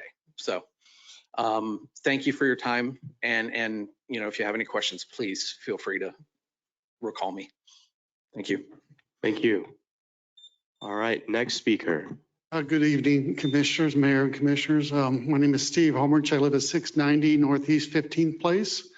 My family, we moved to this neighborhood in particular because it was a single-family residential neighborhood in ordinance in Boynton Beach. I'd gone through worse conditions out west, so I want to make sure I was in a family neighborhood. It's been good for a lot of years, but now there's a commercial business next door to my house. Make no mistake, it's a commercial business. It's a hotel that rents every day of the year, every week of the year, at a current rate of $1,900 per day. That's right, per day. That produces a lot of trash. So trash is my big issue. Mike's done a great job. I like Mike. And I would like to see the trash issue have a little bit extra emphasis. They had one trash can. I got them to put 2 up because they're putting their trash in our trash cans. And they really need 4 for its amount of trash. I don't think just having rules posted about how the trash works will do the trick, because it's a new neighbor every week. Yesterday, a neighbor left, a new one was in the same day. And the bulk trash was put out yesterday, although pickup is until Thursday. What I'd like to see in the ordinance is that code enforcement or compliance with these rentals goes there weekly and fines if necessary until there is compliance. If there's consistent compliance, then they don't need to go every week. But literally, there's no emphasis on this. The previous owner lived in Germany. The current new owner lives in Boston. When they parked blocking our driveway or blocking our trash cans, I need to call them. I wish they did have a phone in the house. So I just would like to see a little bit more emphasis on that trash aspect. There's other aspects, but literally you have a multi-million-dollar house with trash every day of the week in front of it. They don't care. They're in the house or in the backyard, but we care. So if you could add that to the ordinance, I think it'd be great. Thank you. Thank you. Anyone else in the chambers in person? All right, seeing no one else approaching the podium, we're going to go to those online. All right, Manny, how many do we have with their digital hands? Mr. Mayor, we have 1 hand raised. All right. Who is it? And please unmute them. That person is Adam Birdwell. Adam, you're unmuted. Hi, good evening, commissioners and mayor. How are you this evening? Good evening. I would like to say I do appreciate the attention to detail that you guys are giving to this subject. I don't think that any of us as hosts are looking to pull one over on the city or trash our city. I think what we love about hosting is the opportunity to show people from outside of our state, our community, and to show them the authentic side of it.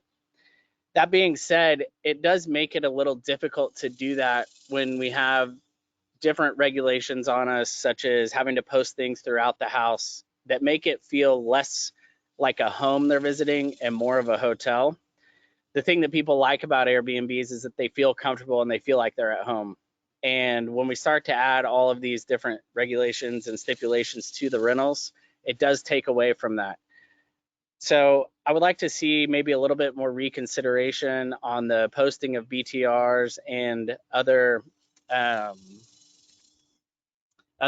business licenses to that respect inside the home. I do agree with the waste management stuff that you have put in. It has been an issue for some properties, and I can understand that. As far as the local representative, I do think that it becomes a burden on Airbnb, VRBO, or even just somebody renting not on those platforms. If somebody is out of state, but still has the contacts within state to get things fixed and taken care of, it's adding another layer of cost to that homeowner. And I just don't, I don't know if it's a necessary cost to have that local representative, because I think what we're going to see is people start to come in and quote unquote operate a business as a local representative, and they may be somebody on paper, but I don't think that they're going to show up on a moment's notice to take care of those things like a homeowner would if an issue were to arise.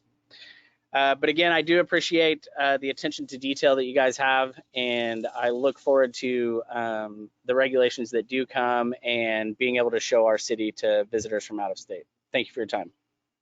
Thank you. Manny, just confirming, was there anybody else online?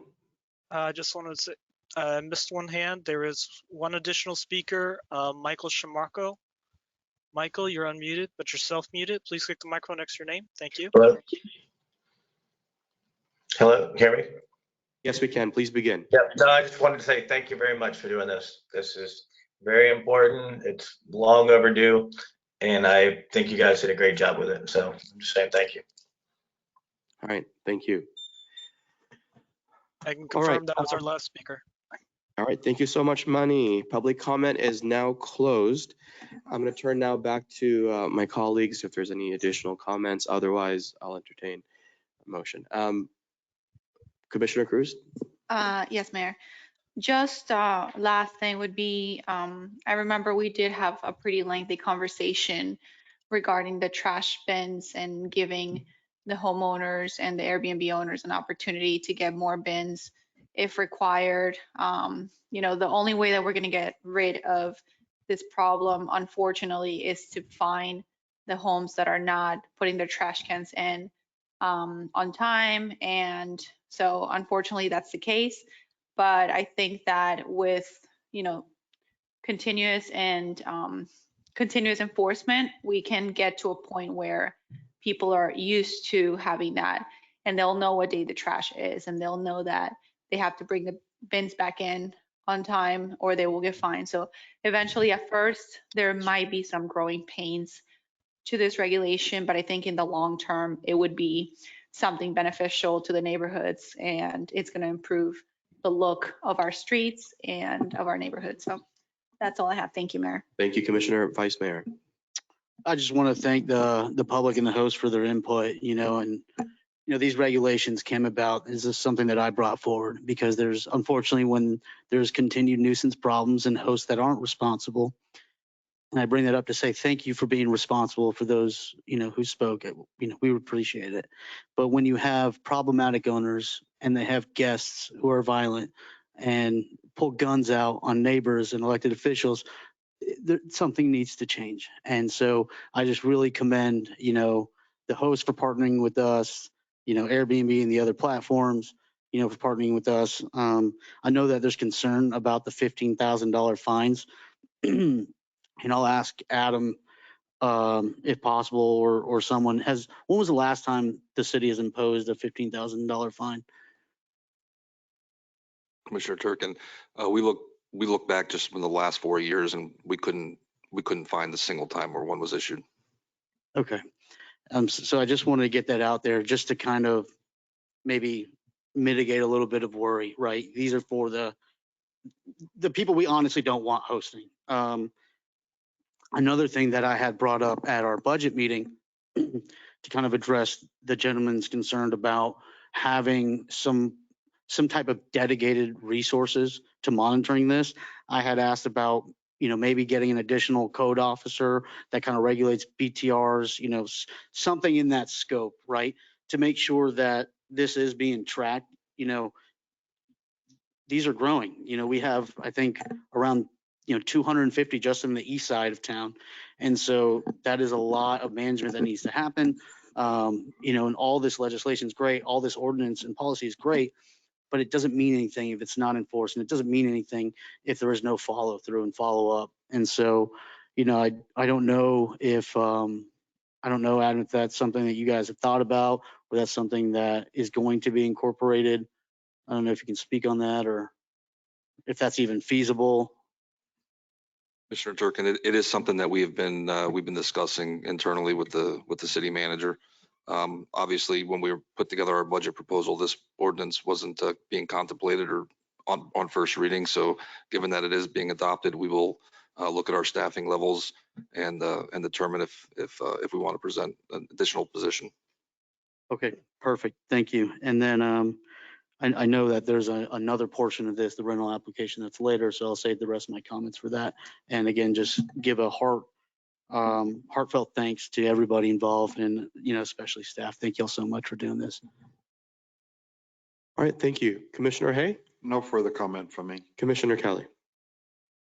Thank you. My only, it just slipped from my mind very briefly. Oh, the one thing that I did, Adam, if you could just connect with with Ms. Diamond and it kind of explain the violation process, because it's not something that's like an immediate. So there is a period of, where there's magistrate hearings involved and stuff. So if you don't mind, just kind of briefly explain to her what the process is, just so that she knows. But also one of the things that I had spoken to Joey from Airbnb about was, and it's it's been one of my concerns. You know, it's not the owners who are maybe, you know, causing the violations, but it's their renters. And what the owners can do in order to, you know, because they're the ones, it's kind of like you rent a car and you get a speeding ticket and they give it to, it gets sent to the rental car company, and the rental car company comes back to you as the renter to pay up that fine.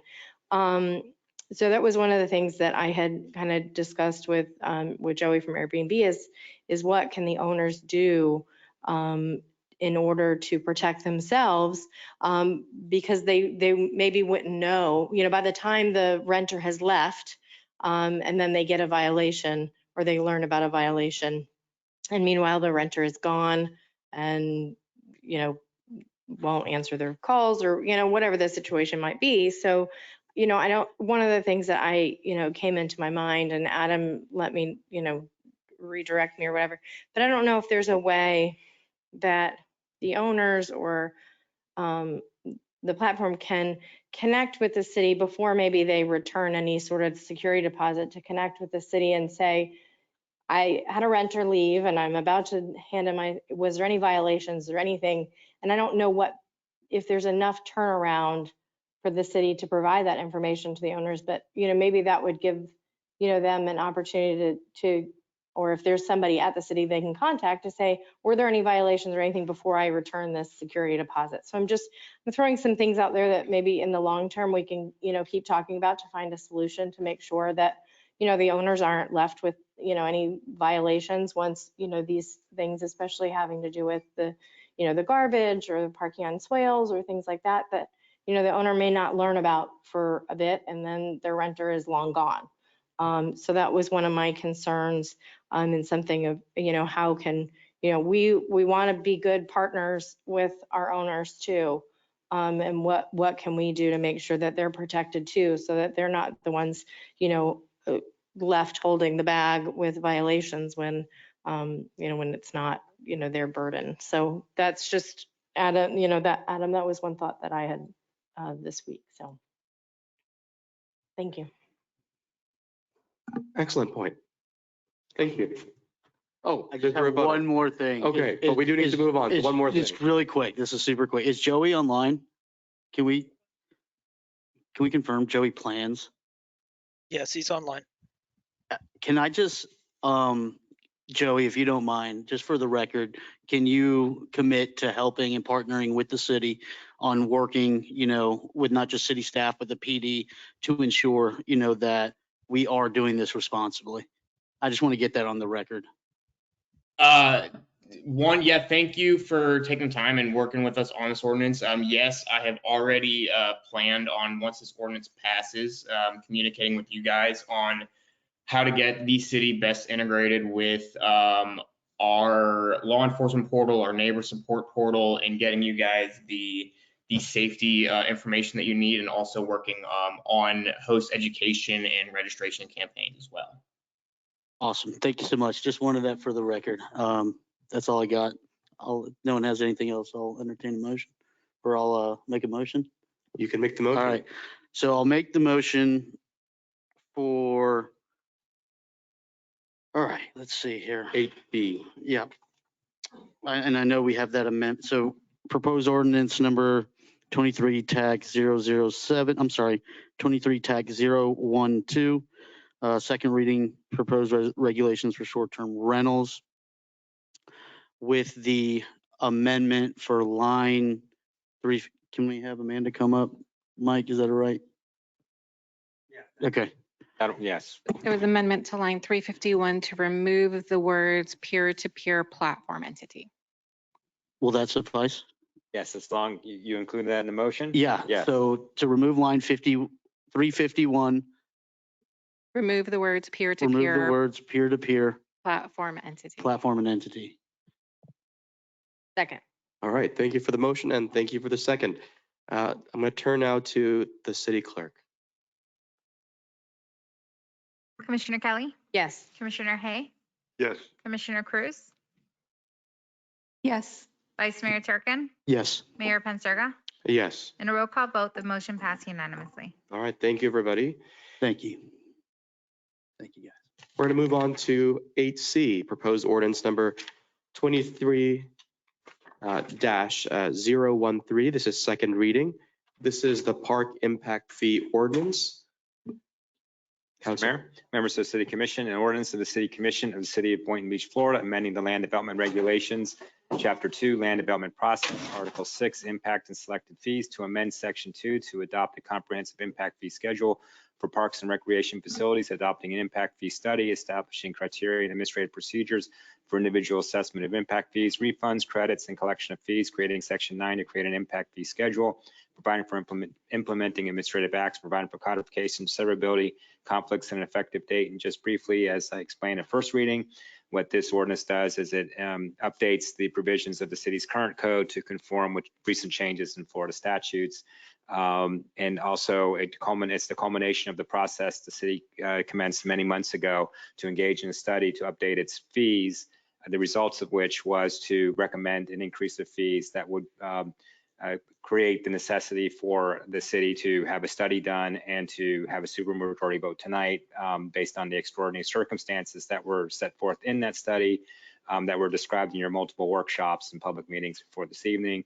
So what this does is it updates both the fees and the process to the 21st century. All right, thank you. Staff, anything on this?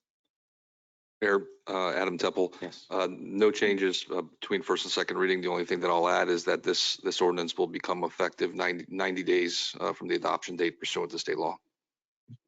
All right, Mr. thank Mayor, you. I do need to add one more thing under the statute. It does require a 2/3 vote, which would require an affirmative vote of 4 of the 5 commissioners in order to adopt the increase in the fees. Yep.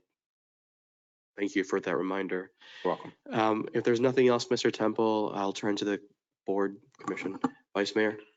Yeah, I just want to reiterate, these are fees for future developers, development. These are not fees for the residents. Right. That is. So, yeah, I just want to say that to the public, that way there's no confusion. Outside of this, I think this is great. And who originally brought this up? Was this a carryover? Commissioner Cruz, right? She's not here, but I commend her for bringing this up. And, you know, I think this is a great way to really address, you know, some of the things at least I see in my district as far as the parks go and everything. And so I'm more than happy to support it. All right, Commissioner Hay. Yep, I would be more than happy to support this too. There are no changes from the previous one, except for what we just mentioned, the 90-day thing and Nelda. So I would support this, no problem. Commissioner Kelly. No, my only comment is that, you know, this is a long time coming. This is something that some other previous board administration decided that they were going to give, you know, reduce this park impact fee, and it really has, you know, I feel negative. It didn't increase or drive for bringing in, you know, developers. I think it really didn't do anyone any service. And so, you know, as much as it is you know, a significant increase, it wouldn't have been a significant increase had it not been reduced previously by an exorbitant amount. So, you know, it's one more thing that we're fixing in order to move the city forward. So those are my only comments on that. I'm glad to see this being done. Again, you know, this is something Commissioner Cruz had brought up, and, you know, in evaluating our impact fees. And, you know, one of the things, you know, that we learned out of the park master plan is just what our residents need and want. And, you know, the only way we can do that is with funding and so, you know, and through our impact fees. So I fully support this. And like I said, it's a long time coming. So those are my comments. Thank you. Thank you. Let's turn to public comment on this item. Again, this is item 8C. This is the second reading of the park impact fee ordinance. If you would like to speak on this item, now is the time to approach the podium. After those in person have spoken and concluded, that will be the end by which we'll take digital hands raised online. Is there anybody who would like to speak on this item? Seeing no one in the chambers, we're going to go to those online. Manny, anybody with digital hands raised? Mr. Mayor, we have no hands raised. All right, thank you. Now, I know that Commissioner Cruz is not here, and I really don't want to have this vote without her since this is something that she pioneered. We can keep talking. We can Yeah, keep, I can fluff up a meeting. Just you wait. but it's also approaching 9 o'clock. So, you know. And thanks staff for diving into this too. I think I missed that, so I apologize. Oh, I hear the door. Perfect Here we timing. Can she get in? Maybe. Listen, if this is your initiative, I want to make sure you're given. Yeah. Did that again, right? That wasn't her? Huh. Oh, man. All right. Ghostbuster works in the city or something? Wait 2 minutes. So guys, how's it going? Just great.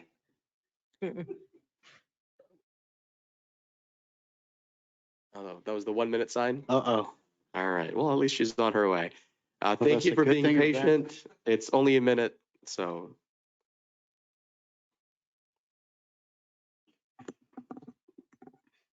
This 90 days from today's date, Adam? Correct. It's in the last page of the ordinance. The ordinance will take effect 90 days after the adoption date to give the industry time to adjust.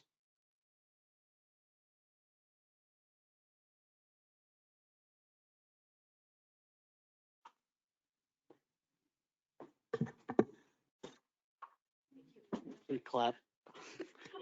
Wait on it. Commissioner, this being one of your initiatives, we didn't want to have, I certainly didn't want to have the vote without you. So we have finished public. Thank you. That's so We kind. have finished public comment. The floor is open for a motion. I'll leave it to you. Okay, thank you, Mayor.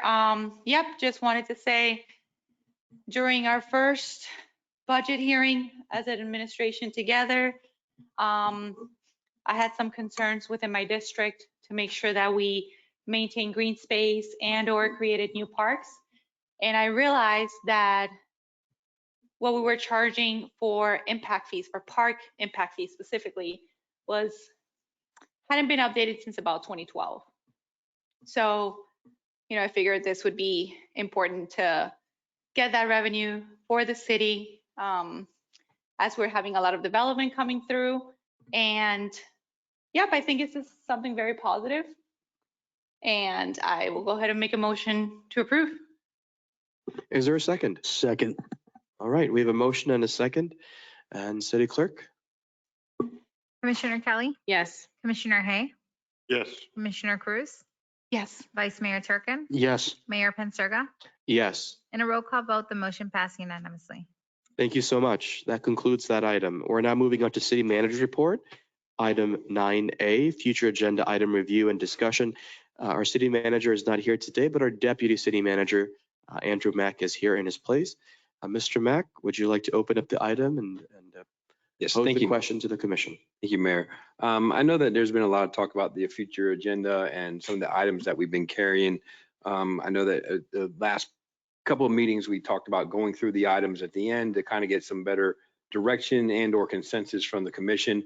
So I'd like to take this opportunity to go through the future agenda item list, and either at this time, we can either call it or we can seek some additional direction from the commission, or if there's any questions for staff that you would like to ask, that we could give you an update as to any information they have at this time. So I propose that maybe we just go down the list from A to I and just kind of have a brief discussion and give us some direction. All right, thank you. And just to be clear for everybody, we have several items that we've asked staff to go ahead and bring to us, but in order for them to do that, they need to know what it is that we're looking for.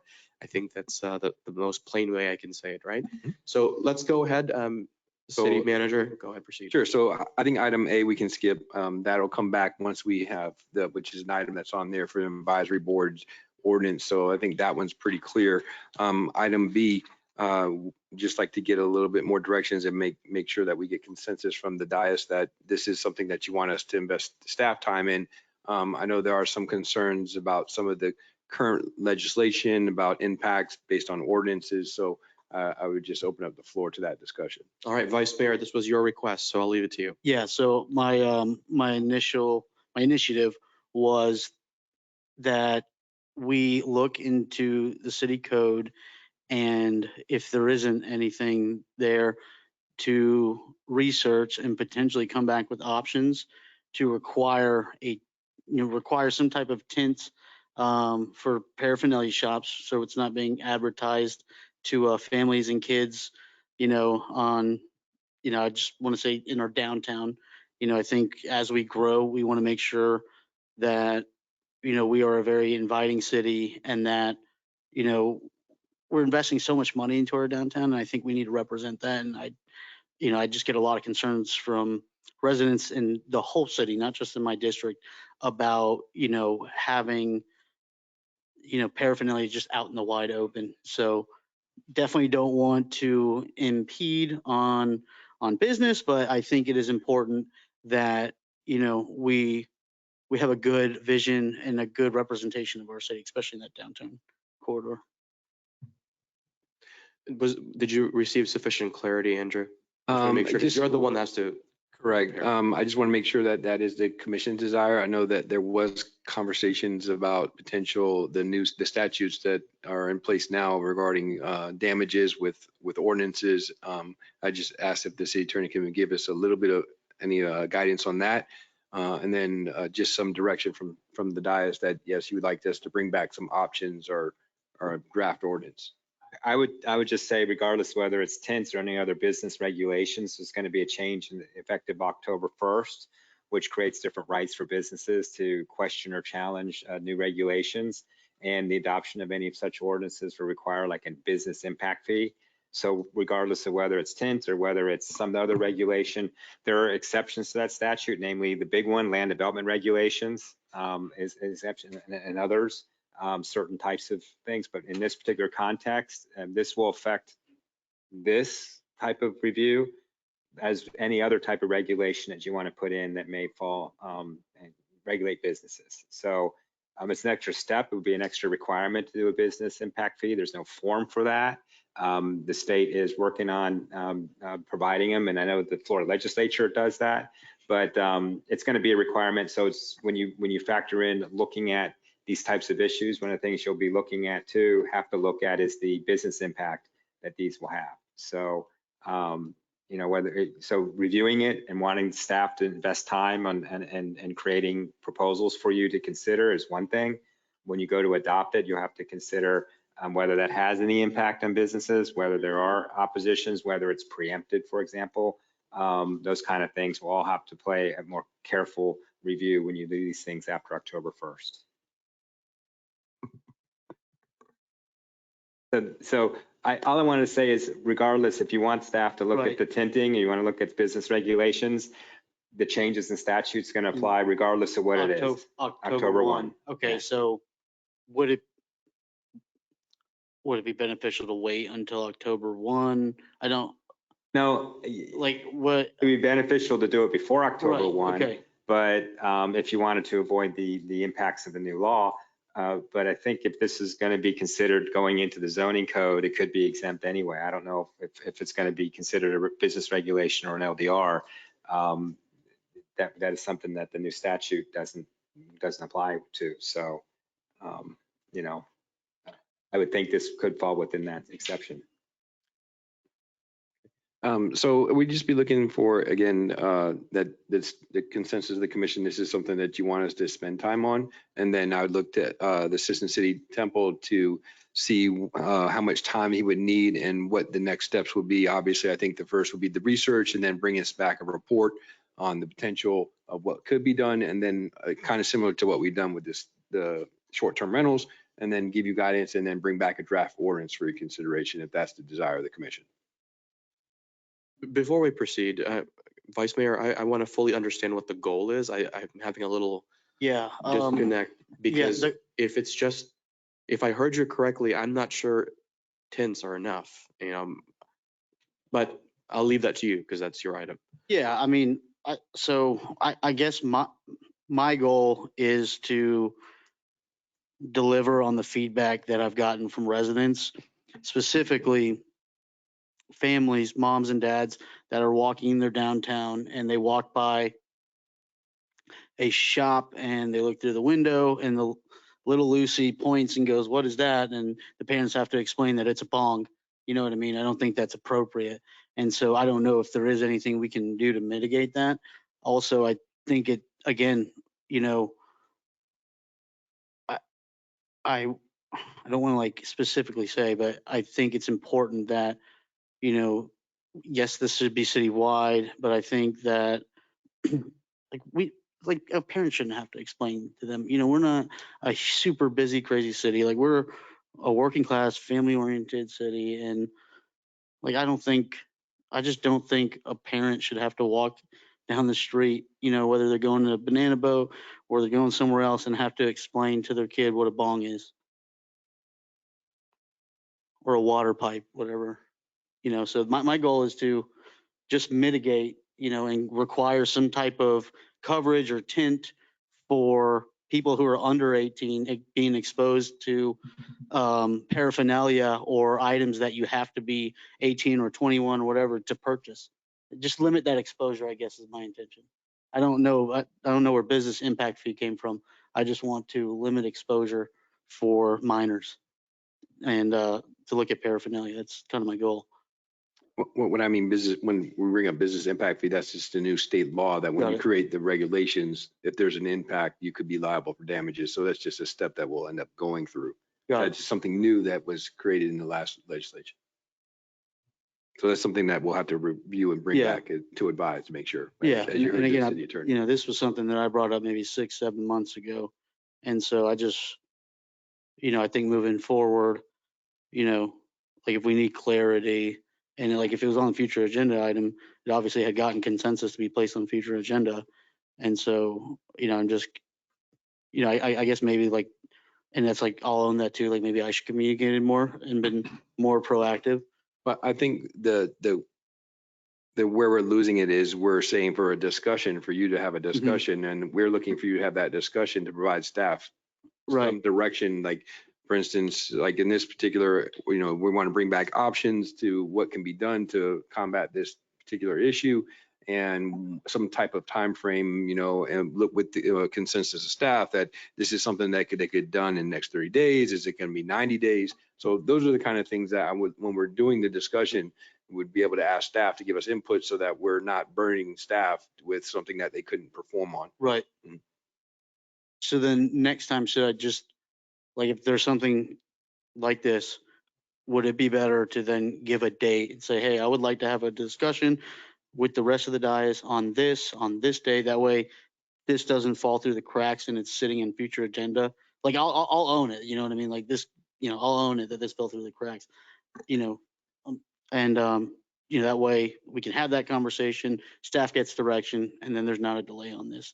Absolutely. Okay. Thank I'll you, do Vice that. Mayor. If I could just chime in here a little bit, I want to separate our discussion between the specific request that was made, for example, yours with the paraphernalia shop, from the process, because I know that as part of the item I requested, the local rules item, that would be incorporated because that's about process. So let's definitely talk about it. I'm just saying, let's hold off on the process for another conversation.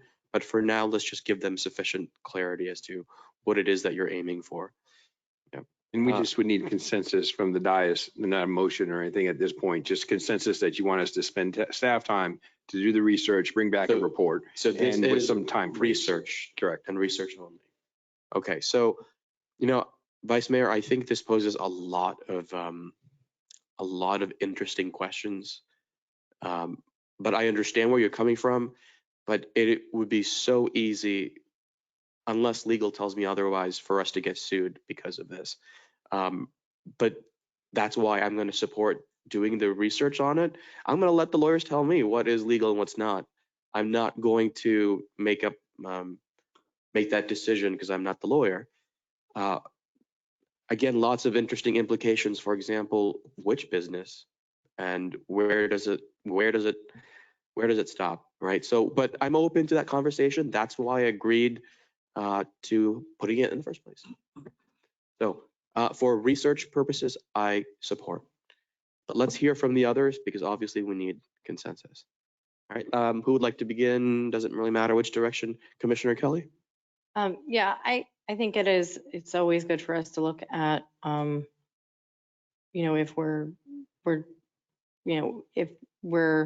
if we can put in safety measures in place that, or certain levels of protection in place, or,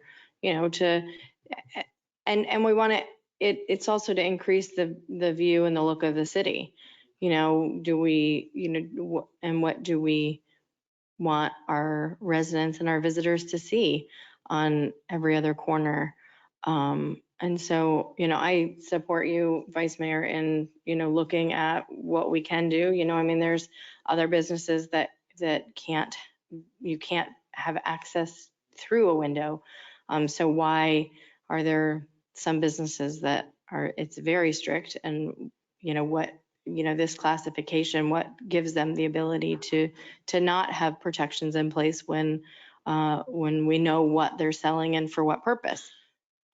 So I support you on, researching and figuring out what we legally can offer. I mean, obviously, just like the mayor said, we don't want to get sued.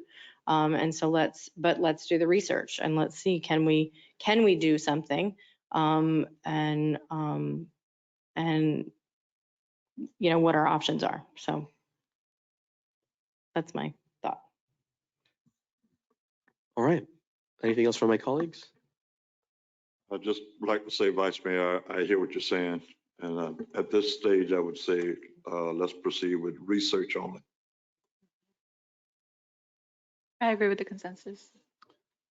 Adam, how long do you think before you could have something back for us to look at, and as far as what options could be done for discussion purposes? I think in 90 days or Yeah, I would think we can do some research over the next 60 days and bring something back. Okay. Yeah. All right. So we'll set that. We'll look at the calendar, and then we'll on the future agenda we'll add the date, so it'll be date certain, so you'll know within the certain time frame that it'll be back before you. So we're looking at 60 days from approximately this today. All right. Item B, local rules. I think we already do have sufficient direction on that. That item I think will be back before you. I think we can get you an update if you need it. No, thank you. I've already spoken to Catherine. Oh, is she here? Yes. Oh, okay. I can't see her. I'm not sure if the entire board has heard. Yes, please do share any that. updates as far as where we are with this item. Yes, so the last we spoke, Mayor, we're going to meet about this, and I think we can have something on the agenda in August. Yep. So, and on this topic, if there's a particular process that you guys would like to be included, please let her know, whether it's handling how we add things to the agenda or proclamation request, anything like that. When it comes to process, I want to make sure that it's in writing. We all know it. It's clear, and it's good for us who've been here already elected, and for people who become elected, they've got something ready to go, so they're not starting from scratch and having to refigure everything out. So, if you have any suggestions, just feel free to share that. Yes, and just for clarification, my goal with this process is, Mayor, to finalize the discussions you and I have been having, and then I want to meet with each commissioner individually to go over it and get any other input that you all have. So would August 15th be enough time for you to have an item? Again, that's going to be a draft version of what we're talking about, and then we'd move to formal adopt it. Yes. Okay. All right. Do I get consensus to hear that back in August 15th? If August 15th is, Yes. Which sounds reasonable.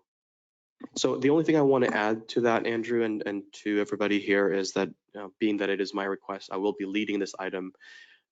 Catherine will present her version. I will present mine. It may be the same version, but I will definitely offer my point of view because it may not always necessarily agree. But I want you to see all of it, right? Okay, that's it. Excellent. Item D, this was a discussion added to the agenda by Vice Mayor Turkin, and it titled "Discussion Regarding Bringing More Jobs to the City at the former Toys R Us site." Just want to make sure that this is still a item that you're seeking for us to work on, and just give us a little bit more clarity as to what you're looking for. I think, there's like a private aspect to this that'll, who knows? So I don't think we need to give this one too much attention as of right now. And then also for 13E, Andrew, you and I spoke about that there's a lot of moving parts to that.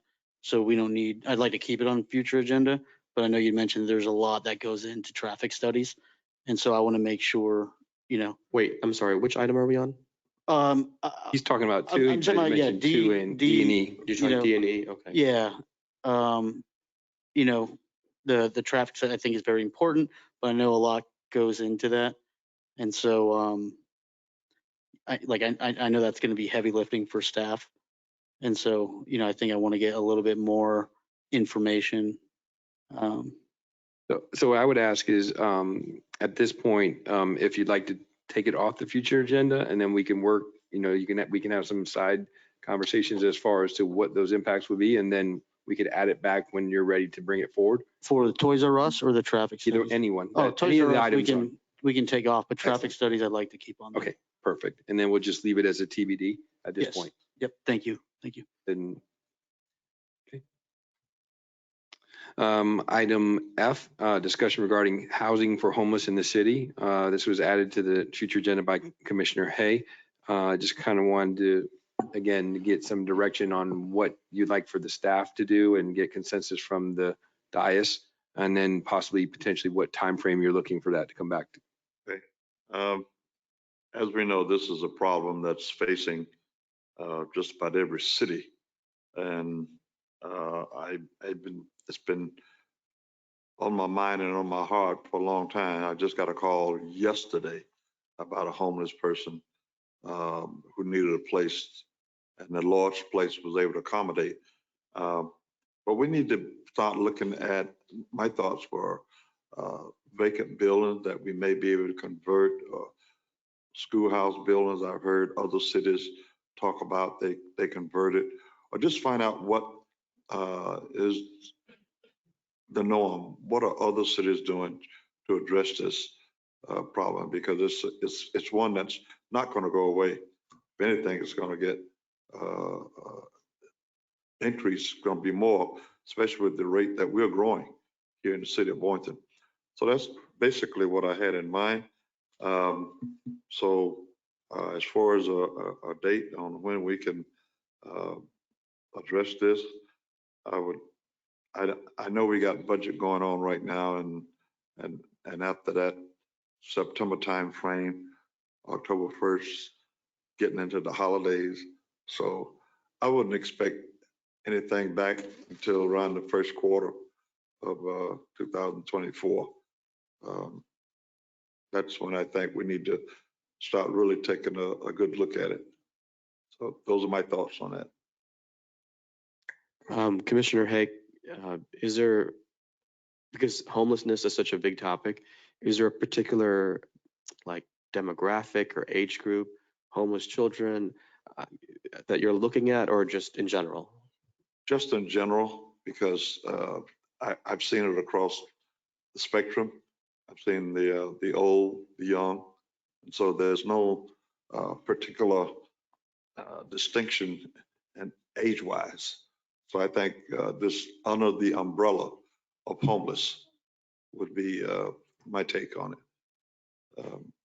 I don't know what the rest of you have noticed in our city, but I see homeless middle age is usually what I call middle age. I don't know how old they are, okay, but usually it's right around the middle age people that are on the corners of I-95 and at the intersections and under the bridge over here and out west on Congress. I noticed them out there. So it's not been families.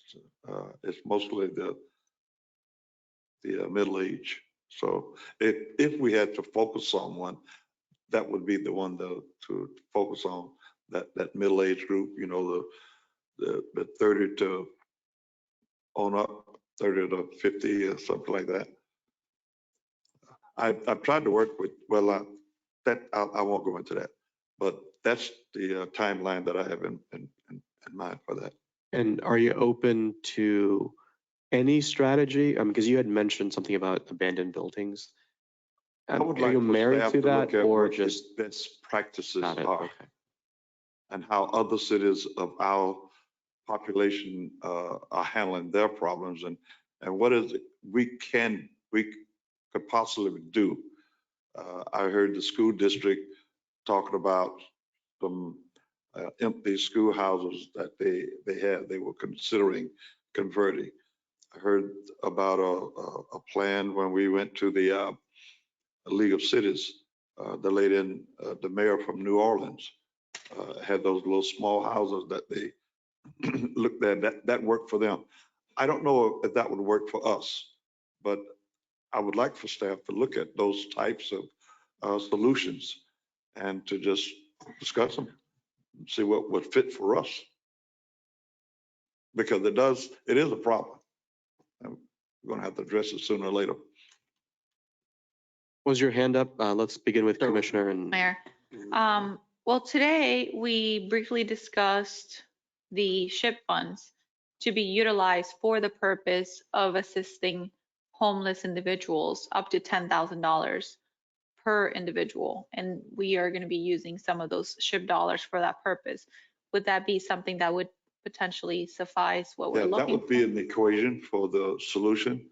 But however, it still requires space.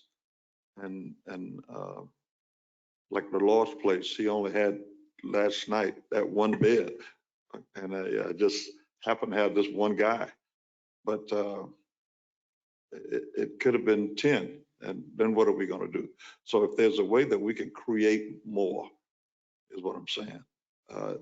You're right about the SHIP fund. We can give them the money, but where they're going to spend it. I mean, we don't want to get into the business of putting people up in hotels every week. You know, I mean, that could get pretty expensive. We don't want to go that route. But I think we're smart enough to come up with some type of resolution here. And it's not going to be an overnight thing, but it needs to be discussed and addressed. Thank you, Commissioner. Now, Andrew, I just want to make sure if you have any questions, ask it now. If you received enough clarity. I think I did. I think what we're looking for is best practices and some strategies that we could bring back that you guys could have a discussion and feel like that's an appropriate direction for us to move forward in. I know that I have done some research, so we'll look at bringing some factual information back, best practices that's out there, and then if there's any low-hanging fruit or opportunities that come to mind immediately, then we'll bring back a list and then get some direction from that point, and we'll do that in the first quarter of 2024. Okay. That works for everybody. So I only have one request, Commissioner, for now from you. If it's all right with you, it is within the topic of homelessness. I'd like to incorporate the homeless children in our current school system. Absolutely. Okay, as part of that discussion, because I've found the data and it is an alarming number of homeless and housing insecure students in Boynton schools alone, let alone the whole county, but Boynton schools. So if that's all right with you, we can incorporate both things. That's a great point, Mayor.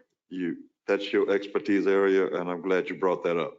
But absolutely include the kids, the homeless kids. Thank you. Commissioner Kelly. Yeah, and I totally support us trying to figure out how we can be a part of the solution.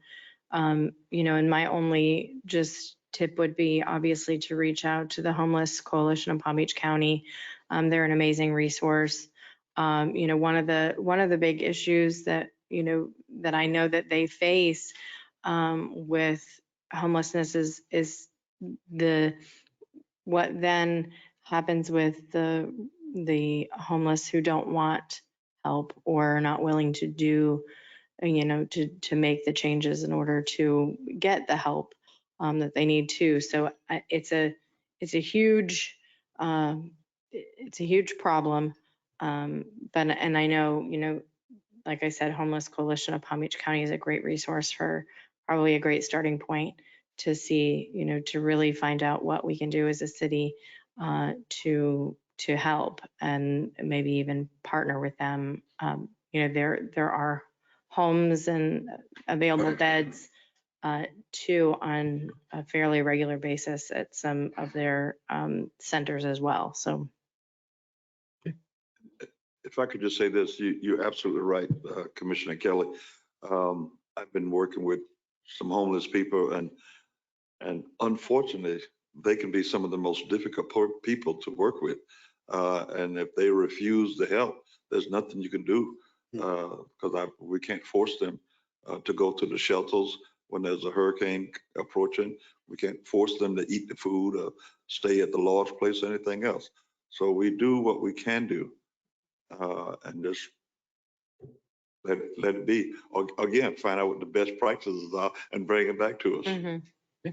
All right. Excellent. Thank you. And Commissioner, I just want to let you know, I know we've got stuff to go on, but let me just quickly say this, Commissioner. I've been studying what Delray is doing on this, and they have a informal outside coalition of various partners from churches, nonprofits. They have the DDA, their Downtown Development Authority. They have their police department. It is all hands on deck. And I'm going to connect you with them because I would love if, just as part of that presentation, share what our neighbors are doing. And Delray's already got something going on. Yeah, absolutely. Thank you. Okay. Yep. Item G, discussion regarding grant I program. just wanted to. Go ahead. I'm sorry. One more. It's okay. One more. It's all right. All right. No, so, Mayor, you touched on it. I'm glad you brought up the children because I know you had mentioned that before. And then you mentioned the other, like, there's other organizations. So Wounded Veterans Relief Fund, their specific is homeless veterans too. So I think like an all hands approach is great. Yeah. Another thing, when I was at NLC in DC, there was a vendor that kind of like, this is what they do, right? I don't know their bandwidth. I know that I think I wasn't able to meet with them, but I know staff did. So I don't know if that's something you want to present, or maybe we can have them present just to throw into the study. Yeah, actually, I sat in on the presentation with Pallet, which was the small little, so yes, absolutely. I've already taken that information. I do have that already. So that'll be something that we can add to that as well. Perfect. Thank you. That was it. All right. Item G, which is discussion regarding the grant program for HOAs. Just looking for a little bit more guidance. I think we have an understanding of what that request is. Just want to make sure that there's consensus from the dais for us to invest staff time to bring back what the potentially could be. Thank you, Andrew. The reason why I brought this item up is because we're facing a big issue at HOA communities where we pay taxes and we pay HOA fees, and yet we can't utilize public dollars to do street calming initiatives. So I think it's kind of, there's kind of a disconnect because even though it's technically an HOA community, we're still taxpayers and homeowners in the city of Boynton Beach, and we're contributing equally to our tax base. So, from that perspective, I think that it would be important to include some of those homes. And again, I want to be very mindful of the budget. So I don't know if this is something that we could do this year, although I wanted to do it this year because I wanted to use ARPA funding for it. However, we have other projects that are very imperative in which we discussed during budget that we might want to use that for. So I think that we can maybe put this into, if we have a conversation of ARPA funding, but I wouldn't want to put, I would like to put a lot of money in there, but I understand that there are other necessities out there, such as paving, and others. So I wish we had all the money in the world to fix all the problems, but I am very mindful of that. So maybe what we could do is look into I know we have a lot of HOAs. That's the problem. We have about 222 HOAs. Last time I asked. And so that's a lot of HOAs. That's potentially a lot of money. So sadly, I'm gonna have to say, let's look into this later. And if there's any opportunity for this to happen in the future, that would be great. But I do know that we have very slightly discussed ARPA funding, and this unfortunately might not make the cut as much as I would like it to. So, So Commissioner, you're saying take it off for now. And if we happen to have something extra, then yes, Mayor. Maybe adding it to the discussion when we discuss ARPA funding, and then we'll see if we have money, and if we don't, yeah, I will. Why don't you bring it up I will then? respectfully concede, and I will be sad, but that's okay. Yeah, that would be it. All right, we'll take To it that off. direction. And then you can always bring it up, reintroduce it at any time.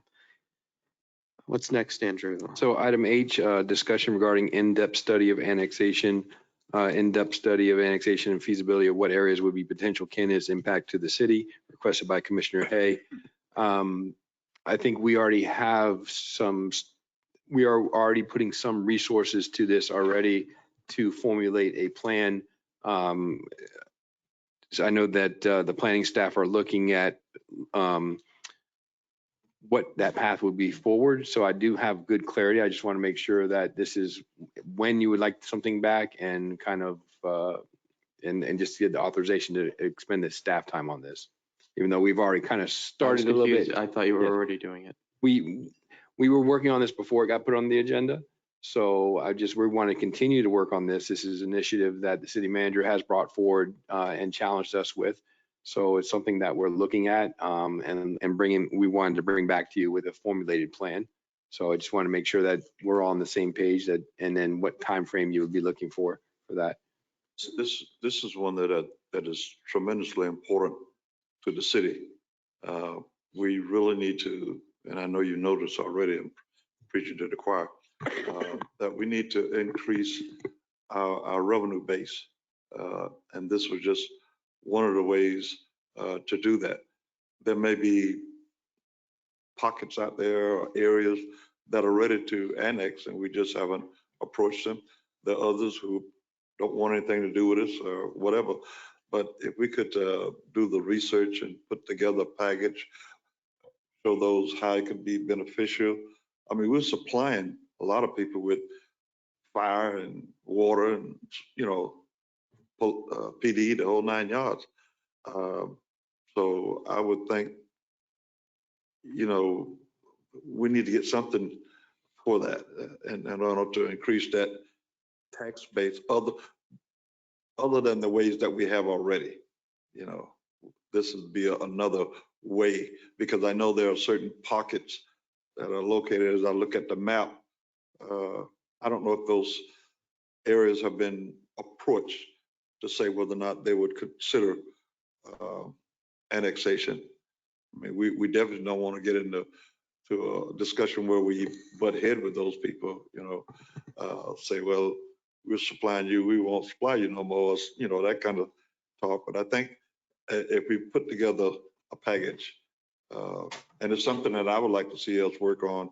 You say you already started, so I'd like to see us continue to work on it whenever you can, even before the year's out. Okay, just keep working on it. And when you feel you're ready to present something to us, then let's discuss it. Vice Mayor. Yeah, no, I couldn't agree with you more, Commissioner Hay. I think, a lot of people ask, like, am I in the city or am I not in the city? Right. And I say, when you call 911, like, who shows up, right? It's the county or is it Boynton PD? So like, people don't know, and we provide a lot of services, and I don't want to say we're not getting the revenue, but we're not getting the revenue for that. And so I'm all for annexation. I'd be all for fast tracking this. We adopt the budget in September, so I don't know what the city's bandwidth is, and I know this will be like a phased plan, right? But I know it's in the county's comp plan for us to annex. So there's an expectation, and you know, I'm gun ho on this, Commissioner. I'm gun ho on this. So I'd say let's have a next meeting. Like, you know, it's up to me, but I know that's not feasible, or realistic. But you know, I'm definitely gun ho to look at some options. So thank you. Thank you.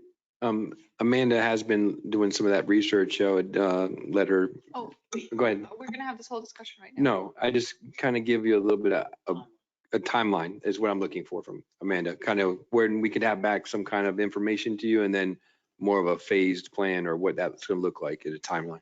Yes, to say that this topic is a kind of monster wicked of a problem is an understatement. What I will say, what we can turn around pretty quickly are some options, like how annexation works and different strategies to annex different areas. That can happen fairly quickly, and that can help inform some of the next steps in the decision-making process.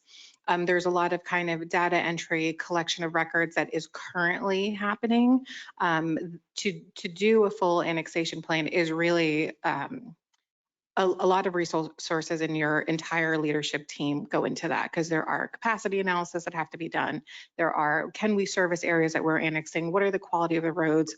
What are the qualities of the pipe? So it is a very, very long-term plan. But what we can identify is kind of phases and what is low-hanging fruit and what would be harder, and strategies for annexing areas that may be a little bit more difficult. So I think the first thing would be to bring back overall options for annexation, discuss those as a group. And then I think the next phase would be to go over more minuscule data on a strategic approach to annexation. What time frame for that would you need for the first part of that to bring back the report? Are you looking at 60 days? I know. Yeah, I think between 60 and 90 days for the first phase is definitely doable. And then based on that conversation and on the quality of the data that we're getting from GIS and utilities and all our other services, we can plan for the next phase after that. So if that works for you, we'll look at a date and then we'll put a date certain time frame on this as well, so you'll know when it's coming back. Okay. Head nods all across the board.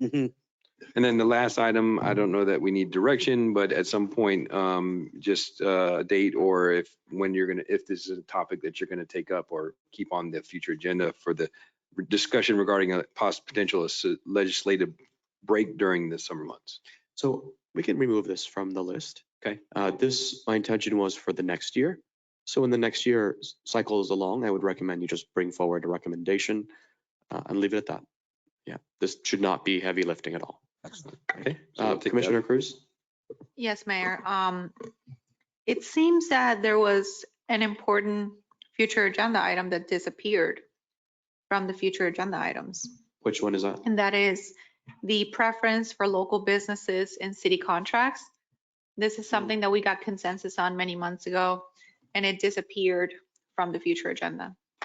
So I would like to bring that back. It's something that's important to me, and I think it's important for the city and for the businesses in the city to provide a real tangible way to support our local businesses. So I would like to bring that back to the agenda. And I would like to start working with staff to really just understand the basic foundation of the regulations that are involved, ordinances, state laws, all that good stuff.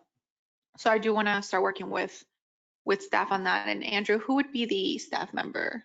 We would work with the finance director, would be probably the lead on that, and then it would maybe be a team approach. Did she already speak on this, or am I remembering this wrong? I believe, Maren, do you want to come up?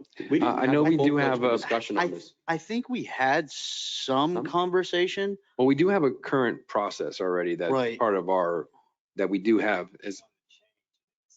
No, but I wanted something more hefty, right, and more significant. Okay. We did have a very brief conversation. We had a very high level conversation about this potential ordinance, but I do want to work with you together in understanding. I like to understand the foundation and then go from there. So maybe we can start working on this like right after budget.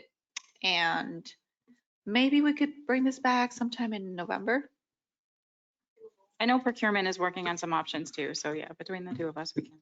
And I apologize that it fell off. That I'm not sure how that happened, but yeah, we'll make sure it gets on, and then we'll put a date for in November. We'll find. I'll But work with staff. I do personally want to work with staff on this because Yeah. sometimes we get options, but like I want it to be the right option for us.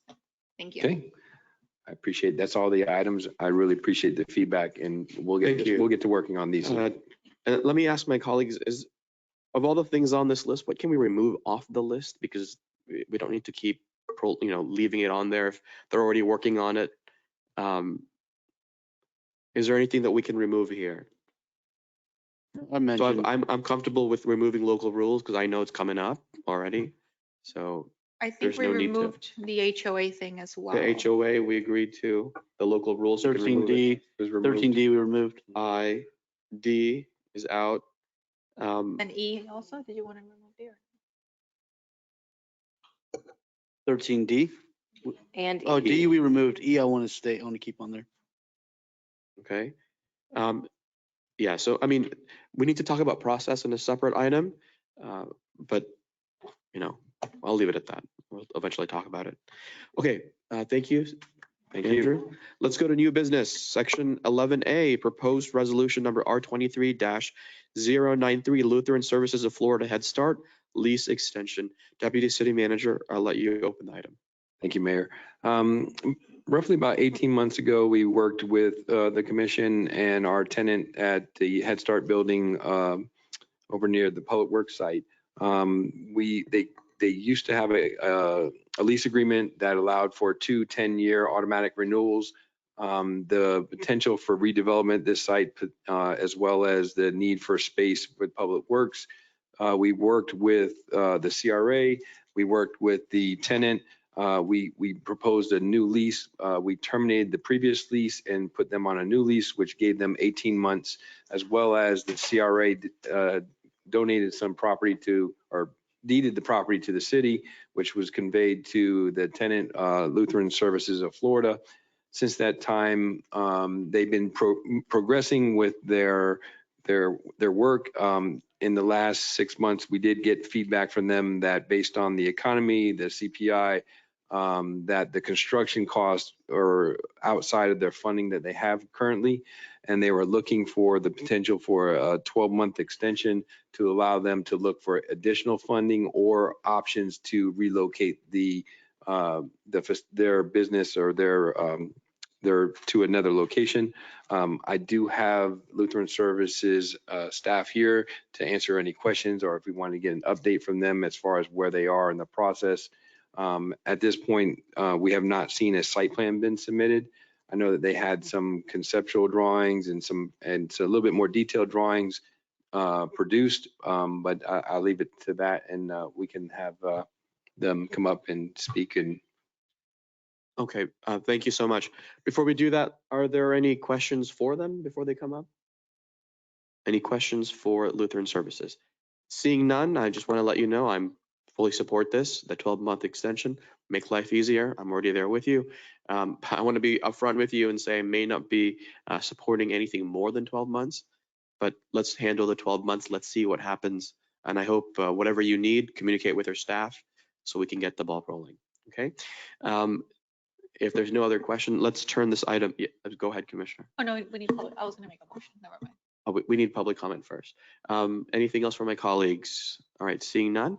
Let's proceed to public comment. If you would like to speak specifically on item 11A, now is the time to approach the podium. Seeing no one approaching the podium, is there anybody online? Mr. Mayor, we have no hands raised. Okay. Good evening. My name is Dr. Julian Serrano. Thanks for your time. We have been working with this project for the past 18 months. We have secured about $1.2 million. Unfortunately, the project came for about $2.7 million. So the government, the federal government, obligated us to use that money into the building. We have spent over $800,000 in that building. Today, we only have about $300,000 for the new building. We have invested, I don't know how much, about $500,000. And we submitted a grant for $3.5 million. What's going to happen? We don't know. At the end of the day, this can be good news, this can be bad news.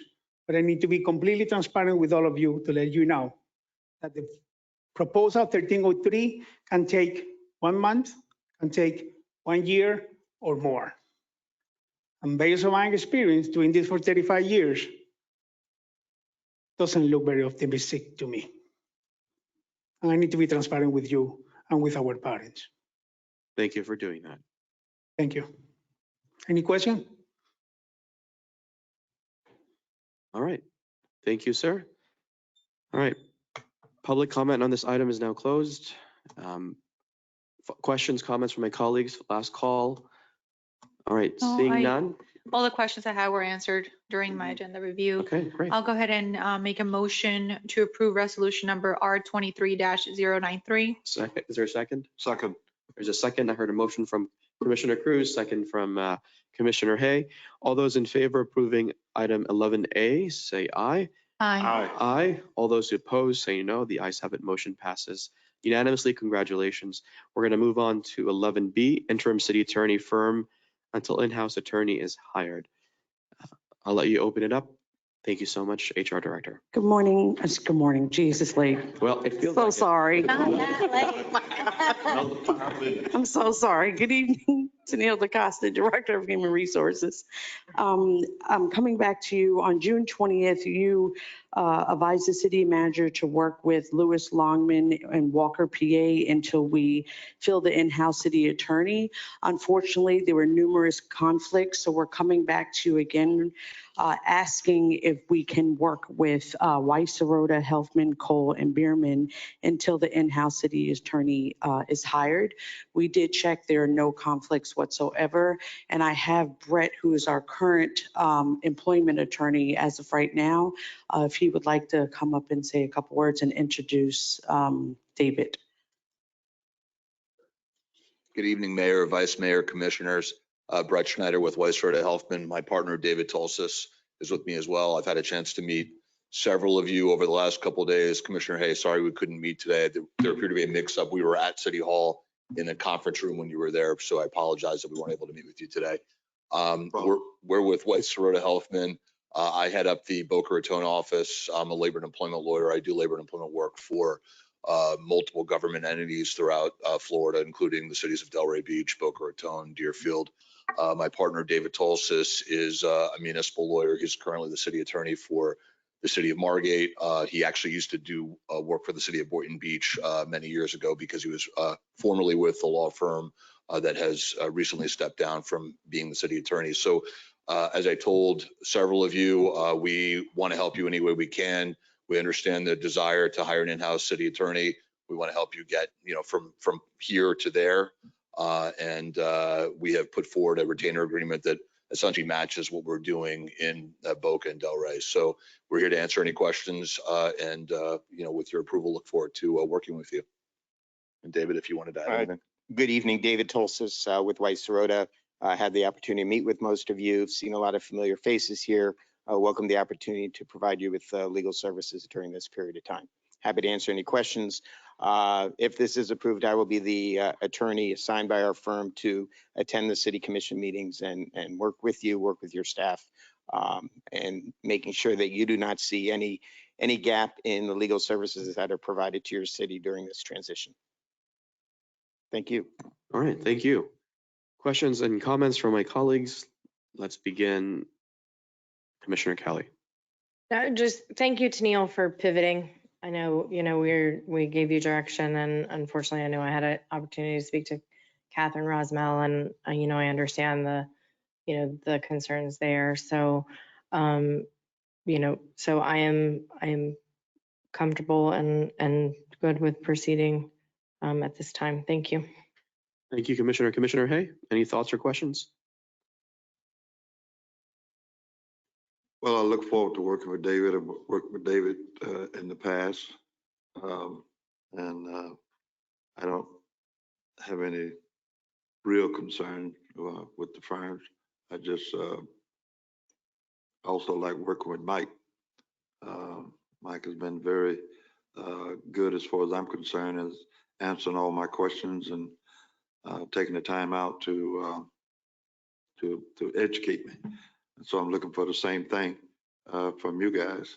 So that's all I have now. All right, thank you, Commissioner. Vice Mayor. Mike, thank you. I don't have any questions or concerns. Y'all surprised me at my agenda review the other day. I walk in, Jay's like, "Hey, you got two people waiting on you." I'm like, "I got an agenda review. I don't have anyone waiting on me. What are you talking about?" No, but great conversation. A lot of good spitballing in the agenda review. So yeah, just look forward to working with you. All right, thank you, Commissioner. Thank you for being here. Hadn't had the chance to meet you yet. Thank you, Mike, so much for all your work. It's been great working with you. And that is all I have. Thank you. All right, thank you, everybody. Let's go to public comment on this item. Again, this is item 11B on the topic of interim city attorney firm selection. If you'd like to speak on this item, now is the time to approach the podium. All right, seeing no one approaching the podium in the chambers, we're going to go to those online. Is there anybody with their digital hands raised, Bonnie? Mr. Mayor, we have no hands raised. All right, with that, public comments on this item is now closed. The motion here is to authorize and approve the city manager to temporarily work with Weiss, Sirota, Hoffman, Cole, and Bierman. Did I say all those names correctly? Okay, until the in-house city attorney is hired. I'm reading the line and the agenda. May I have that motion? So moved. We have a Second. motion from Commissioner Kelly. I heard a second from Vice Mayor Turkin. All those in favor of the motion say aye. Aye. Aye. All those who oppose say no. The ayes have it. Motion passes unanimously. Congratulations. Thank you. Thank you very You're much. welcome. All right, moving on to item 11C, Commission Discussion and Advisory Board Ordinance. Apparently there's a presentation and staff is seeking direction for the draft ordinance. This was requested by Commissioner Kelly. Who is from staff is opening this? Oh, I can open it. I Thank didn't you know so if much. Commissioner Kelly had anything she wanted to start with before I jump into my presentation. No, you're good, Catherine, to take the lead on this. Thank you. Great. So basically, just to give a little brief overview on where we are and what we're trying to accomplish today. Back in 2020, the Advisory Board Ordinance, Chapter 27 in the City Code was created. Prior to that, the various advisory boards were kind of scattered all over the code in different places. So in 2020, we put it all in one chapter. There was some cleanup that, in my opinion, still needed to be done. So we are bringing that back before you today for discussion and direction to do several things. One of them is clean up on some of the language. Manny, if you can go to the next slide. The first thing is just streamlining the administration. There's some language in the ordinance as it sits that is a little bit, I wouldn't say conflicting, but doesn't give staff clear direction on how to administer the boards. Number one of the issues is board members are removed after they miss 4 meetings.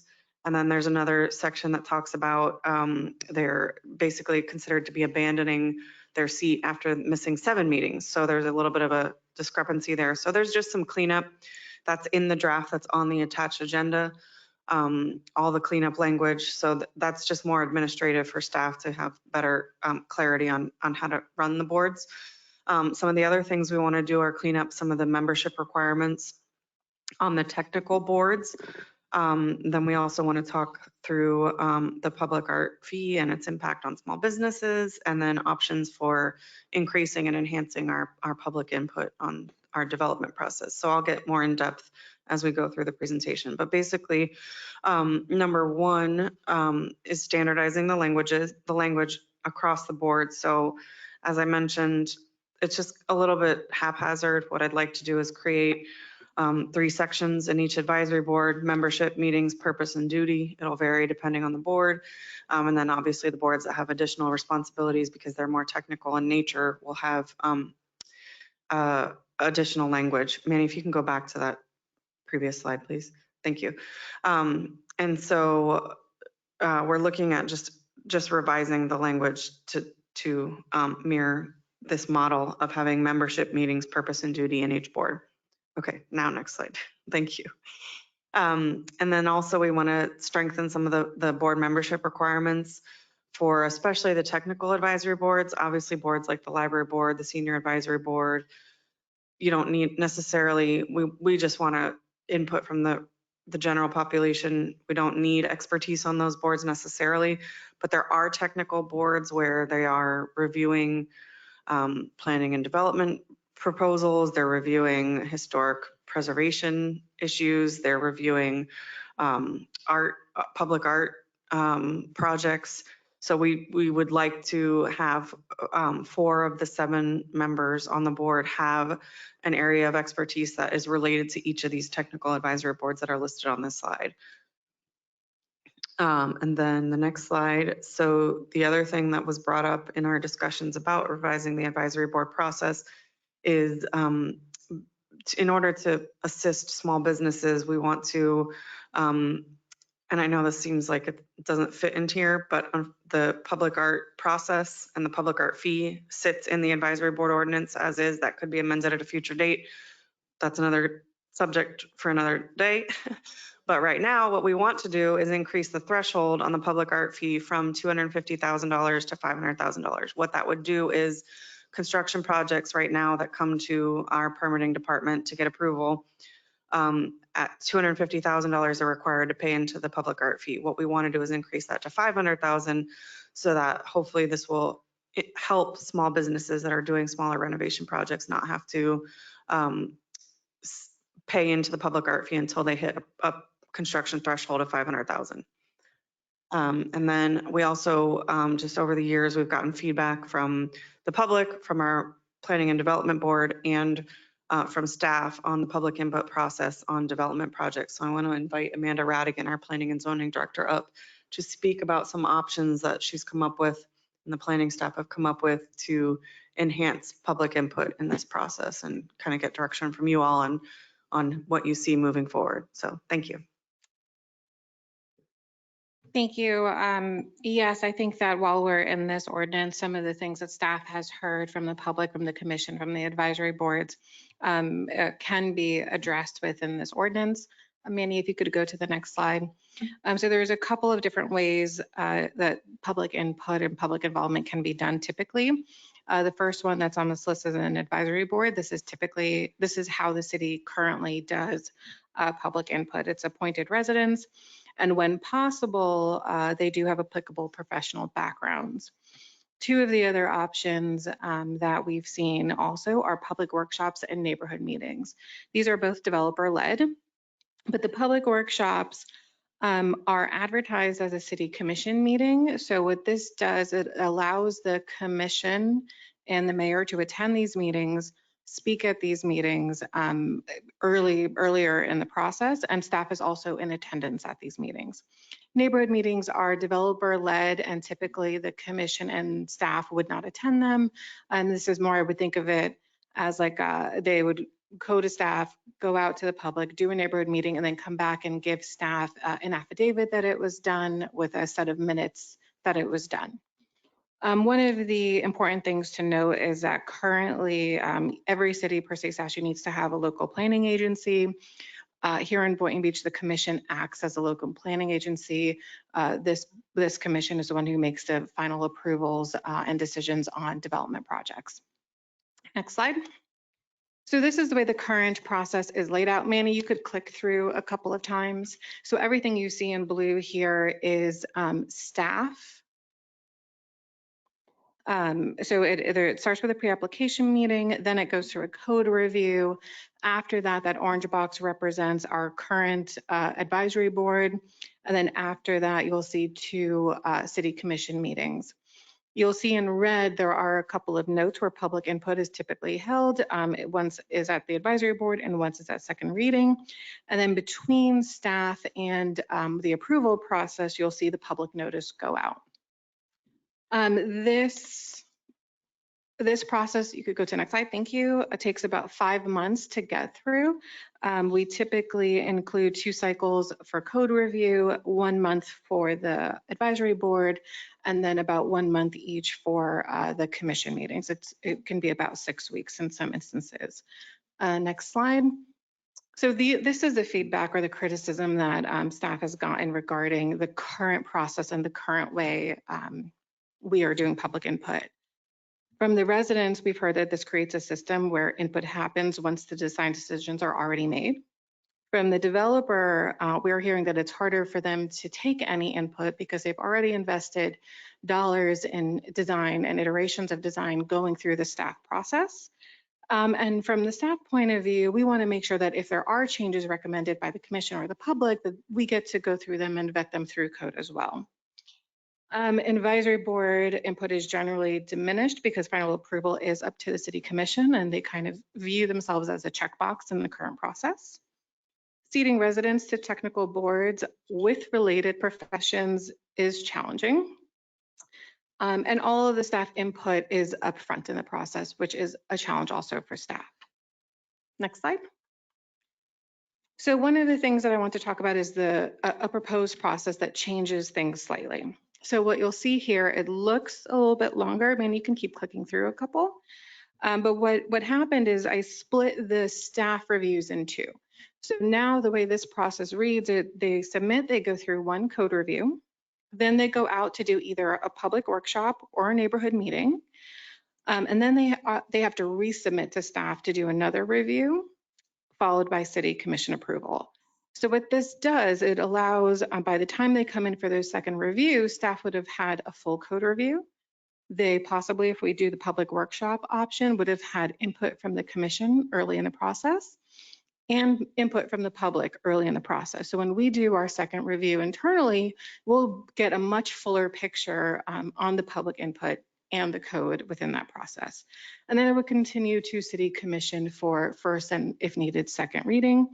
I'd like to point out that this process would also include 2 points of public input and the same public notice signage that we have now.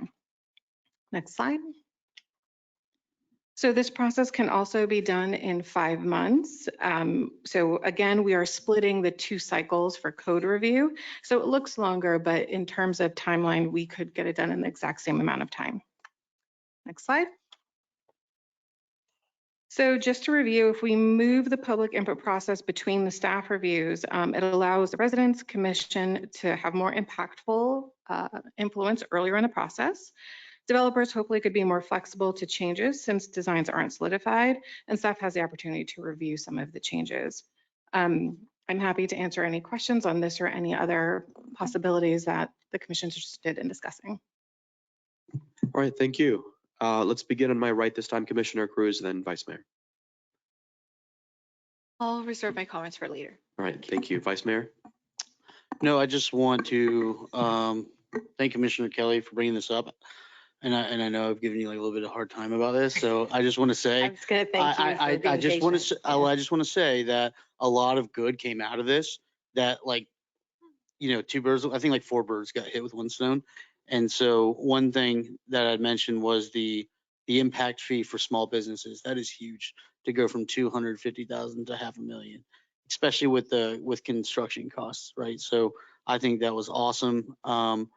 Another thing that came out of this was this public workshop, right? So I think as we've seen in the past, like, we get this public input and it's too late because, you know, if I'm a business owner, if I'm a developer, you know, and I spend, you know, hundreds of thousands of dollars in design, you know, does it make sense to go back? You know what I mean? And some have and some won't. So I think this is awesome, and I'm definitely in favor of this. Because each potential development is going to affect different residents in the city. And so you get more organic feedback from people that are going to be directly affected versus maybe, you know, just not just, but another board member, right? And then you also have the ability to invite that open dialogue. So this is something I'm definitely a fan on. So I just want to, you know, thank you, Commissioner Kelly, for bringing this up, because a lot of great stuff, you know, came out of this. And, you know, I've seen a lot of cleanup. So actually seeing all this, you know, there's, you know, Catherine, thank you, and your staff, thank you so much. I did have a question, and I don't, about one of the one of the qualifications. So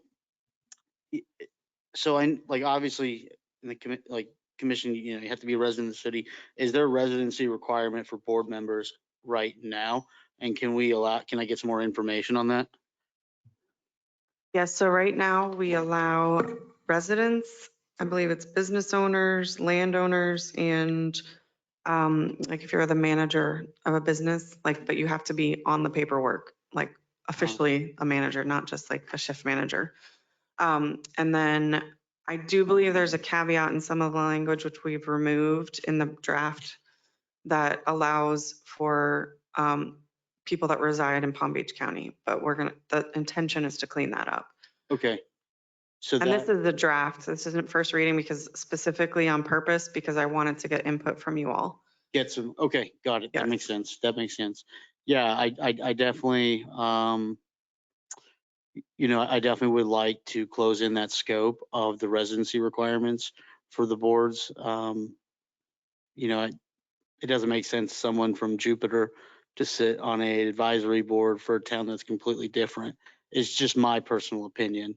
So I'll throw that out there. But Can I ask? yeah, I don't want to put everybody on the spot, but it would be great to get consensus on, are we okay with the business owner language? Are we okay with landowners? Do we just want residents? And if we don't want to make a decision right now, that's perfectly fine. But I will need clarification on that in order to propose the first draft.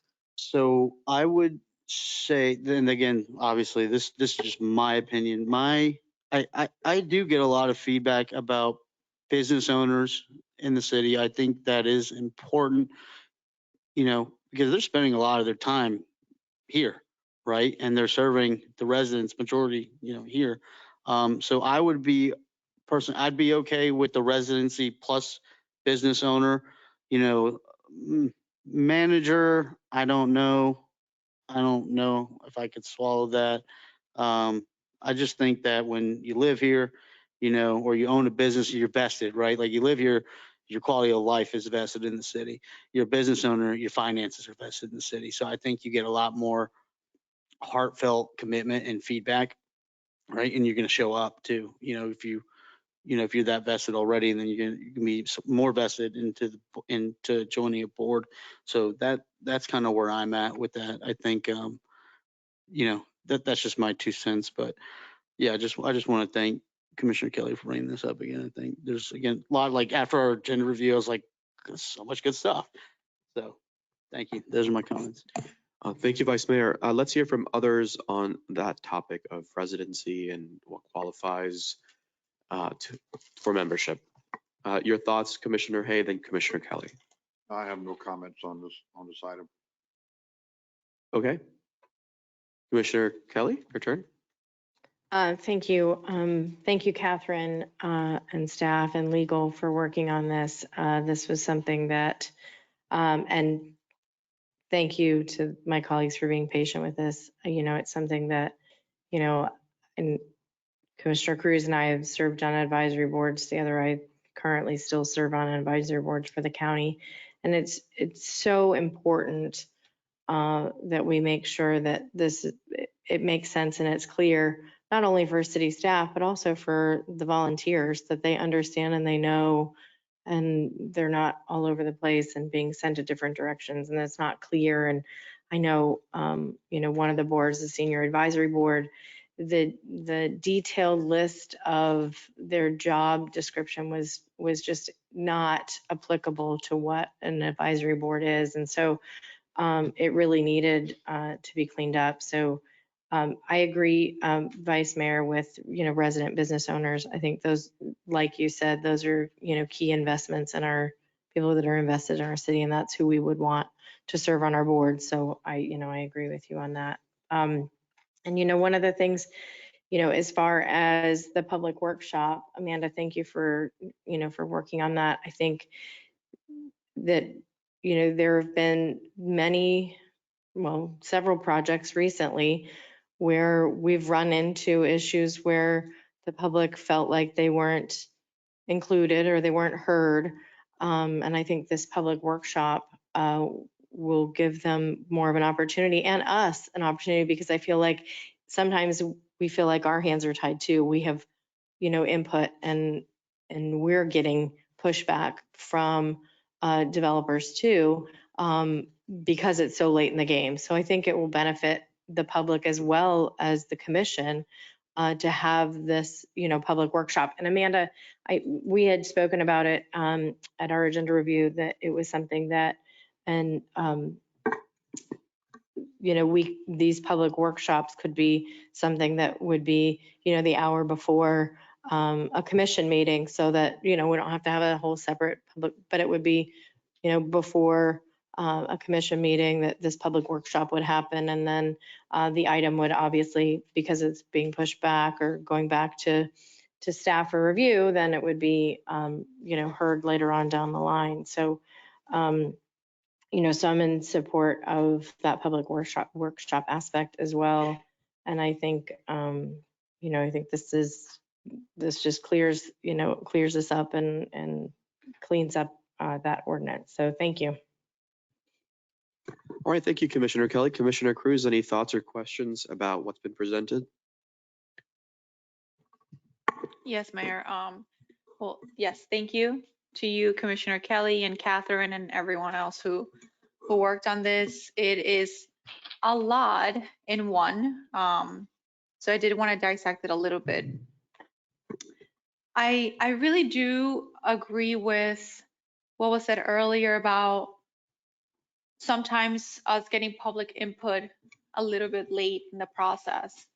So getting that public input or public workshop or neighborhood meeting before the P&Z submittal application, I think that would be beneficial to the city. I think that's where a lot of our disagreements come with the community. So,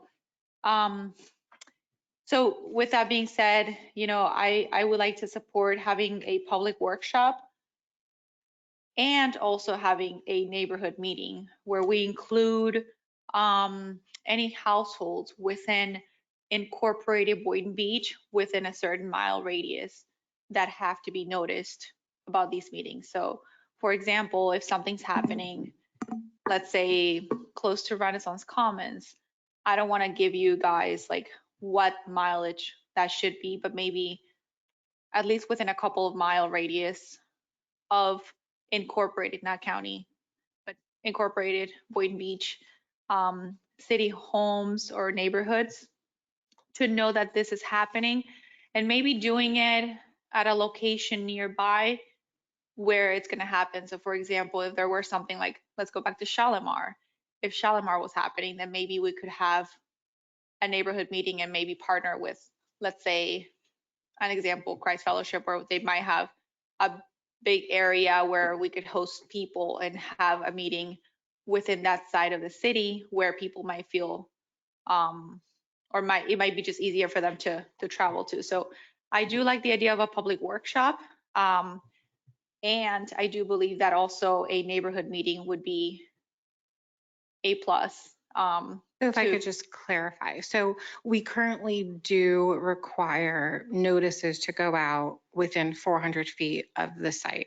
Any HOA is notified, anything within the 400 feet of the outside boundary of the site is already noticed within the process. That has been in the process forever. It's always in my tenure here, that is the way we've done it. What changes in the public workshop is, on top of that, we would be advertising it so the commission can talk in the sunshine. So you would actually get like an advertising like it's a commission meeting, which is visible to everyone, and you would get the mailing within the 400 feet. So the neighborhood meeting and the public workshop in essence are the same thing. It's just how we're publicizing it, and the public workshop is publicized more broadly because we want to give the commission an opportunity to speak. They do not have to, no one has to be there, but if you do attend, you'd be able to speak openly. Thank you, Amanda. Yep, I do believe that having like specific neighborhood meetings when something's affecting a specific neighborhood, I think that might be in the benefit of the neighborhood, and it really might help with public trust. And And also like the time of the day that we make these meetings. Listen, we don't know if people are going to show up or not, but it might be a good opportunity to have people in the neighborhood provide feedback. And then I do definitely like the change from the 250 to the $500,000 for the public art fee. It's something positive. It's going to help save our smaller local businesses money in that 1% fee. So that's really positive. One thing I wanted to ask is section 27.5B1, which is notice of renewal. A written notice of renewal shall be served upon the city board member or alternate member who's been removed by the city commission. Do we not need a majority anymore? Because the word majority was removed on there. Just wanted to get some clarification on that. I believe that it's implied, like no action can be taken without the majority, but can you, It's just I'm implied. sorry, I missed what section you said it was. It's 27.5 or -5, and then B, and then 1. After that, it's 1. It was the next thing I was going to mention. Service of notice. The notice of renewal shall be served by personal delivery, electronic mail, or by ordinary first-class mail. Service shall be accomplished as soon as it's practical after the city commission directs the service of the notice, blah, blah, blah, in the event of abandonment of office after the city manager or designee issues the notice of removal. In a prior section of this, I saw that it was the city clerk who would basically kind of act as removal to someone. So just for clarification purposes or just for consistency, could we remove, instead of having city manager, could we just put city clerk on there, because the city clerk would be the one to remove the board members, or is that the staff member? Just to make sure we don't have different staff members doing the same thing for the same purpose. Yeah, so just in terms of process, the city clerk really oversees all of this. I mean, everything is eventually approved by the city manager, and they're notified of it, but the city manager, or the city clerk, excuse me, oversees all of the process and making sure that people are meeting the attendance requirements, and if removals are necessary, which does happen from time to time, unfortunately, the city clerk's overseeing all of that. So, and you're talking about section 1, the service of notice. Yeah, where it So says the city manager or designee. Yeah, so in this case, the designee would be the city clerk. Okay. Yeah. And Okay. also, there's also two different things. I think what you're referring to, we saw earlier, was with absences. And the way it was written, it's in 27-4A, that if they miss a certain amount, there doesn't take commission action. It's automatic. The clerk, if you miss this, the clerk sends out the notice.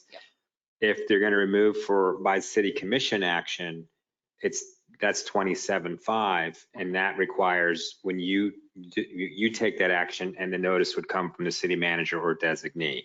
So that's why it's written differently. So because the absence is clerical or ministerial, you missed the 4 or whatever, you're out automatically. The clerk just sends the letter out. You guys don't need to vote. If you want to remove them for a different reason, you vote. And then that notice goes through the city manager's office more formally through the email or the mail as provided in other sections. So that's 2 different types of removal from the board. Thank you. Welcome. That was my comment. All right, thank you. Let's do another round. Let's call it the final round. Final round. I hear what you're saying about the neighborhood meeting, but I think that's that's the point of the public workshop, is having a neighborhood meeting. And maybe I misinterpreted it. What I don't want to happen is that there's a public workshop and a neighborhood meeting, and then that delays the process, right? Because time is money. And like I think about Town Square when we had the pop-up neighborhood meeting. There's like 3 people there, right? And you had individuals fly in, staff stayed late. And so I think if there's just one unified thing, we're not having staff come in on multiple days for maybe 1 or 2 individuals. It's noticed, from what I understand, right? It's noticed to that affected neighborhood, correct? This is just the terminology that I came up with and I've seen. We can call it a neighborhood workshop. Hello? We can call it a neighborhood workshop. We can call it a neighborhood charrette, a public charrette. The terminology, we can call it whatever we're comfortable with, but the two ideas are the same. They are just publicized differently and allow for different types of input. The neighborhood meeting, or the way I've structured that one, is really meant just for the public to give input directly to the developer. The public workshop, or charrette, is designed to give public input, commission input. That is the main difference in those two structures. Okay. And it so is advertised Yeah, as such. so, yeah, maybe we call it neighborhood workshop instead of public workshop, because I think, and this is just my opinion, I think that there's gonna be a lot more weight if there's that representing commissioner or the mayor there with the developer, with the interested party being our constituents, to be like, hey, hear them out, like, I agree, and then kind of, be that liaison. I don't know how serious it could be if you just had, let's say a developer and the public, like how serious is that feedback going to be? So I'm in favor of Yes, having. and typically, just for informational purposes, when we hear neighborhood meeting, they're usually optional. You'll see an actual process, and then you'll see an optional meeting that the city can mandate in certain situations. So it is really meant as kind of an added tool if needed in special circumstances, which we could build that in if there's a desire, but we can also, in circumstances, build in repetition of whatever tool we do use. So if there's a public workshop and we are still not getting there after a certain round, we could say that staff can recommend a second one if necessary. So it doesn't necessarily need to be a different tool. We can cycle through the same tool the way we do now. Okay. Yeah, I just want to touch, like, I just don't want it to be redundant, because I think a lot of times you're gonna have residents ask some questions that they need staff to answer, you know what I mean? And so I just don't want to add an additional timeline to then have the neighborhood meeting, but then it's not that beneficial because we need staff's expertise at that time. Yeah, and there are ways to actually make the process even more expeditious. Right now, our boards meet once a month. With this, we have the opportunity to hold 2 a month before each city commission meeting. There are times that we cancel P&D meetings.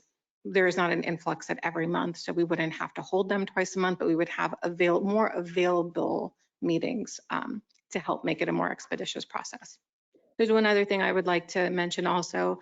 The changes to the process are housed in the LDRs. So this would be a second accompanying ordinance that we would also need to do outside. This is not housed inside the advisory board ordinance, so we would actually be looking at a separate ordinance to make the process changes, just for clarification. All right, thank you. Commissioner Hay and Commissioner Kelly, if you have any final thoughts and questions. Commissioner Kelly? No, I'm good. Thank you. All right, so Amanda, I believe you've heard from the majority. Bring back something we can look at in more detail. All right, thank you. Wonderful, thank you. Real quick, Mayor. Yes. Man, I just want to clarify that the current ordinance, I think with the P&D board in it, you have some clarifications as far as there are some things that are changing in the ordinance. Could you just describe that were proposed with the draft? So those are different options. If in the option that we discussed today, it would be in lieu of an advisory board. If the board doesn't choose one of the options that we discussed today and chose to keep an advisory board, then there are recommended changes within the draft in front of you that refines the scope of the advisory board to more closely reflect what this workshop would be, which would be specific to development applications. So it separates the development portion of what they currently have purview over from the policy purview, which is wholly under the purview of the commission, and that it just clarifies those lines. So, for example, comp plan amendments, LDR changes, those types of things would be purview of the commission. Development applications would have to go through the advisory board in that current version. That's in the current version already. It is in the current version, but I believe the consensus that I got is to shift to a public workshop. As far as a timeline, this item would come back separate from the current ordinance, and we'd be striking that language. So when do you expect back a draft version, So potentially? the Or advisory not board, draft, first draft. so the advisory board ordinance, we would be bringing back next month, either the first meeting in August or the second meeting in August for first reading. Okay. The LDRs would probably be about another 30 to 60 days out from that. Yeah, I would say after that, we would need to draft, and I'd have to go into the code and see, it's not a complicated amendment, it just might be a little bit cumbersome. I would ask for 30 to 60 days from today. Okay. All right. Thank you. Thank you. All right, thank you. It is now 10:28, and I want to just expedite the rest of the meeting just at least a little bit, if not a whole lot. And I wanted to bring that up because I know the next item is the artificial reef. Yes. And so what I'd like to ask, if I'm sure you guys would be okay with it, I'm just going to give a quick little splits on it, and maybe we can continue this discussion at the next meeting because I don't want to speed through this, and it is getting late. And Well, so have we given enough direction to staff on what this is? Was I absent that day? yes. Have we given direction? Yes. Yes. So Did you get sufficient clarity? So I think there at the workshop, we kind of juggled the idea of, I had mentioned that utilizing it's the funding I wanted to talk about. Utilizing some of the settlement funds on top of the, Are we switching subjects right now? Yes, we're now in item 11D. Okay. Yep. I don't know if we needed a motion or whatever. No, the previous item, it was just to give direction, nothing to vote on. yeah, so I just wanted to discuss, I know we had consensus on the artificial reef, just I think the funding was the topic of discussion. And so what I just want to throw out is potentially looking at some of those settlement funds in conjunction with grant money to fund this project and have it earmarked in the budget, because I know that permitting is going to take some time for this, because there's a lot of different districts that this has to go through.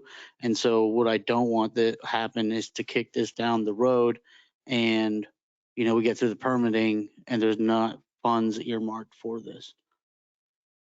Vice Mayor, it might be because I was absent, but I literally know nothing about this. I have seen no plans. I haven't heard anything from staff. I really don't know. Yeah. Mr. Mack? We talked, I remember the discussion at the second, I think it was the second workshop, and we talked about funding, but I don't know that we've ever gotten clear direction as far as from this dais to move this item forward as far as a project to put in the CIP. So I think that's kind of where we're looking at. I think that's where some of the confusion is. Right. Yeah, and that's what I brought up last week. So, but like last year, I brought this up and we asked staff to look in this. We missed the opportunity for the grant. And then, I think there was a miscommunication with staff in getting and starting that permitting process. And so my intention is to be proactive on this. I think it would serve everyone to just have like a basic, like what it would be, how much it would cost, Yeah. like a basic conversation, right? Because I have questions. I don't know anything about the plan or what plan there is. So I think that's maybe where we might want to start, just like a presentation of like, this is what you would like, or the city or whatever is proposing to potentially have. And then at that point, wouldn't we then get a consensus if the commission wants to move in that direction?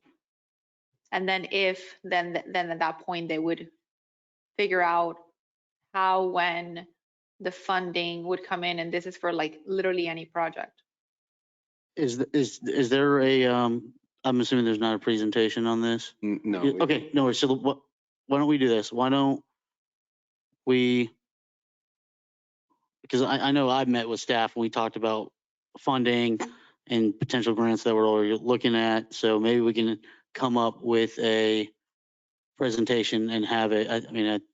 Again, I thought this is one of those things that I hadn't been working on, but that's okay. Yeah, I think some of I think where part of the confusion, the disconnect was, I think you had some conversations with staff to see if there was grant opportunities, which we did some research and brought you back information. but it wasn't provided to the entire dais as far as what that was. Okay. But definitely something that I believe that we could probably have Tess do at our next meeting. Okay, yeah. In August. Is Mara here? Okay, so let's do that. Yeah, so we can bring back a presentation at the next meeting. If not the next meeting, it'll be the second meeting in August. Yeah. I just got to verify with Tess that she's ready to do that, but we'll either get it on the 1st or the 15th. Okay, perfect. Okay. Thank you. All right, you guys just, thank you, Vice Mayor, for bringing this up. This sounds like a cool idea, but again, I literally don't know anything else. Right. What is the goal? I don't know how deep your conversations went.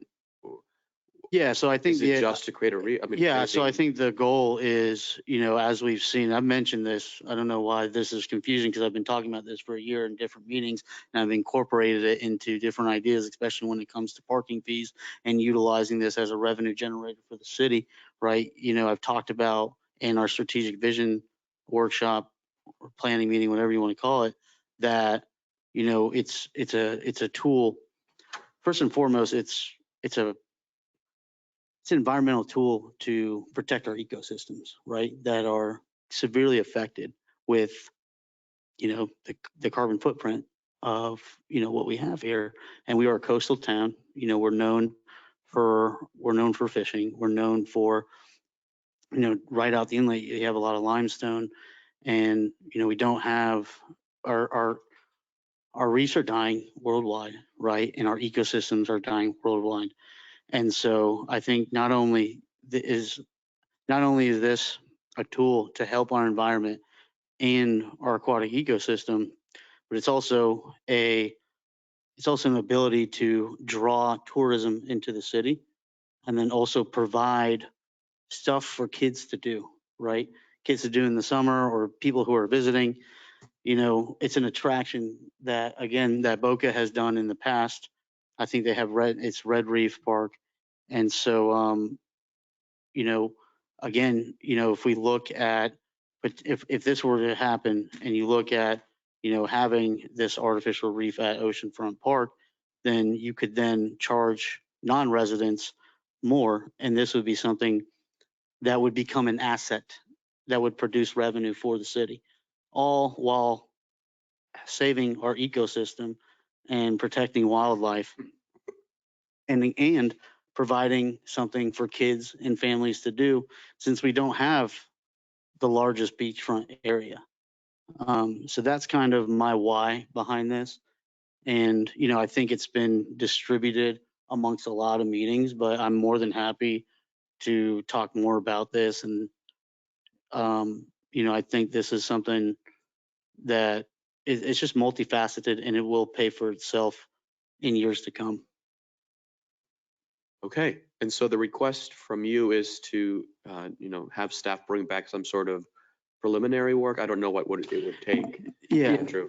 I think what we'll do is we'll bring back some of the research that we've conducted independently, bring that back to the commission, a little bit of discussion about what the project would look like, and then maybe some potential costs so that you guys can give us an informed decision as far as how to proceed from that point. All right. Is everybody okay moving forward with this item? I see multiple head nods. All right, great. All right. Let's, anything else on this? Otherwise, we're going to move on.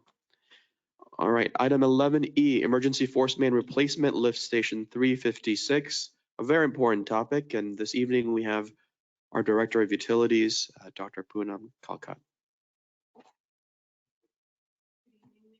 I'm sorry. Commissioners, Poonam Kalkat, Utilities Director. We are requesting, as you all are aware, that we had a break in our 20-inch force main, and that caused a spill in the intracoastal. So as we've been cleaning it up, containing it, and working, we've already repaired where the break was, and we bypassed where the break was. And now what we are trying to do is that we want to get this pipe replaced. And this project was already on the budget and it was approved as a CIP budget for $800,000 for replacement. So what we are asking is that we do it on an emergency basis so we can go ahead with the contractor that's already working there to get it replaced as soon as possible instead of leaving some of the pipe that may still be exposed to tidal influence. So that's the request. The other request we're making is that this contract was for emergency repairs for a year for 500,000.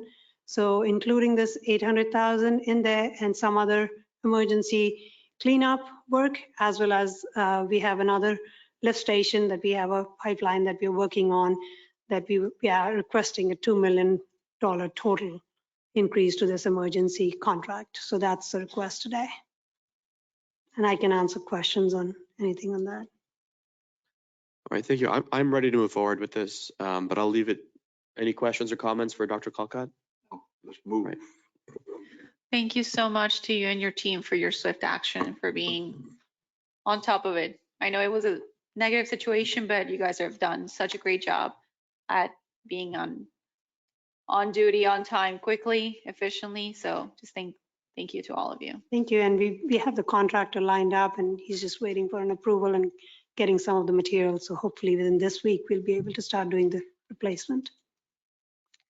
The only thing I want to add to this is a conversation I've had with Dr. Calcott and also Andrew.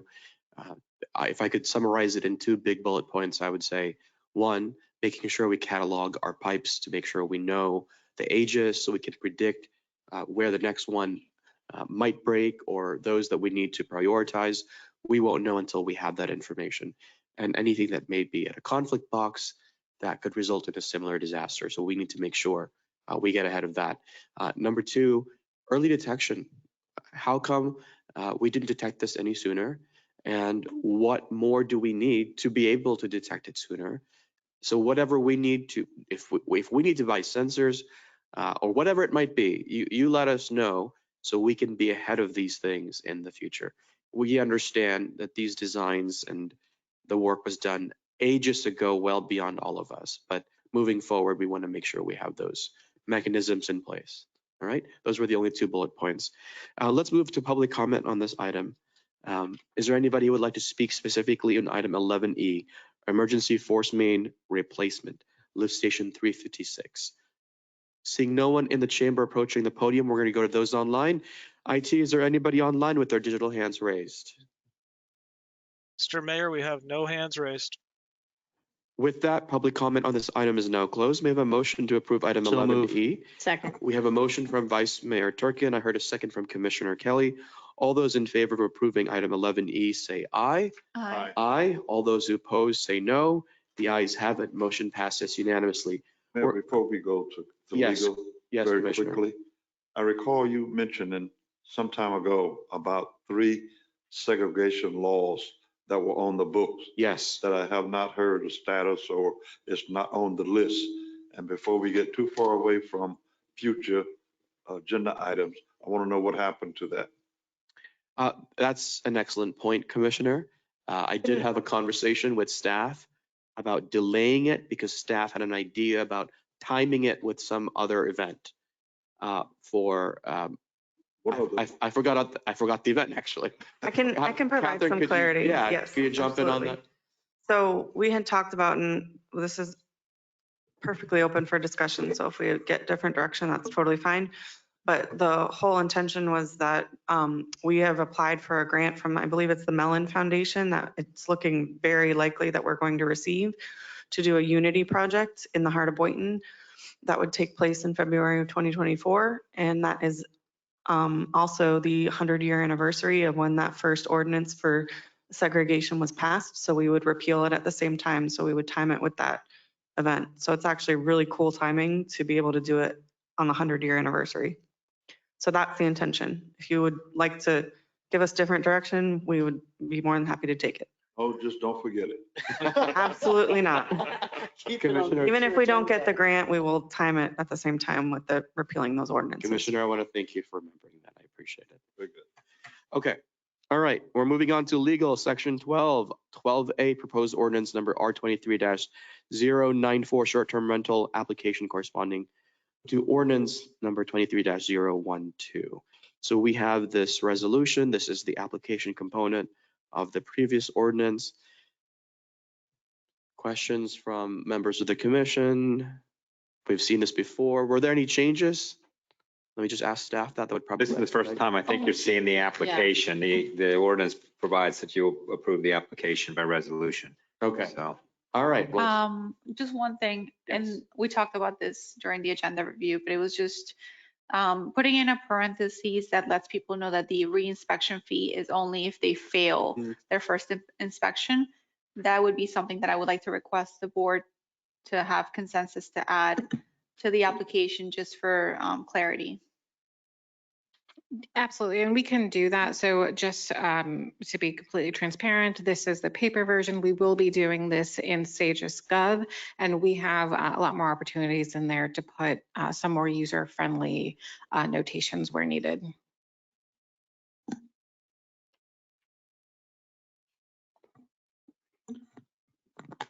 I really thought I had seen this before. Maybe privately. I thought I know I discussed it with somebody, so it's been a while. All right. Amanda, was there anything else you wanted to present on it? No, I'm just available to answer any questions. All right. Any questions from my colleagues? Vice Mayor. Yeah, I had the same thing in my agenda review about the reinspection fee, so I'm glad Commissioner Cruz brought that up. I think that is very important. And then the other question I had was the smoke detectors. It says like in every single room, and I think that was a little bit different from what's in the code.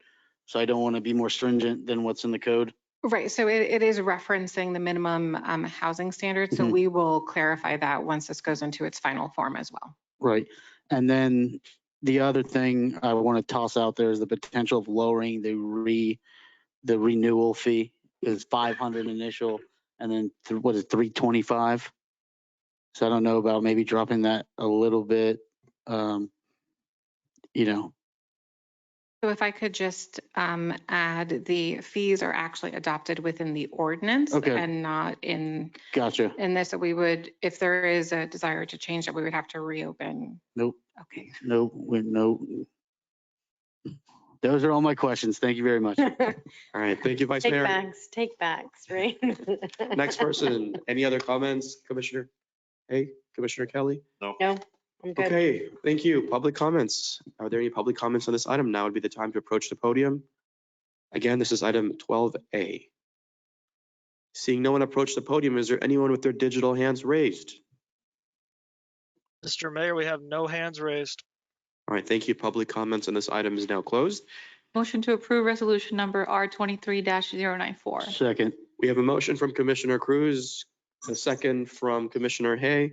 All those in favor of the motion say aye. Aye. Aye. All those opposed say no. The ayes have it. Motion passes unanimously. Moving on to 12B, proposed ordinance number 23-014. It's first reading. There's no public comment. Environmental Protection Standards Land Use Development Regulation Amendment.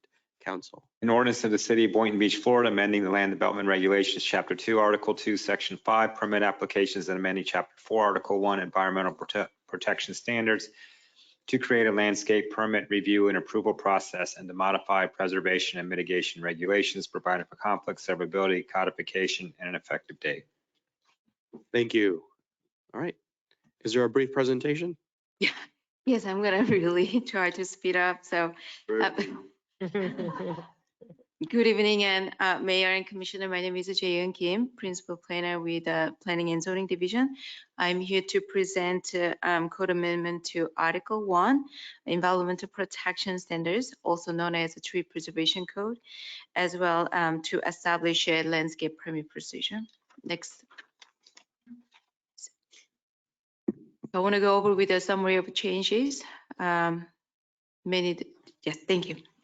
So current code does not offer any procedure to review the tree or palm removals. It is also inconsistent with today's landscape industry. It also provides a limited option to for replacement. There are discrepancies throughout the Article 1, which is a tree preservation code. So the proposed amendments will include establish procedures to submit requirements, review criteria to pertaining to removal of trees and palms.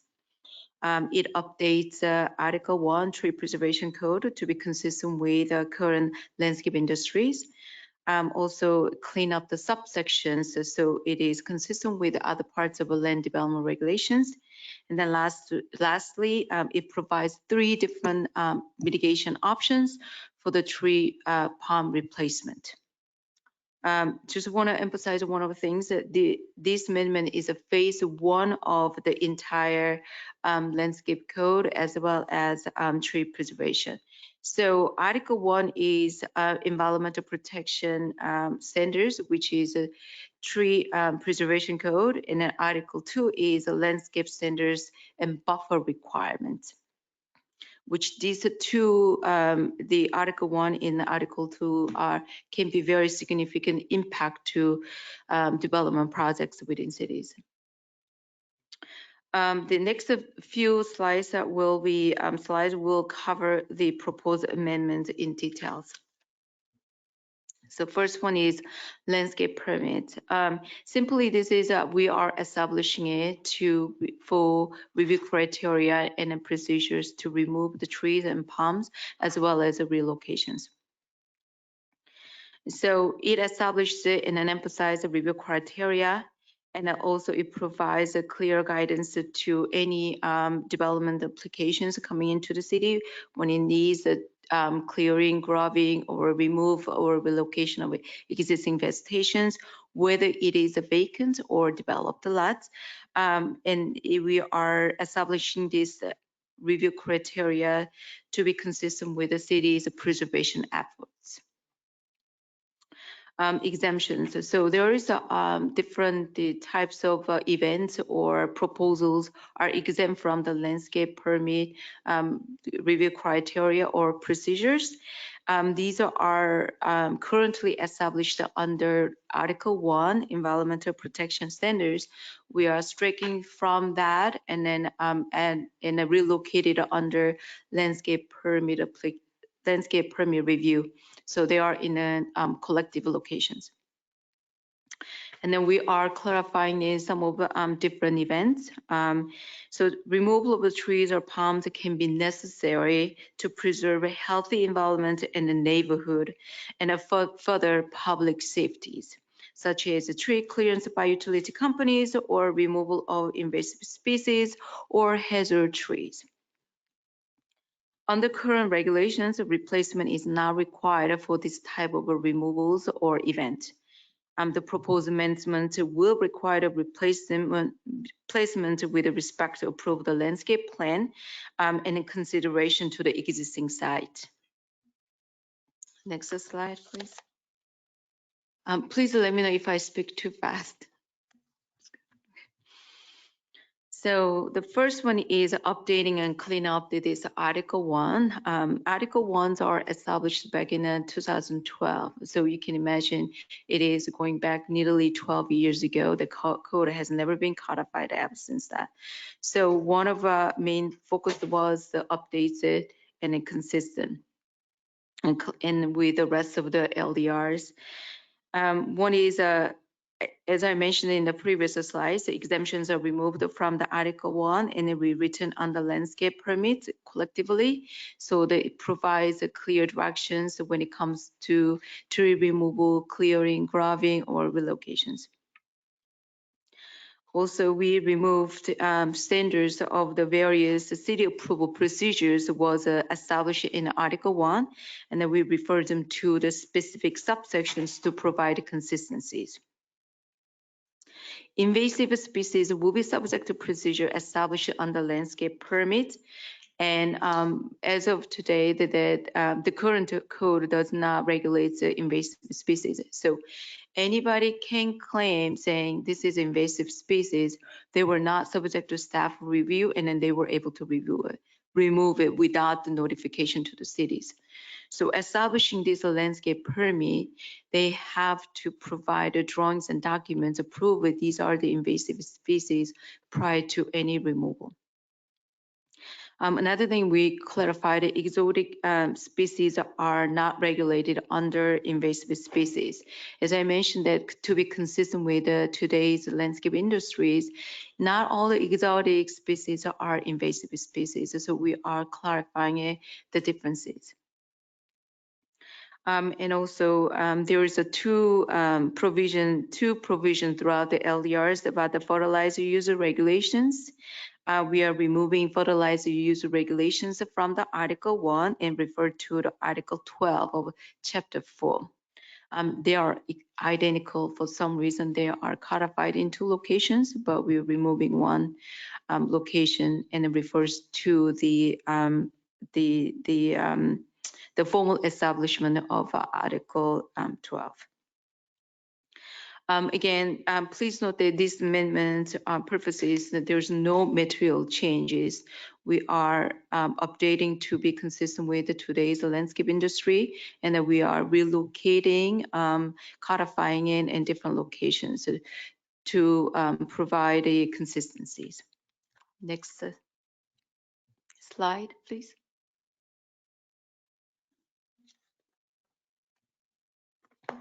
So there's the Manny, can you go back to mitigations? Okay. So mitigations, there are 3 types of mitigations that will direct the development applications pertaining to tree or palm removals, whether it's vacant or whether it's developed lots. One is a caliper replacement. This is the method is established, only option established in the LDR. We are proposing to provide a canopy replacement, which is use the canopy areas of the trees or palm to require to mitigate a replacement. And then we are proposing payment in lieu of a replacement. This is an option to make a payment when the required replacements are not feasible on site. So with next few slides, again, we're gonna go a little more details how it's gonna work. So first thing is a caliper replacement. So if the trees are removed, if the tree with 24-inch caliper is removed, the applicant shall plant 6 of 4-inch caliper trees on site.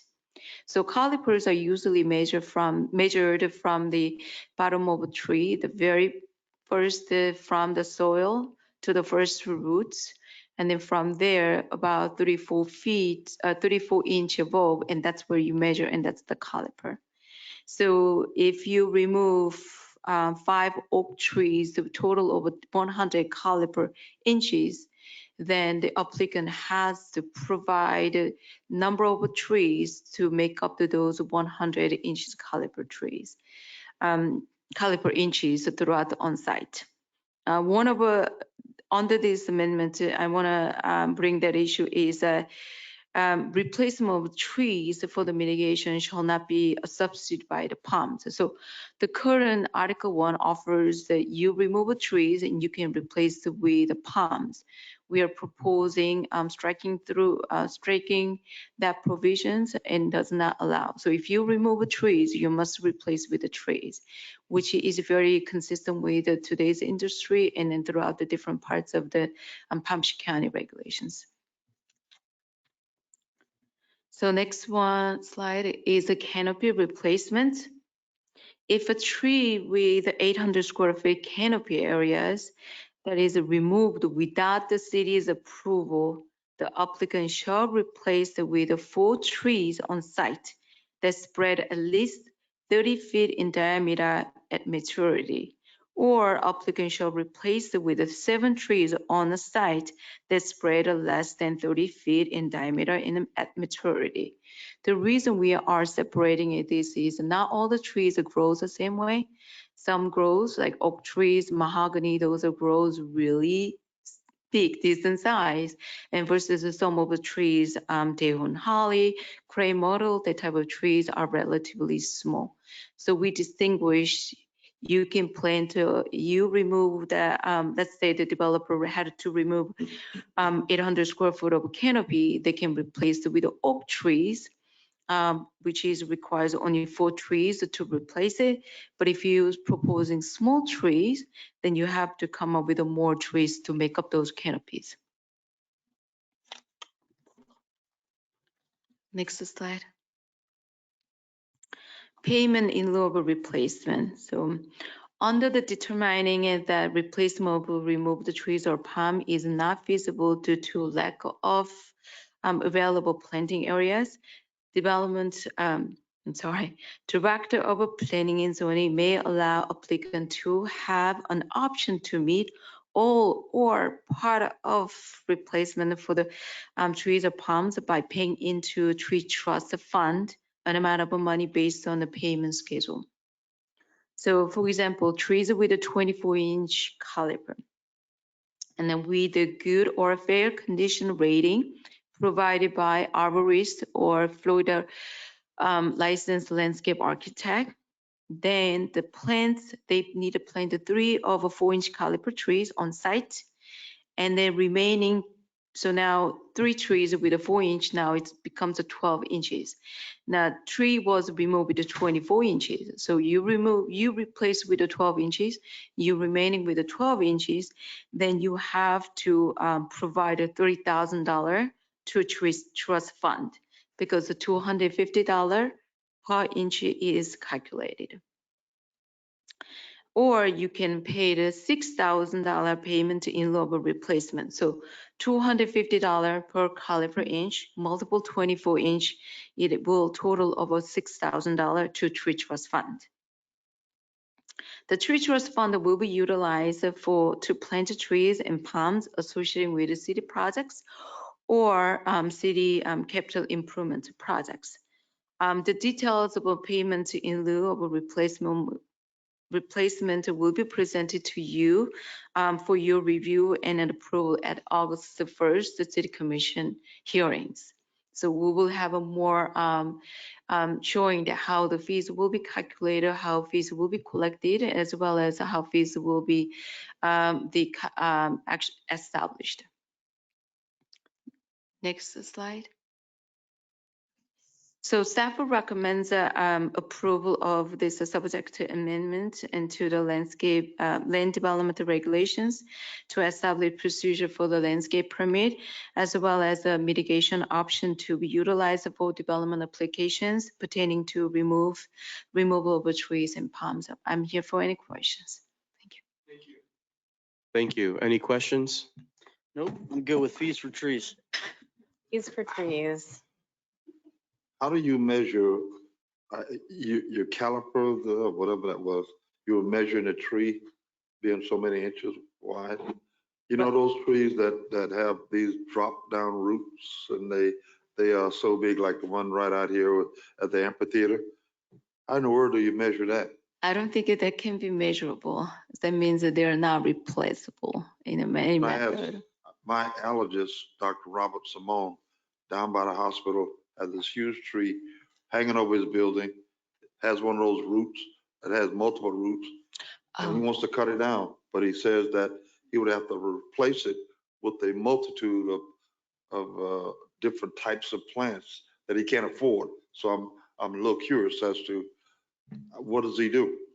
Okay, these are can be considered as a hazard trees.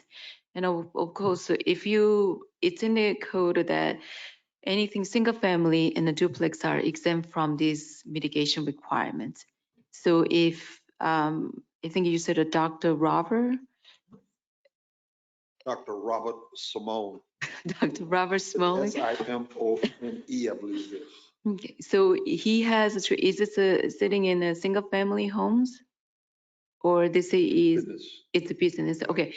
It can be, we can call it as hazard trees, but those has to be provided by the arborist or landscape architect, provide us the documents proving these are the hazard trees, then it will staff reviews based on tree for tree. So if this is determined hazard trees that is going to be damaged the property and as well as safety concerns, that can be removed and it can be replaced with one another tree, not the replacement of the calipers. I'll tell him to talk to you. Okay. All right, thank you. Any other comments or questions? All right, may I have a motion to approve item 12B? Wait, sorry. Yeah, oh, sorry, I didn't see your hand. Go ahead. Quick. The tree trust fund, is that a new fund? Correct. City does not have this type of fund, and so we are establishing this. And what would be the rules for spending money in the tree trust fund? It only has to be trees for the city projects and the CIP projects, capital improvement projects. And also all the trees that is going to be used for these city projects must comply with the landscape standards. Currently 4-inch is minimum. So any fund that is going to be the monetary fund that is going to be using from this tree trust fund must plant with the trees and palms and meet the minimum requirements. Okay, thank you. All right, last call for questions. If not, feel free to make a motion. Motion to approve ordinance number Second. 23014. All right, I heard the motion from Commissioner Cruz, the second from Commissioner Kelly. Let's go ahead and let's begin the roll call.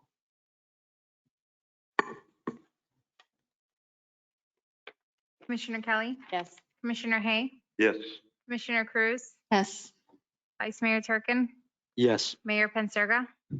Yes. In a roll call vote, the motion passed unanimously. All right, thank you.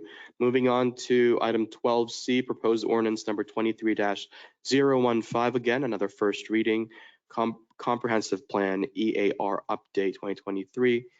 Council. An ordinance of the City of Boynton Beach, Florida, approving amendments to the City of Boynton Beach Comprehensive Plan for transmittal to the Department of Economic Opportunity for the State Coordinated Review. The proposed amendments address new statutory requirements pertaining to the establishment of a property rights element, providing for conflict, severability, and an effective date. Thank you. Welcome. Motion to approve. I'm messing with you. I'll take it.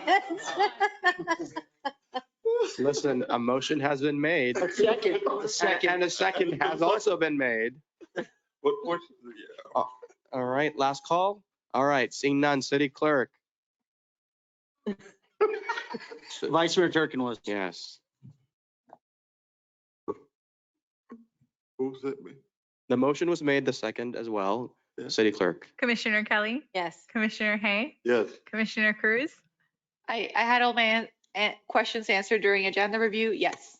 Vice Mayor Turkin, Yes, same. Mayor Thank you. Penserga. Yes. Mayor Penserga. Thank In you a for roll your call vote, the presentation. motion passed unanimously. Thank you so much. Thank you. Now, before we get excited and before we leave, it happens every time. Oh, yes. Closing comments, because every time I think there isn't, somebody says there is. Very quick, one round for everybody, that's it. Yep. Vice Mayor. I do want staff to look into what Betty had mentioned earlier about the advisory boards getting together. I think that is important because they do volunteer and put in a lot of hard work. Just real quick, yeah, we used to do a appreciation dinner. That is something that we'll look at. I actually took in my notes that when I speak tomorrow, we may add it back. That may be something that we add back to the That would be budget so during nice. September. Yeah. So, When I served that, and we'll do it whenever for I had all that, I advisory served boards, for not trees. just for the Parks and Rec. It'll be Yeah. and volunteers. Andrew, when was Yes. the last time we did an appreciation dinner? Maybe you can tell me later. It's been at least 3 or 4 years. It's been several Before years, COVID. but we Because I was on actually, advisory board for like it 2 is years. included in this year's budget. Oh, I'm okay. really excited. There's a whole campaign that Oh, I want that's to so give you exciting. guys info on, but not at 11 o'clock. Cameron's on it. All right. All right, anything else? Nope. All right, may I have a motion to So moved. adjourn? Sorry. All right, motion is second. All those in favor say aye. Aye. Aye, this meeting is adjourned. Thank you, everybody.